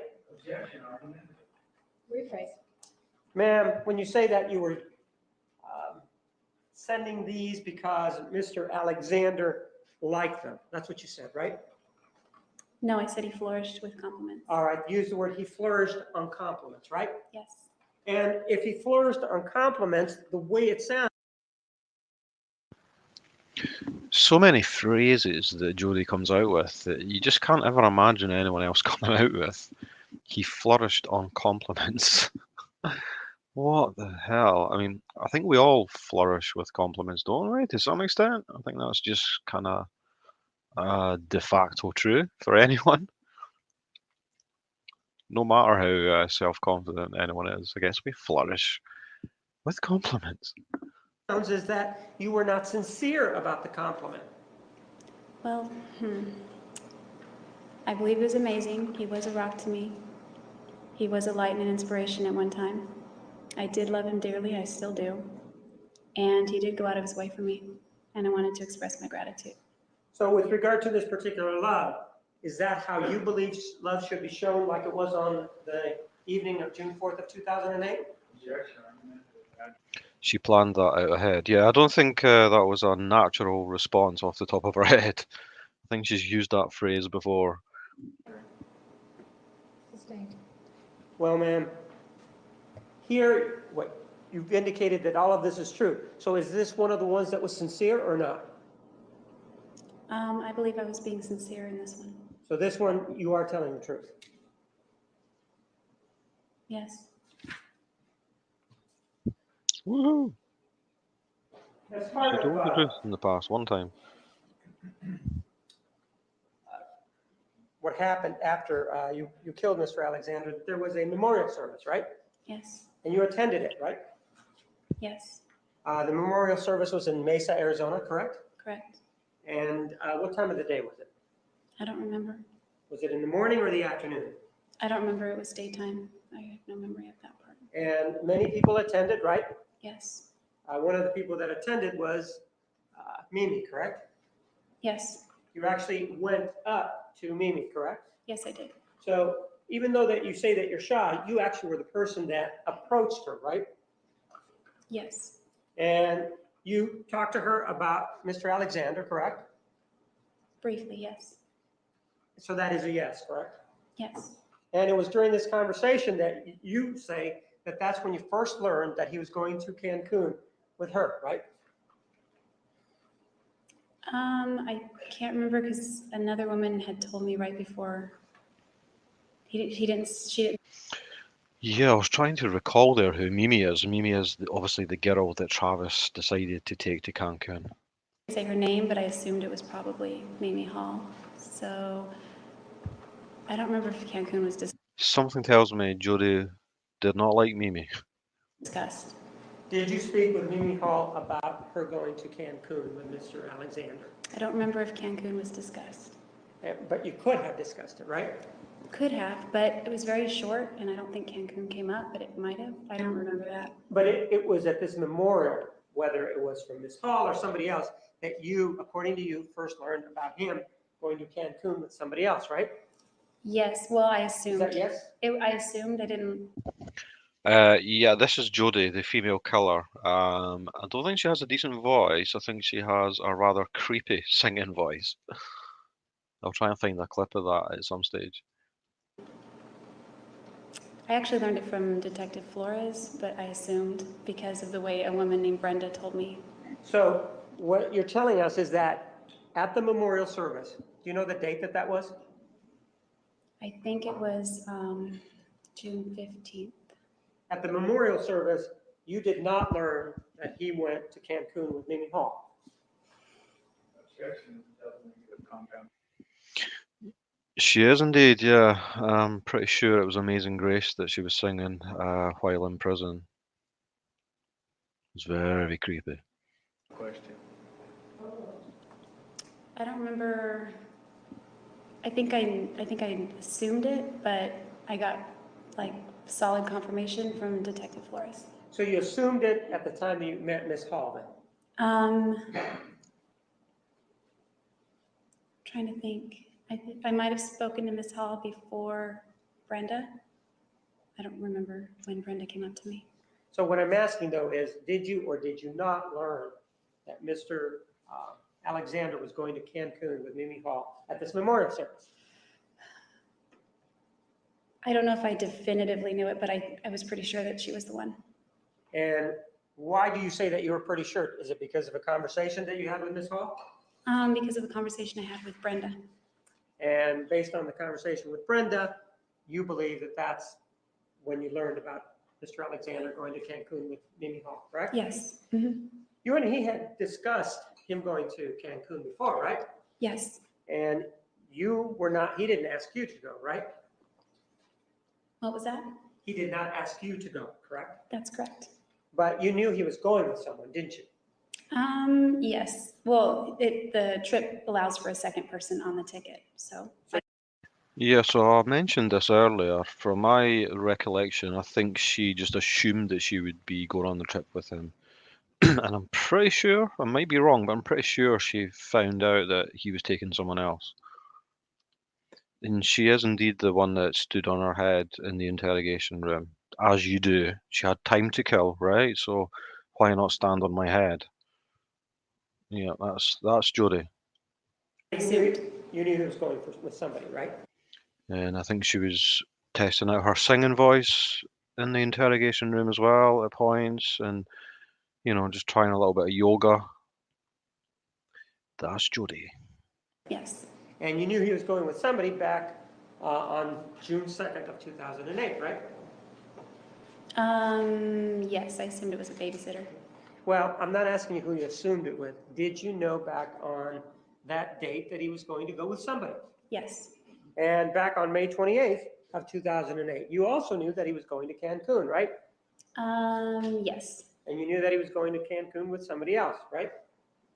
Yes. And this was about the time, because of the telephone call of May 10th, that he was still talking to you about sex, right? Yes. And even though he was talking to you about sex, he was actually, you knew, going to go to Cancun with somebody else, right? Yes. Let me show you an exhibit. And his going to Cancun with somebody else did not upset you, correct? No.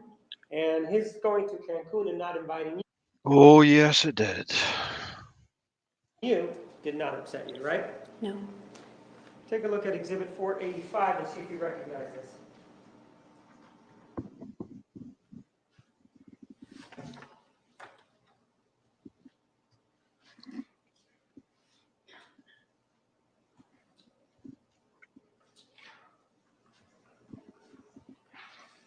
Yes.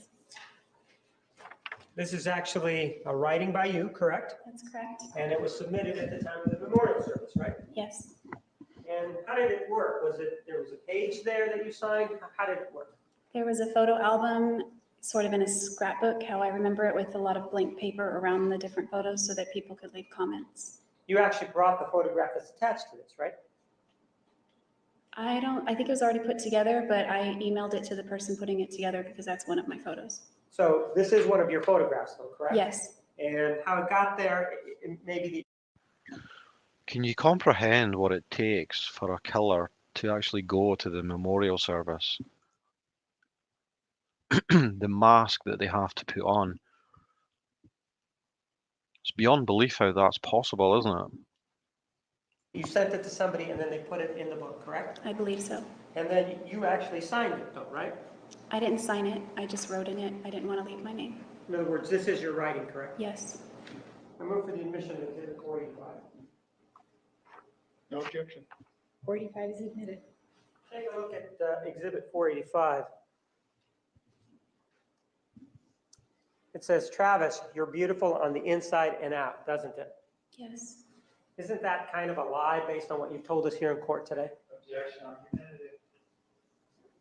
Sustained, rephrased. That's not true based on what you told us here in court, right? Overruled.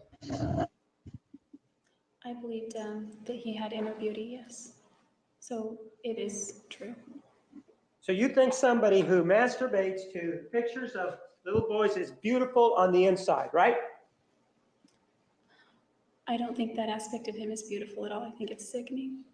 Well, I'm asking you, you did write beautiful on the inside, and yet you knew, according to you, that he had this issue, right? Yes. And so if you write that, you've indicated that it was a problem for you, right? Can anyone blame Martinez for being passionate and rather confrontational in his prosecutory style? When Jodie and her defense team have come up with this kind of strategy, you know, these allegations about Travis, who could not defend himself in court. I think he's allowed to be rather forceful, right? It was. And you indicated that you'd even obtain a pamphlet, correct, to give to him? Yes, too. And you also indicated that you believed that he needed help, right? He did need help. Right, and you've indicated that to us on direct examination, a couple of times at least, right? That's right. But yet here you're right that he's beautiful on the inside, knowing all of that. Yes, he hated those parts of himself. Pardon? He hated those parts of himself. It's not who he wanted to be. Whether he wanted to be it or not, somebody who has those issues, you still think is beautiful on the inside, and that's why you wrote it. I believed that he could get better. I'm not asking you if you believe that he could get better, ma'am. I'm asking you whether or not somebody is beautiful on the inside if they have the problem that you have told us about. Disgusting, Melanie, isn't it? Disgusting. No wonder she's struggling to answer questions here. This is about the third time. Overall. What was the question? Mike, could you read it back for her, please? I'm not asking if you believe if he could get better, ma'am. I'm asking you whether or not beautiful on the inside is I'm sorry. I'm asking you whether or not somebody that's beautiful on the inside, if it had that problem you told us about.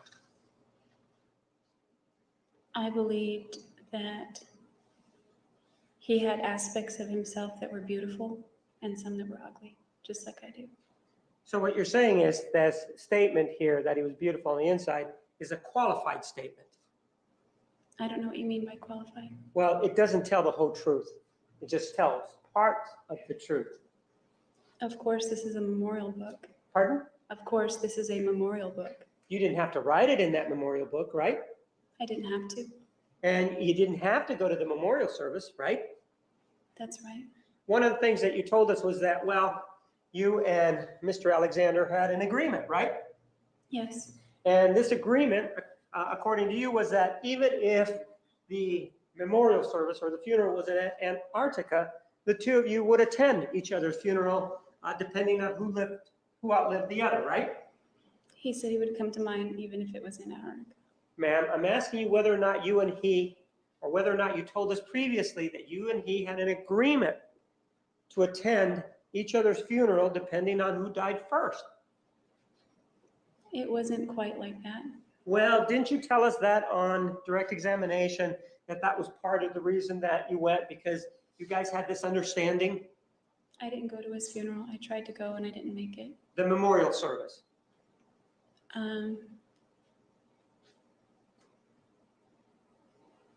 That wasn't part of the agreement. Well, but you did mention that you believed that he would have done the same thing for you, right? Yes. But in terms of this attending the memorial service, if the situation were reversed, do you think that he still should have gone to your memorial service if he had killed you? Objection. Argumentative calls for speculation. Sustained. What was the agreement, or what was your understanding of the agreement then? I told him one time that I admired his speaking skills, and then if I ever passed away, he would, I would like it if he gave a eulogy at my funeral, because I knew that he would edify me in a good way. How about with him? If he passed away before you, what was the agreement? It wasn't discussed, I don't think. Oh, so you didn't have any understanding whatsoever? And these tears are real, however gross she actually really is. Those tears are still real.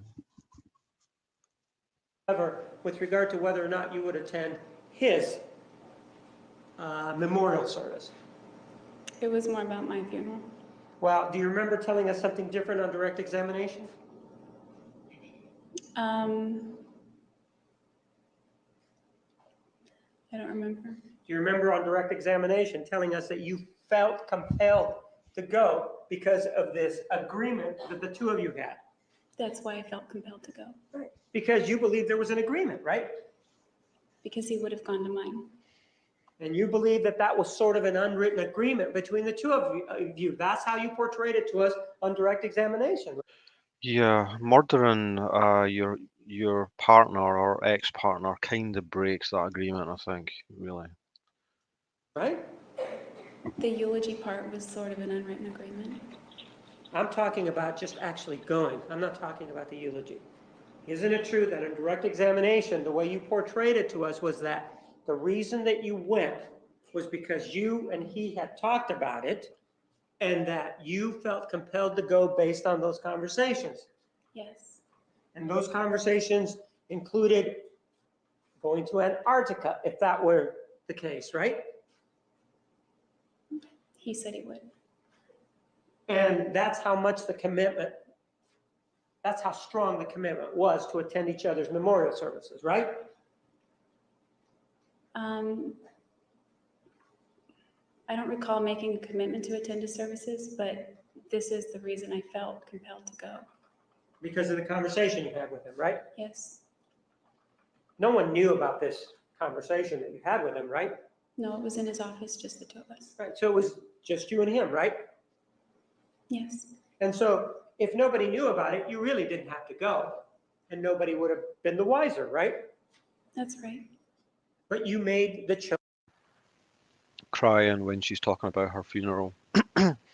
Maybe. I do think, though, despite how despicable she is, I think she buried deep within her is a lot of regret. I think she did care for him in her own crazy way, but it does come out in this trial, I think, and I think there is genuine regret. It's just buried so deep that it takes days upon days of this for it to come out. And for Martinez to really detail the actual act as it happened. It's just unavoidable for her to keep it hidden so deeply, I think. That's my take, anyway. Choice to go, right? Yes, I did. You're also right. You always told me that I never stopped believing in you, and I know that you always believed in me, right? That's what it says, right? Yes.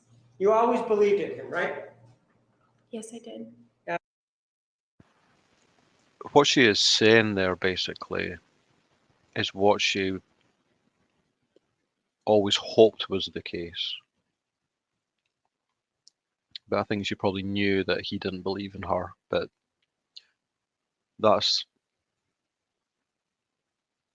just the vestige of her fantasy of what she had dreamed about with Travis, and she just could not let him get away with denying that to her.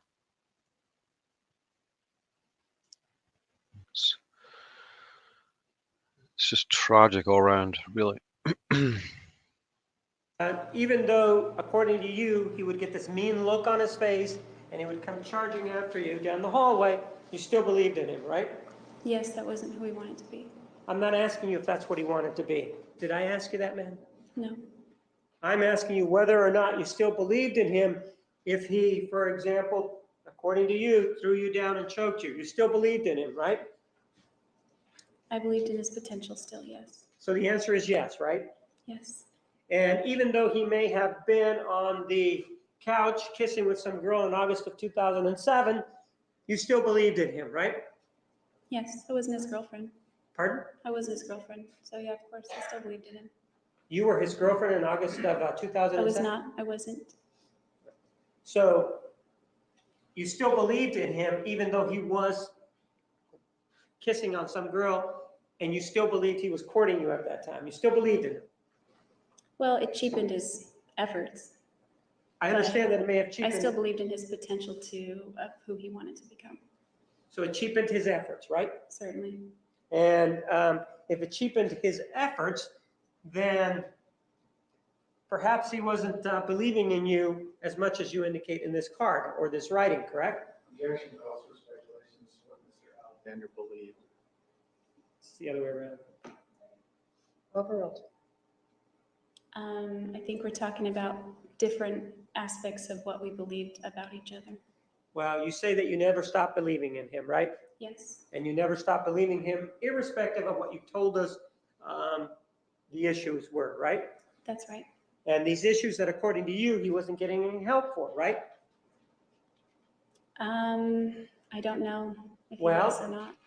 I well, don't believe he was. He said he would. I don't believe he did. right. So you know that he's not getting, according to you, your belief is that he's not getting help for any of these issues, right? Yes. He's not doing anything about it, right? I don't know that. Well, isn't that what your belief is? I'm asking about your belief. I'm not asking about what you know. I'm asking about your belief. I believe he was doing things, not seeking professional help, but he said he spent a lot of time in prayer about it and things like that. So you believe he was praying about it then, right? Yes. Do you know whether or not you believed he went to a bishop to talk about it?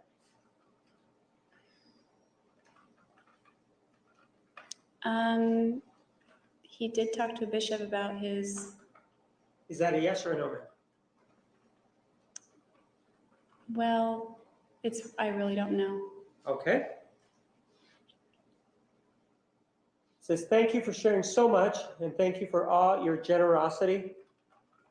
This world has been blessed because you have been here, right? Yes. So you believe somebody who does the sort of horrible act that you described is a blessing to the world? He did bless the world in ways. I'm asking you, my question's a little different. You believe that somebody that did whatever it is that you allege he did is a blessing to the world? That is not a blessing to the world. So this wasn't true then? No, I just said that he did bless the world in ways. Ma'am, one of the other things that we know about you and him is that you and he had quite the relationship behind closed doors, right? Yes. And they're called private relationships for a reason, right? Yes. And so one of the things that you complained about on direct examination was that, well, nobody knew what your... It's so strange the way she drinks her water. Like, the way her arm goes up like that.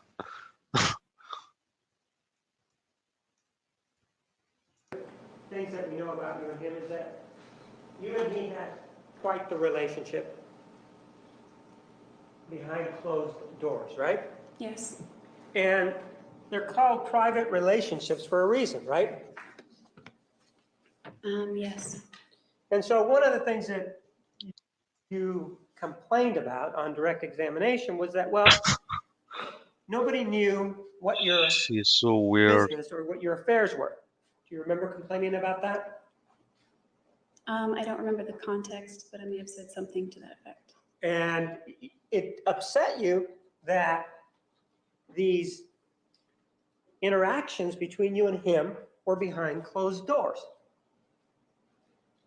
No, this, are you talking about this? So what activities are you referring to? Well, for example, you complained that when you went out, he didn't sort of treat you in the way that indicated that you perhaps were closer to him than you were. That's correct. He wouldn't hold your hand, right? Usually not. He wouldn't kiss you in public, according to you, right? He did, as long as we weren't on our own home turfs. So, but in certain circumstances, he wouldn't kiss you when you were out there, right? That's correct. And all of this bothered you, didn't it? It did bother me. Yeah, and it bothered you because, on the other hand, he's very attentive when the doors are closed, but not when people are around, right? Yes. And you could have, though, put an end to that, couldn't you? Yes. You could have left, you could have gone to Wairika, correct? Yes. Yeah, but you chose not to, right? Not right away.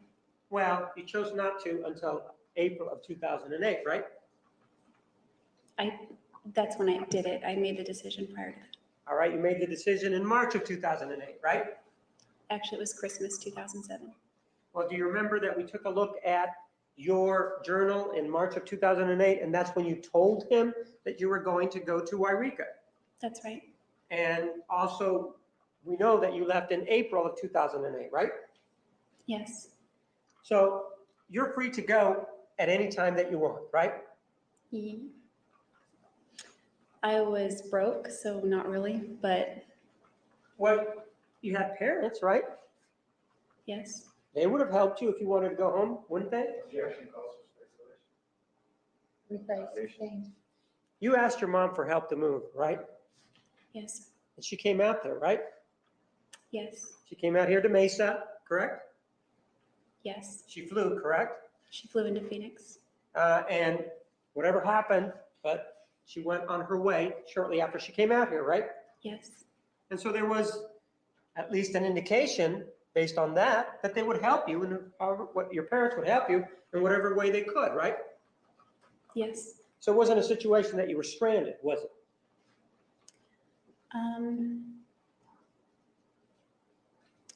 I mean, I don't know. Like, I didn't know that they would help me until I was desperate enough to call her, and she would. She Well, said she would. you indicated that you called and she responded, right? Yes. They wouldn't know that you needed their help unless you called, right? Well, Matt called once, but unless I called and asked for that kind of help, I guess. When, on your first occasion that you called your mother, isn't it true that she agreed to help, right? Yes.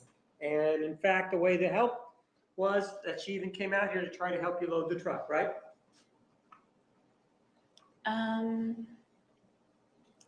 I think I got the truck after she left, but her purpose was to come down here and help me load the truck and move. You just didn't have the truck at the time, right? Not yet. And so it seems like when you say that, well, you protest and say, well, you know, I was sort of stuck here in Arizona. You weren't really stuck here in Arizona, were you? I don't know. I mean, my parents have been financially capable at times and other times not. So at the time I called, they were able to help me. They were in a position to help me. And so they did. The only time that you asked them, at least as it involves this case, the only time that you asked them, they were able to provide some help, right? Yes. And in fact, when you got to Wairika, you even had a place to stay, right? Yes. You didn't want to stay with your parents, though, right? There were no bedrooms there. That's right. So you didn't want to stay with your parents, right? No, I didn't. You preferred to stay with your grandparents, correct? Yes. And so you had a place to go to, right? Yes. And in fact, you could get a job there if you wanted to, right? I did get a job there. Well, you could if you wanted to, right? In fact, you started to work at Casa Ramos, according to you, right? Well, it depends on who hires. I mean, I searched and searched and hunted, and I did not get a job for a while. And I finally was hired somewhere. You did get a job at Casa Ramos, didn't you? Yes. And this was in Wairika, correct? Yes. And when you were working at Casa Ramos, you had your own money, right? Yes. Nobody took it away from you, right? No. And in fact, you weren't lending or giving any money to Mr. Alexander at that point, right? I was paying back a debt that I owed him. But that's not giving money to him, is it? Yes, I was giving it willingly. Well, if you have a debt, that's not and you give money for that, that's not a gift, is it? It was not a gift. It was a repayment that I was giving him. And in fact, the terms were pretty loose on that, correct? Very loose. And whatever you could afford, he basically would accept, right? This trial, it's like a semantic spaghetti nightmare, isn't it? Yeah, he said to try to keep it to at least $100 a month, but pay more anytime you can pay more. They were loose. It was a loose agreement, right? Yes. he wasn't putting any financial pressure on you, right? Not at first.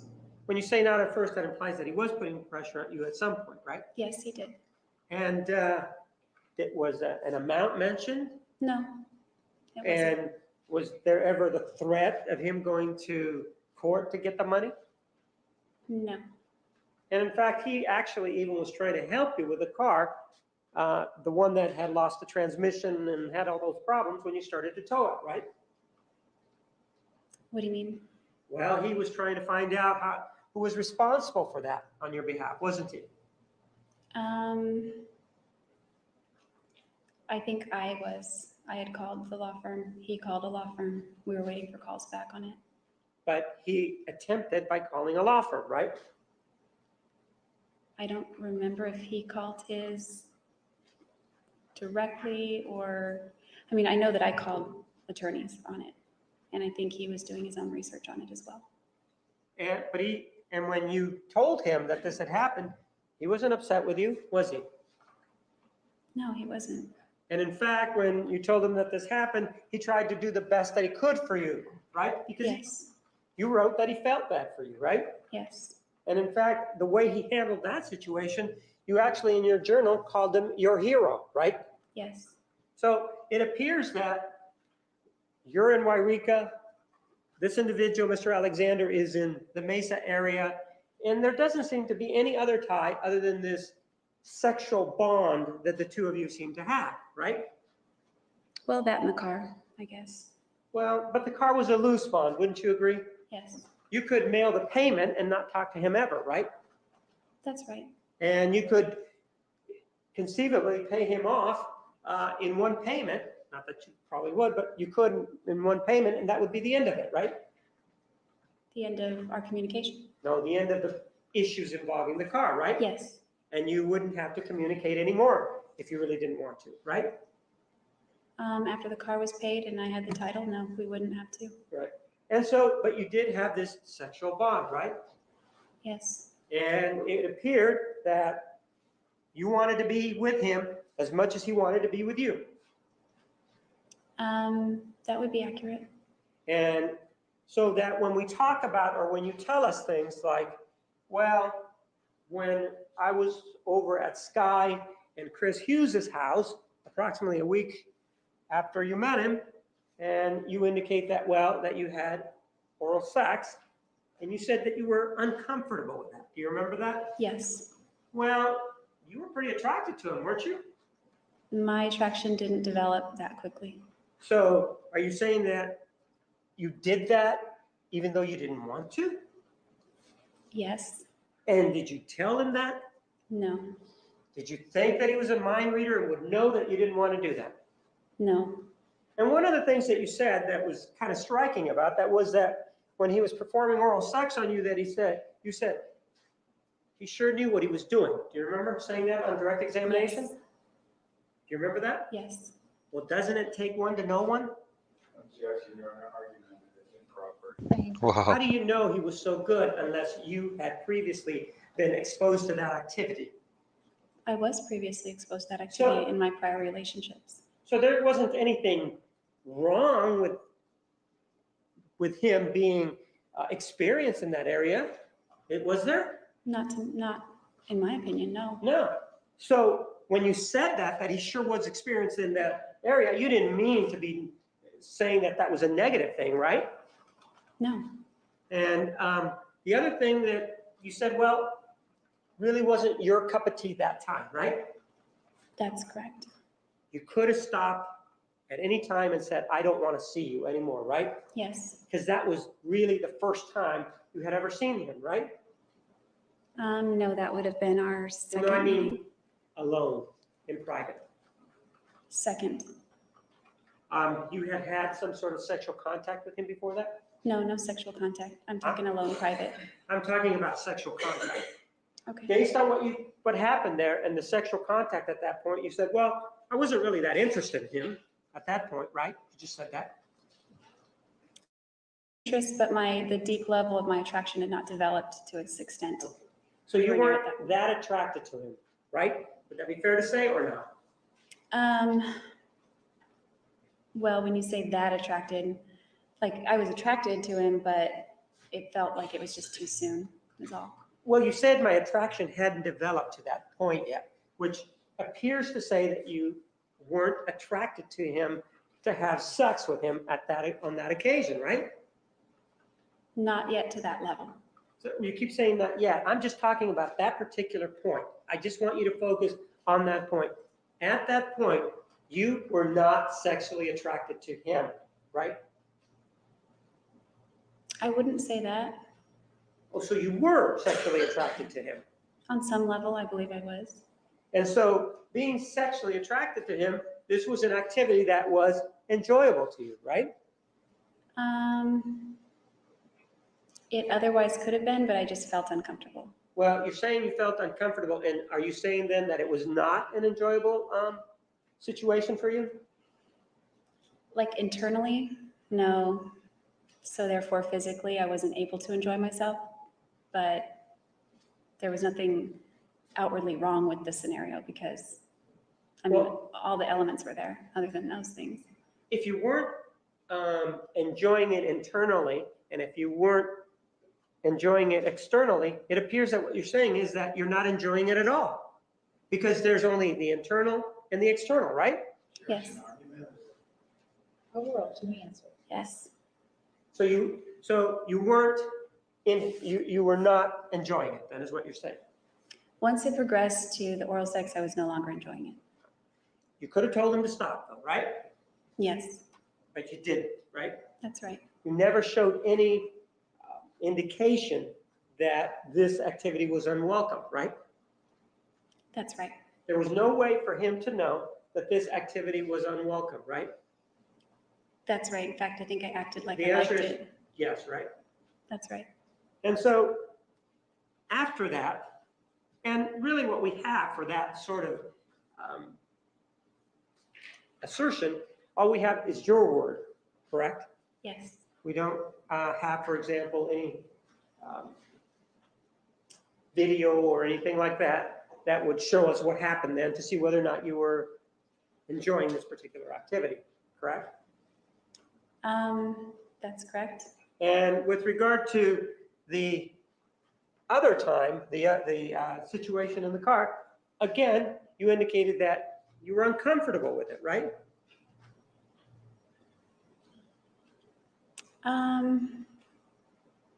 Somewhat, yes. If you were uncomfortable the first time, and you have the ability to say no, you could have stopped the second time, right? Yes. That was a choice that you made, correct? Yes. For whatever reason, you made the choice to be with them that second time, right? Yes, I did. And so when you talk about, well, I was uncomfortable about it, I felt bad about it, or whatever the terms are that you use, at some point, even though you felt that way, that was your responsibility to let the other party know that perhaps you weren't into it as much as they were, right? What do you mean? Well, you mean if I didn't want to proceed with it? Pardon? Then it would have been my responsibility to tell him? Right. That's right. You could have told him no, right? I could have, yes. And you've done that before in your lifetime, haven't you? Yes. And one of the things that you kept saying on direct examination was that, well, I felt that I liked him and didn't want to hurt his feelings or something like that. Do you remember saying something like that, that you didn't want to hurt his feelings? Yes. Saying no to you, the fact that you would have said no, you think would have hurt his feelings? I felt that way, like it would have been a blow to his ego. So you felt that it would have been a blow to his ego then if you would have told him no, right? Yes. Well, who cares about his ego? I did. You cared about his ego even though you had only known him for approximately 2 weeks? Yes. So does that mean that you were more invested in him than you're telling us? In other words, at that point, you really had strong feelings in him, for him? They weren't strong, but there was an attraction there. So you were attracted to him then? Yes. And you wanted this sort of activity to continue, right? What kind of activity? Sexual activity. Well, I didn't stop it. Well, when you say you didn't stop it, it just sounds again like you're saying it was all him and not you, right? No, it takes two to tango. That's right. And it was a mutual activity, wasn't it? Yes. Let's see what you have to say about that. Move for the admission of Exhibit 486. No objection, Your Honor. Did you say 486? Yes, ma'am. 486 is admitted.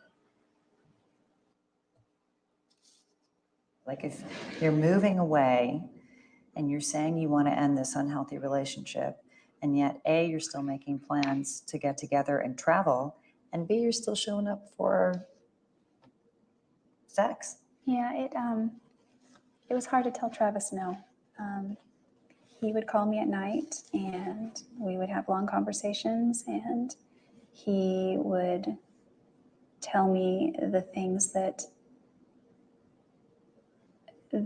he would like to see happen when he came up to visit me, to put it in a G-rated manner, and the things that he wanted to do as far as traveling, where we would go and what we would do. And then it wasn't like I wasn't the agenda for him coming up, but that was a big part of it. He was going to continue on to Washington, see friends there, and then come all the way back down and see the Pacific Coast Highway as well. It eventually became sex. Was it mutual? It was always mutual, yeah.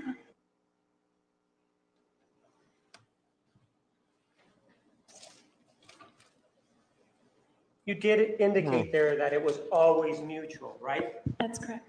So that means, for example, that when you and he were involved the very first time, that it was mutual, right? Yes, it was.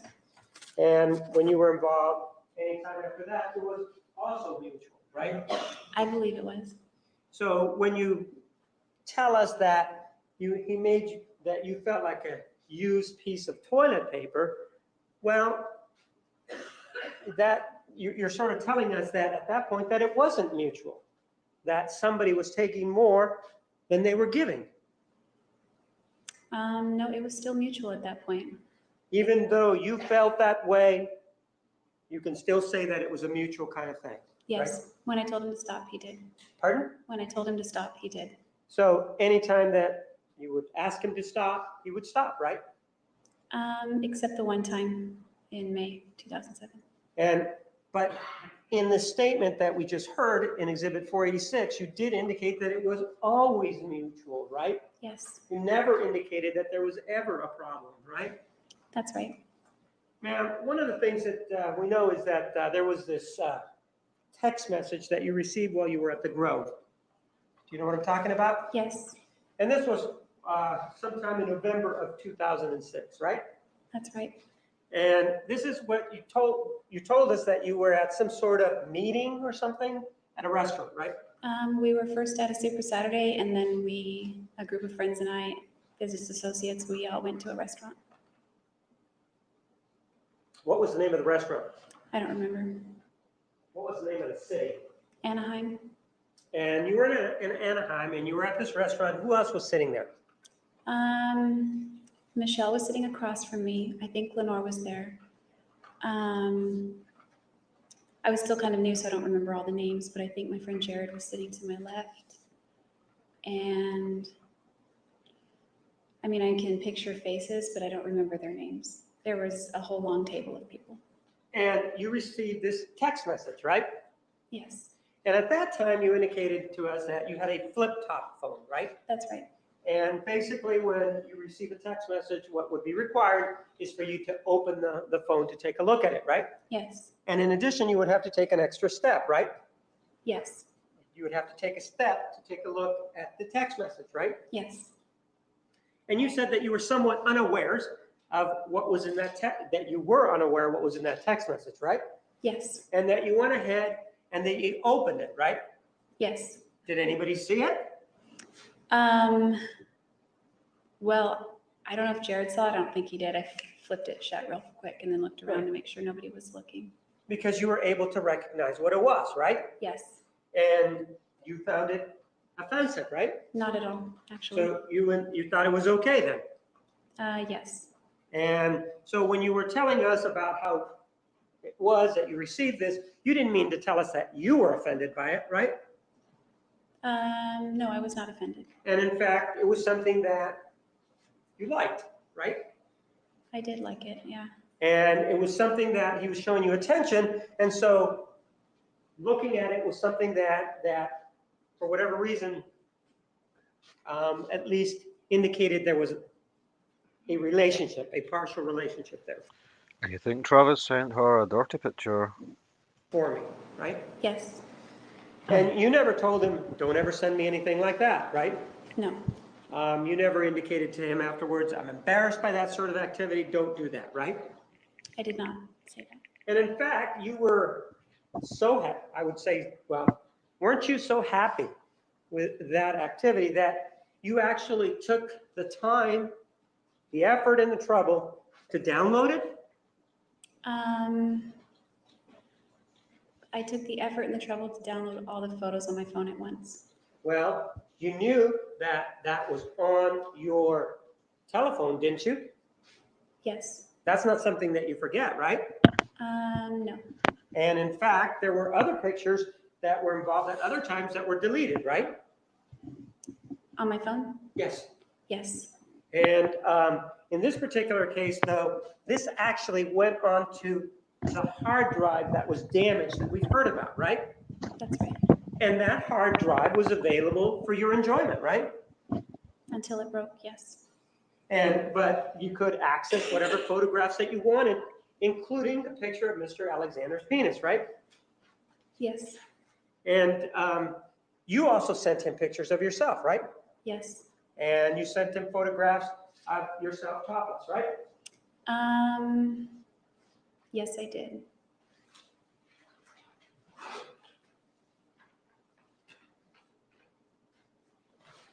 You were not offended by the fact that you were sending him photographs. In other words, that wasn't a problem for you, right? Not the types that I was sending. I don't think I showed my face in the photos. But you did show your upper chest area, correct? I believe there were photos, several of that nature. And there were 3 of them, right? I don't remember. And did you also send them to his phone? Yes. And you used your telephone to take the pictures? Yes. And even doing that, you took the trouble to then download those also onto your computer, right? I might have. Well, you're familiar with these photographs that came from this computer, right? No, we couldn't find the pictures that you're referring to. Okay, but you didn't see anything wrong or anything untoward with you sending in pictures and him sending you pictures, right? No, I didn't. And in fact, it was almost like it was a learning process for both of you, right? Objection calls for speculation. Sustained.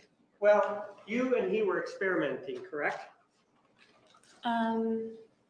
You mean with the camera phone?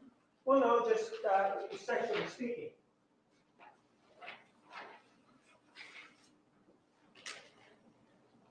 I don't know what you mean by experimenting, but we were sexual. Okay. Well, let's talk about something that was on the May 10th, 2008 conversation that you had with him, okay? Okay. And while they're looking at that now, I'm going to show you exhibits numbers 425, 426, and 427.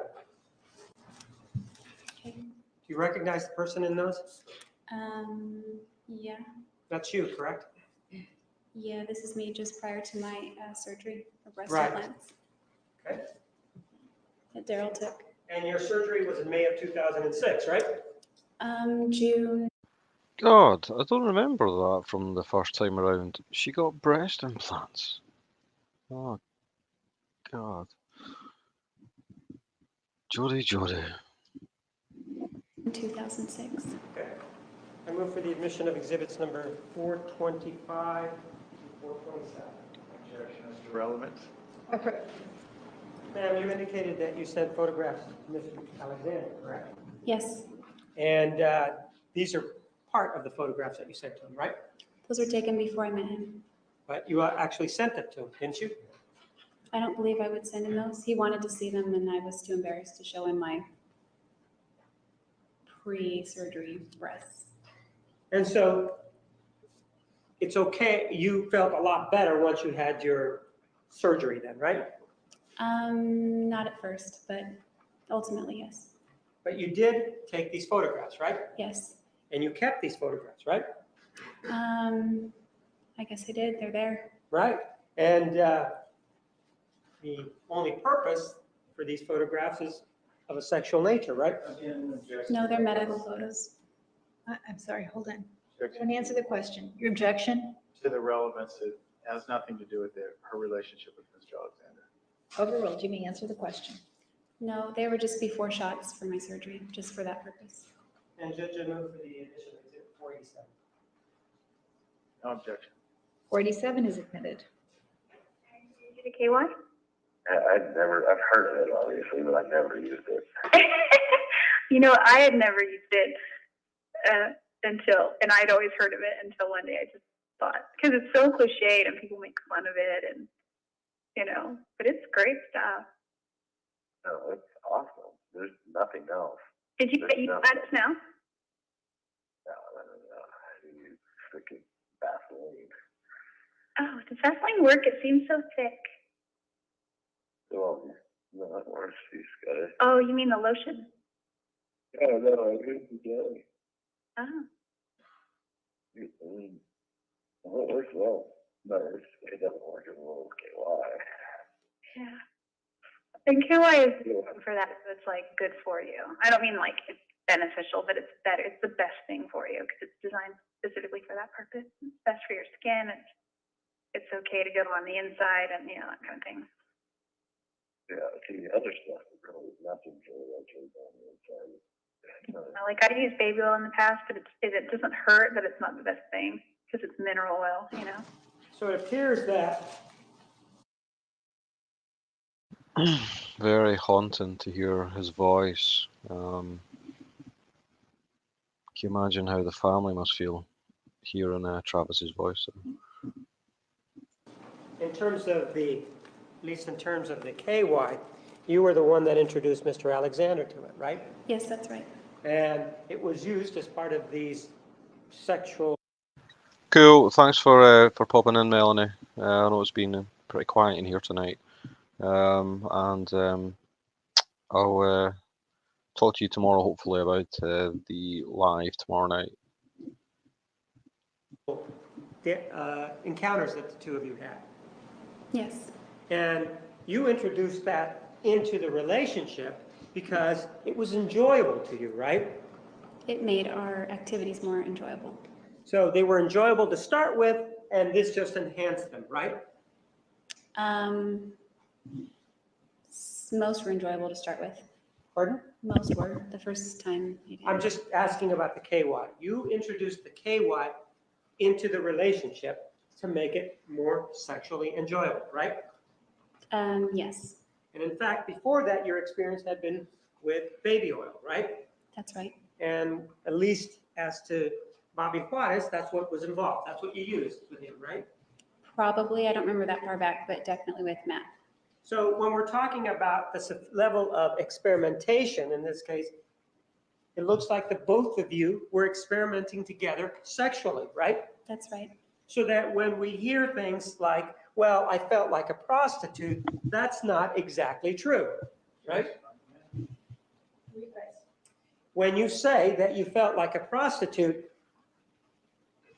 that's at odds with what you're telling us or what we're hearing here about the KY. Well, you're talking about two different incidents, so yes, it would be at odds. So your participation, if you will, in these activities was equal to his, right? Wasn't it? Yes. So any derogatory statement such as I felt like a prostitute isn't really what was going on, representative of what's going on, right? It was, but it was my fault for feeling that way because I allowed it. Well, I know that you allowed it and you felt that way, and you say that you felt like a prostitute, but when we hear, for example, this partial clip of this sexual conversation, it looks like you're the one that's moving it along as opposed to him. Is that a question? It is a question. What's the question? The question is, isn't it true that you were the one that was moving it along? I'd say it was mutual. Well, if it's mutual, then there is no, I guess, suggestion then, or any reason why you should feel like a prostitute if it's mutual then, right? I didn't feel like a prostitute during, just afterward I did. Well, this is suggestive of you being as much of a participant in these activities as he was, right? Yes, and I was. And so you indicated on 2 occasions on direct examination that you felt like a prostitute, right? I believe referencing Ehrenberg, yes. And in Ehrenberg, you said that that's when you felt like one, correct? Not when, after Ehrenberg, after thinking about it, and he didn't call me for 3 days, I thought, put, you know, hotel room, all that, just right. Kind of felt that way. And then additionally, you also said that you felt like that after the baptism, right? No, I think after that I said I felt like a used piece of toilet paper. And you didn't convey that to him, did you? No. Did you also say that you felt like a prostitute when he came over to your house and engaged in oral sex on the porch? Is that the other time? If I did say that, that would be accurate. And so if you did feel like that, and remember you even referenced a piece of chocolate being thrown your way, do you remember that? Yes. And then you said, well, I felt kind of like a prostitute. Do you remember saying that now? Yes. So that was already when you were in Mesa, right? Living in Mesa, right? That's right. That's after you had broken up with him on June 29th of 2007, right? Yes. That's after you and he had sex many times, right? Yes. That's after you and he had already started using the KY, right? Yes. And so how is it that you can say, I felt like a prostitute, if you're the one that's sort of moving the relationship ahead? Well, your question doesn't make sense to me. It doesn't make sense to you. Why is that, ma'am? Because you're moving the relationship ahead by providing the KY, right? I don't know. We would have used something else if it wasn't KY, so no. Well, you might have used something else if it wasn't KY, but you provided the something else, didn't you? The KY. In this case, I did, yes. Well, we're not talking about any other cases, ma'am. We're talking about this case. You were the one that had the KY or brought it into the relationship to make it better, right? To facilitate our activities. Sure. And that would make them better if it facilitated your activities, right? Yes. And yet you're telling us that. And on the other hand, you're telling us, well, I felt like a prostitute. Which one is it? Well, when he jizzes on my face and throws candy my way and walks away without a word, it kind of feels like I was a prostitute. And when we're mutually going through sexual activity and there happens to be KY there, it's mutual. And you're saying that the offensive thing here was the jizz on your face, right? I didn't say it was offensive because I knew it was coming and I willingly participated in it. Well, no, but that's sort of how you're making it sound like it's something that you didn't want, right?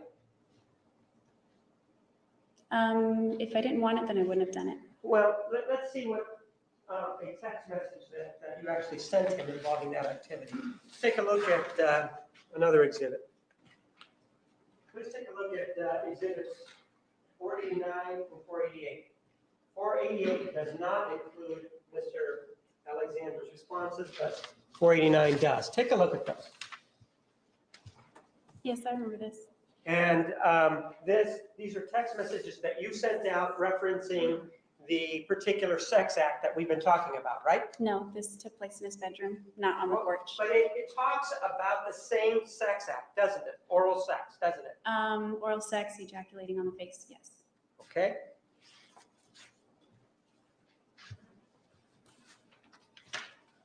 I move to the admission of exhibit number 489. We approach. You may. Let's take a look at exhibit 489. Ma'am, the date on that is January 18th of 2008, correct? Yes. And again, we've already talked about the times, that this is 7 hours too fast, correct? That's correct. And it does say that it's an incoming message, right? Yes, Which means, you previously told us, that incoming means that it's you that is sending this text message, right? that's right. And then this is what the text message reads. Will do. The reason I was asking about later tonight is because I want to give you a nice BJ. BJ stands for what? Blowjob. And blowjob means, without getting way, well, blowjob means that you put your mouth on his penis, right? Yes, oral sex. Right. And in addition to it, you say, and I'd like a generous facial in return, right? Yes, That means that you want him to ejaculate on your face, right? that's correct. One of the things that you talked about previously, feeling like a prostitute, involved a situation where he came over to your house, right? Yes, On the porch, right? that's right. And this is what happened. What is said here in this exhibit, right? This is a different event, but just that part, yes. It may be a different event, but it's the same act, correct?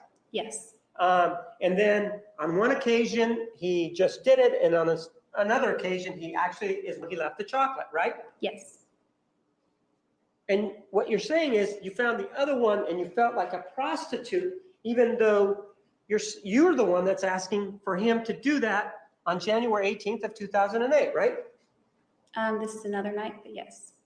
So I'm not asking him to do those two things that you just referenced. I'm asking, I went over to his house.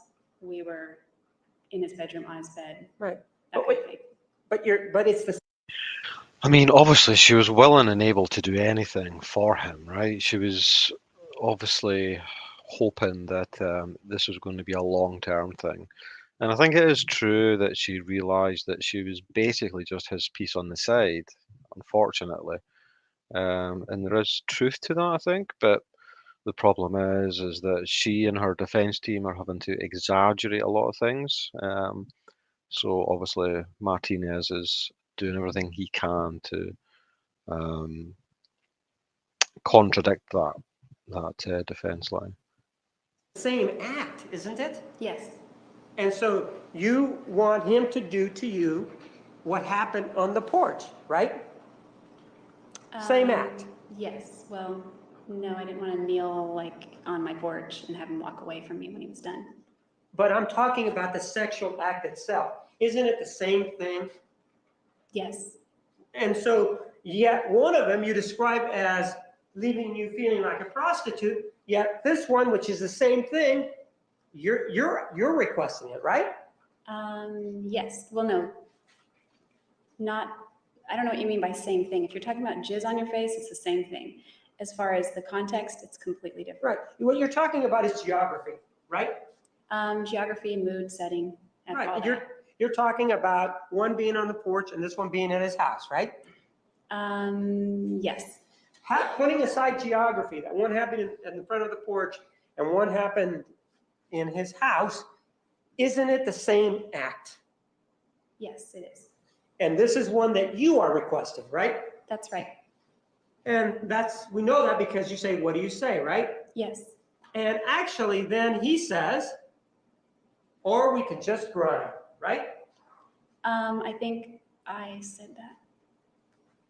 Okay, then you say that, or we can just grind, correct? Yes. And he's saying something to the effect of, that's a good close, right? Right. So we can get our terms straight. Grinding is a sexual term for those in the Mormon community, correct? Something to the effect of, that's a good close. Well, I think it is. Usually Mormons typically do it with their clothes on, but we did it without our clothes. And when you say that they do it with their clothes on, that means that they rub their genitalia together, correct? And they call it grinding, correct? Yes. But you and Mr. Alexander did it without your clothes on, right? Yes. And was KY involved in this grinding activity? Sometimes yes, sometimes no. And it would involve, if you will, sexual intimacy, correct? Yes. All right. Please be back in the designated area at 3:20. Please remember the admonition, you are excused. Okay, so almost done. There's just one tiny little part 3 here that I'll play, and then that'll be it for tonight.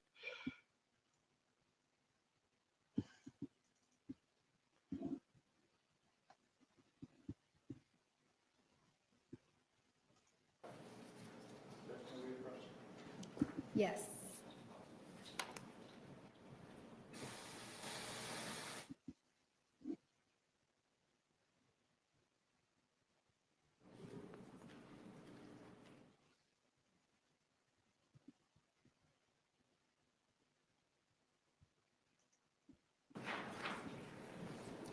We will be in recess for approximately 10 minutes.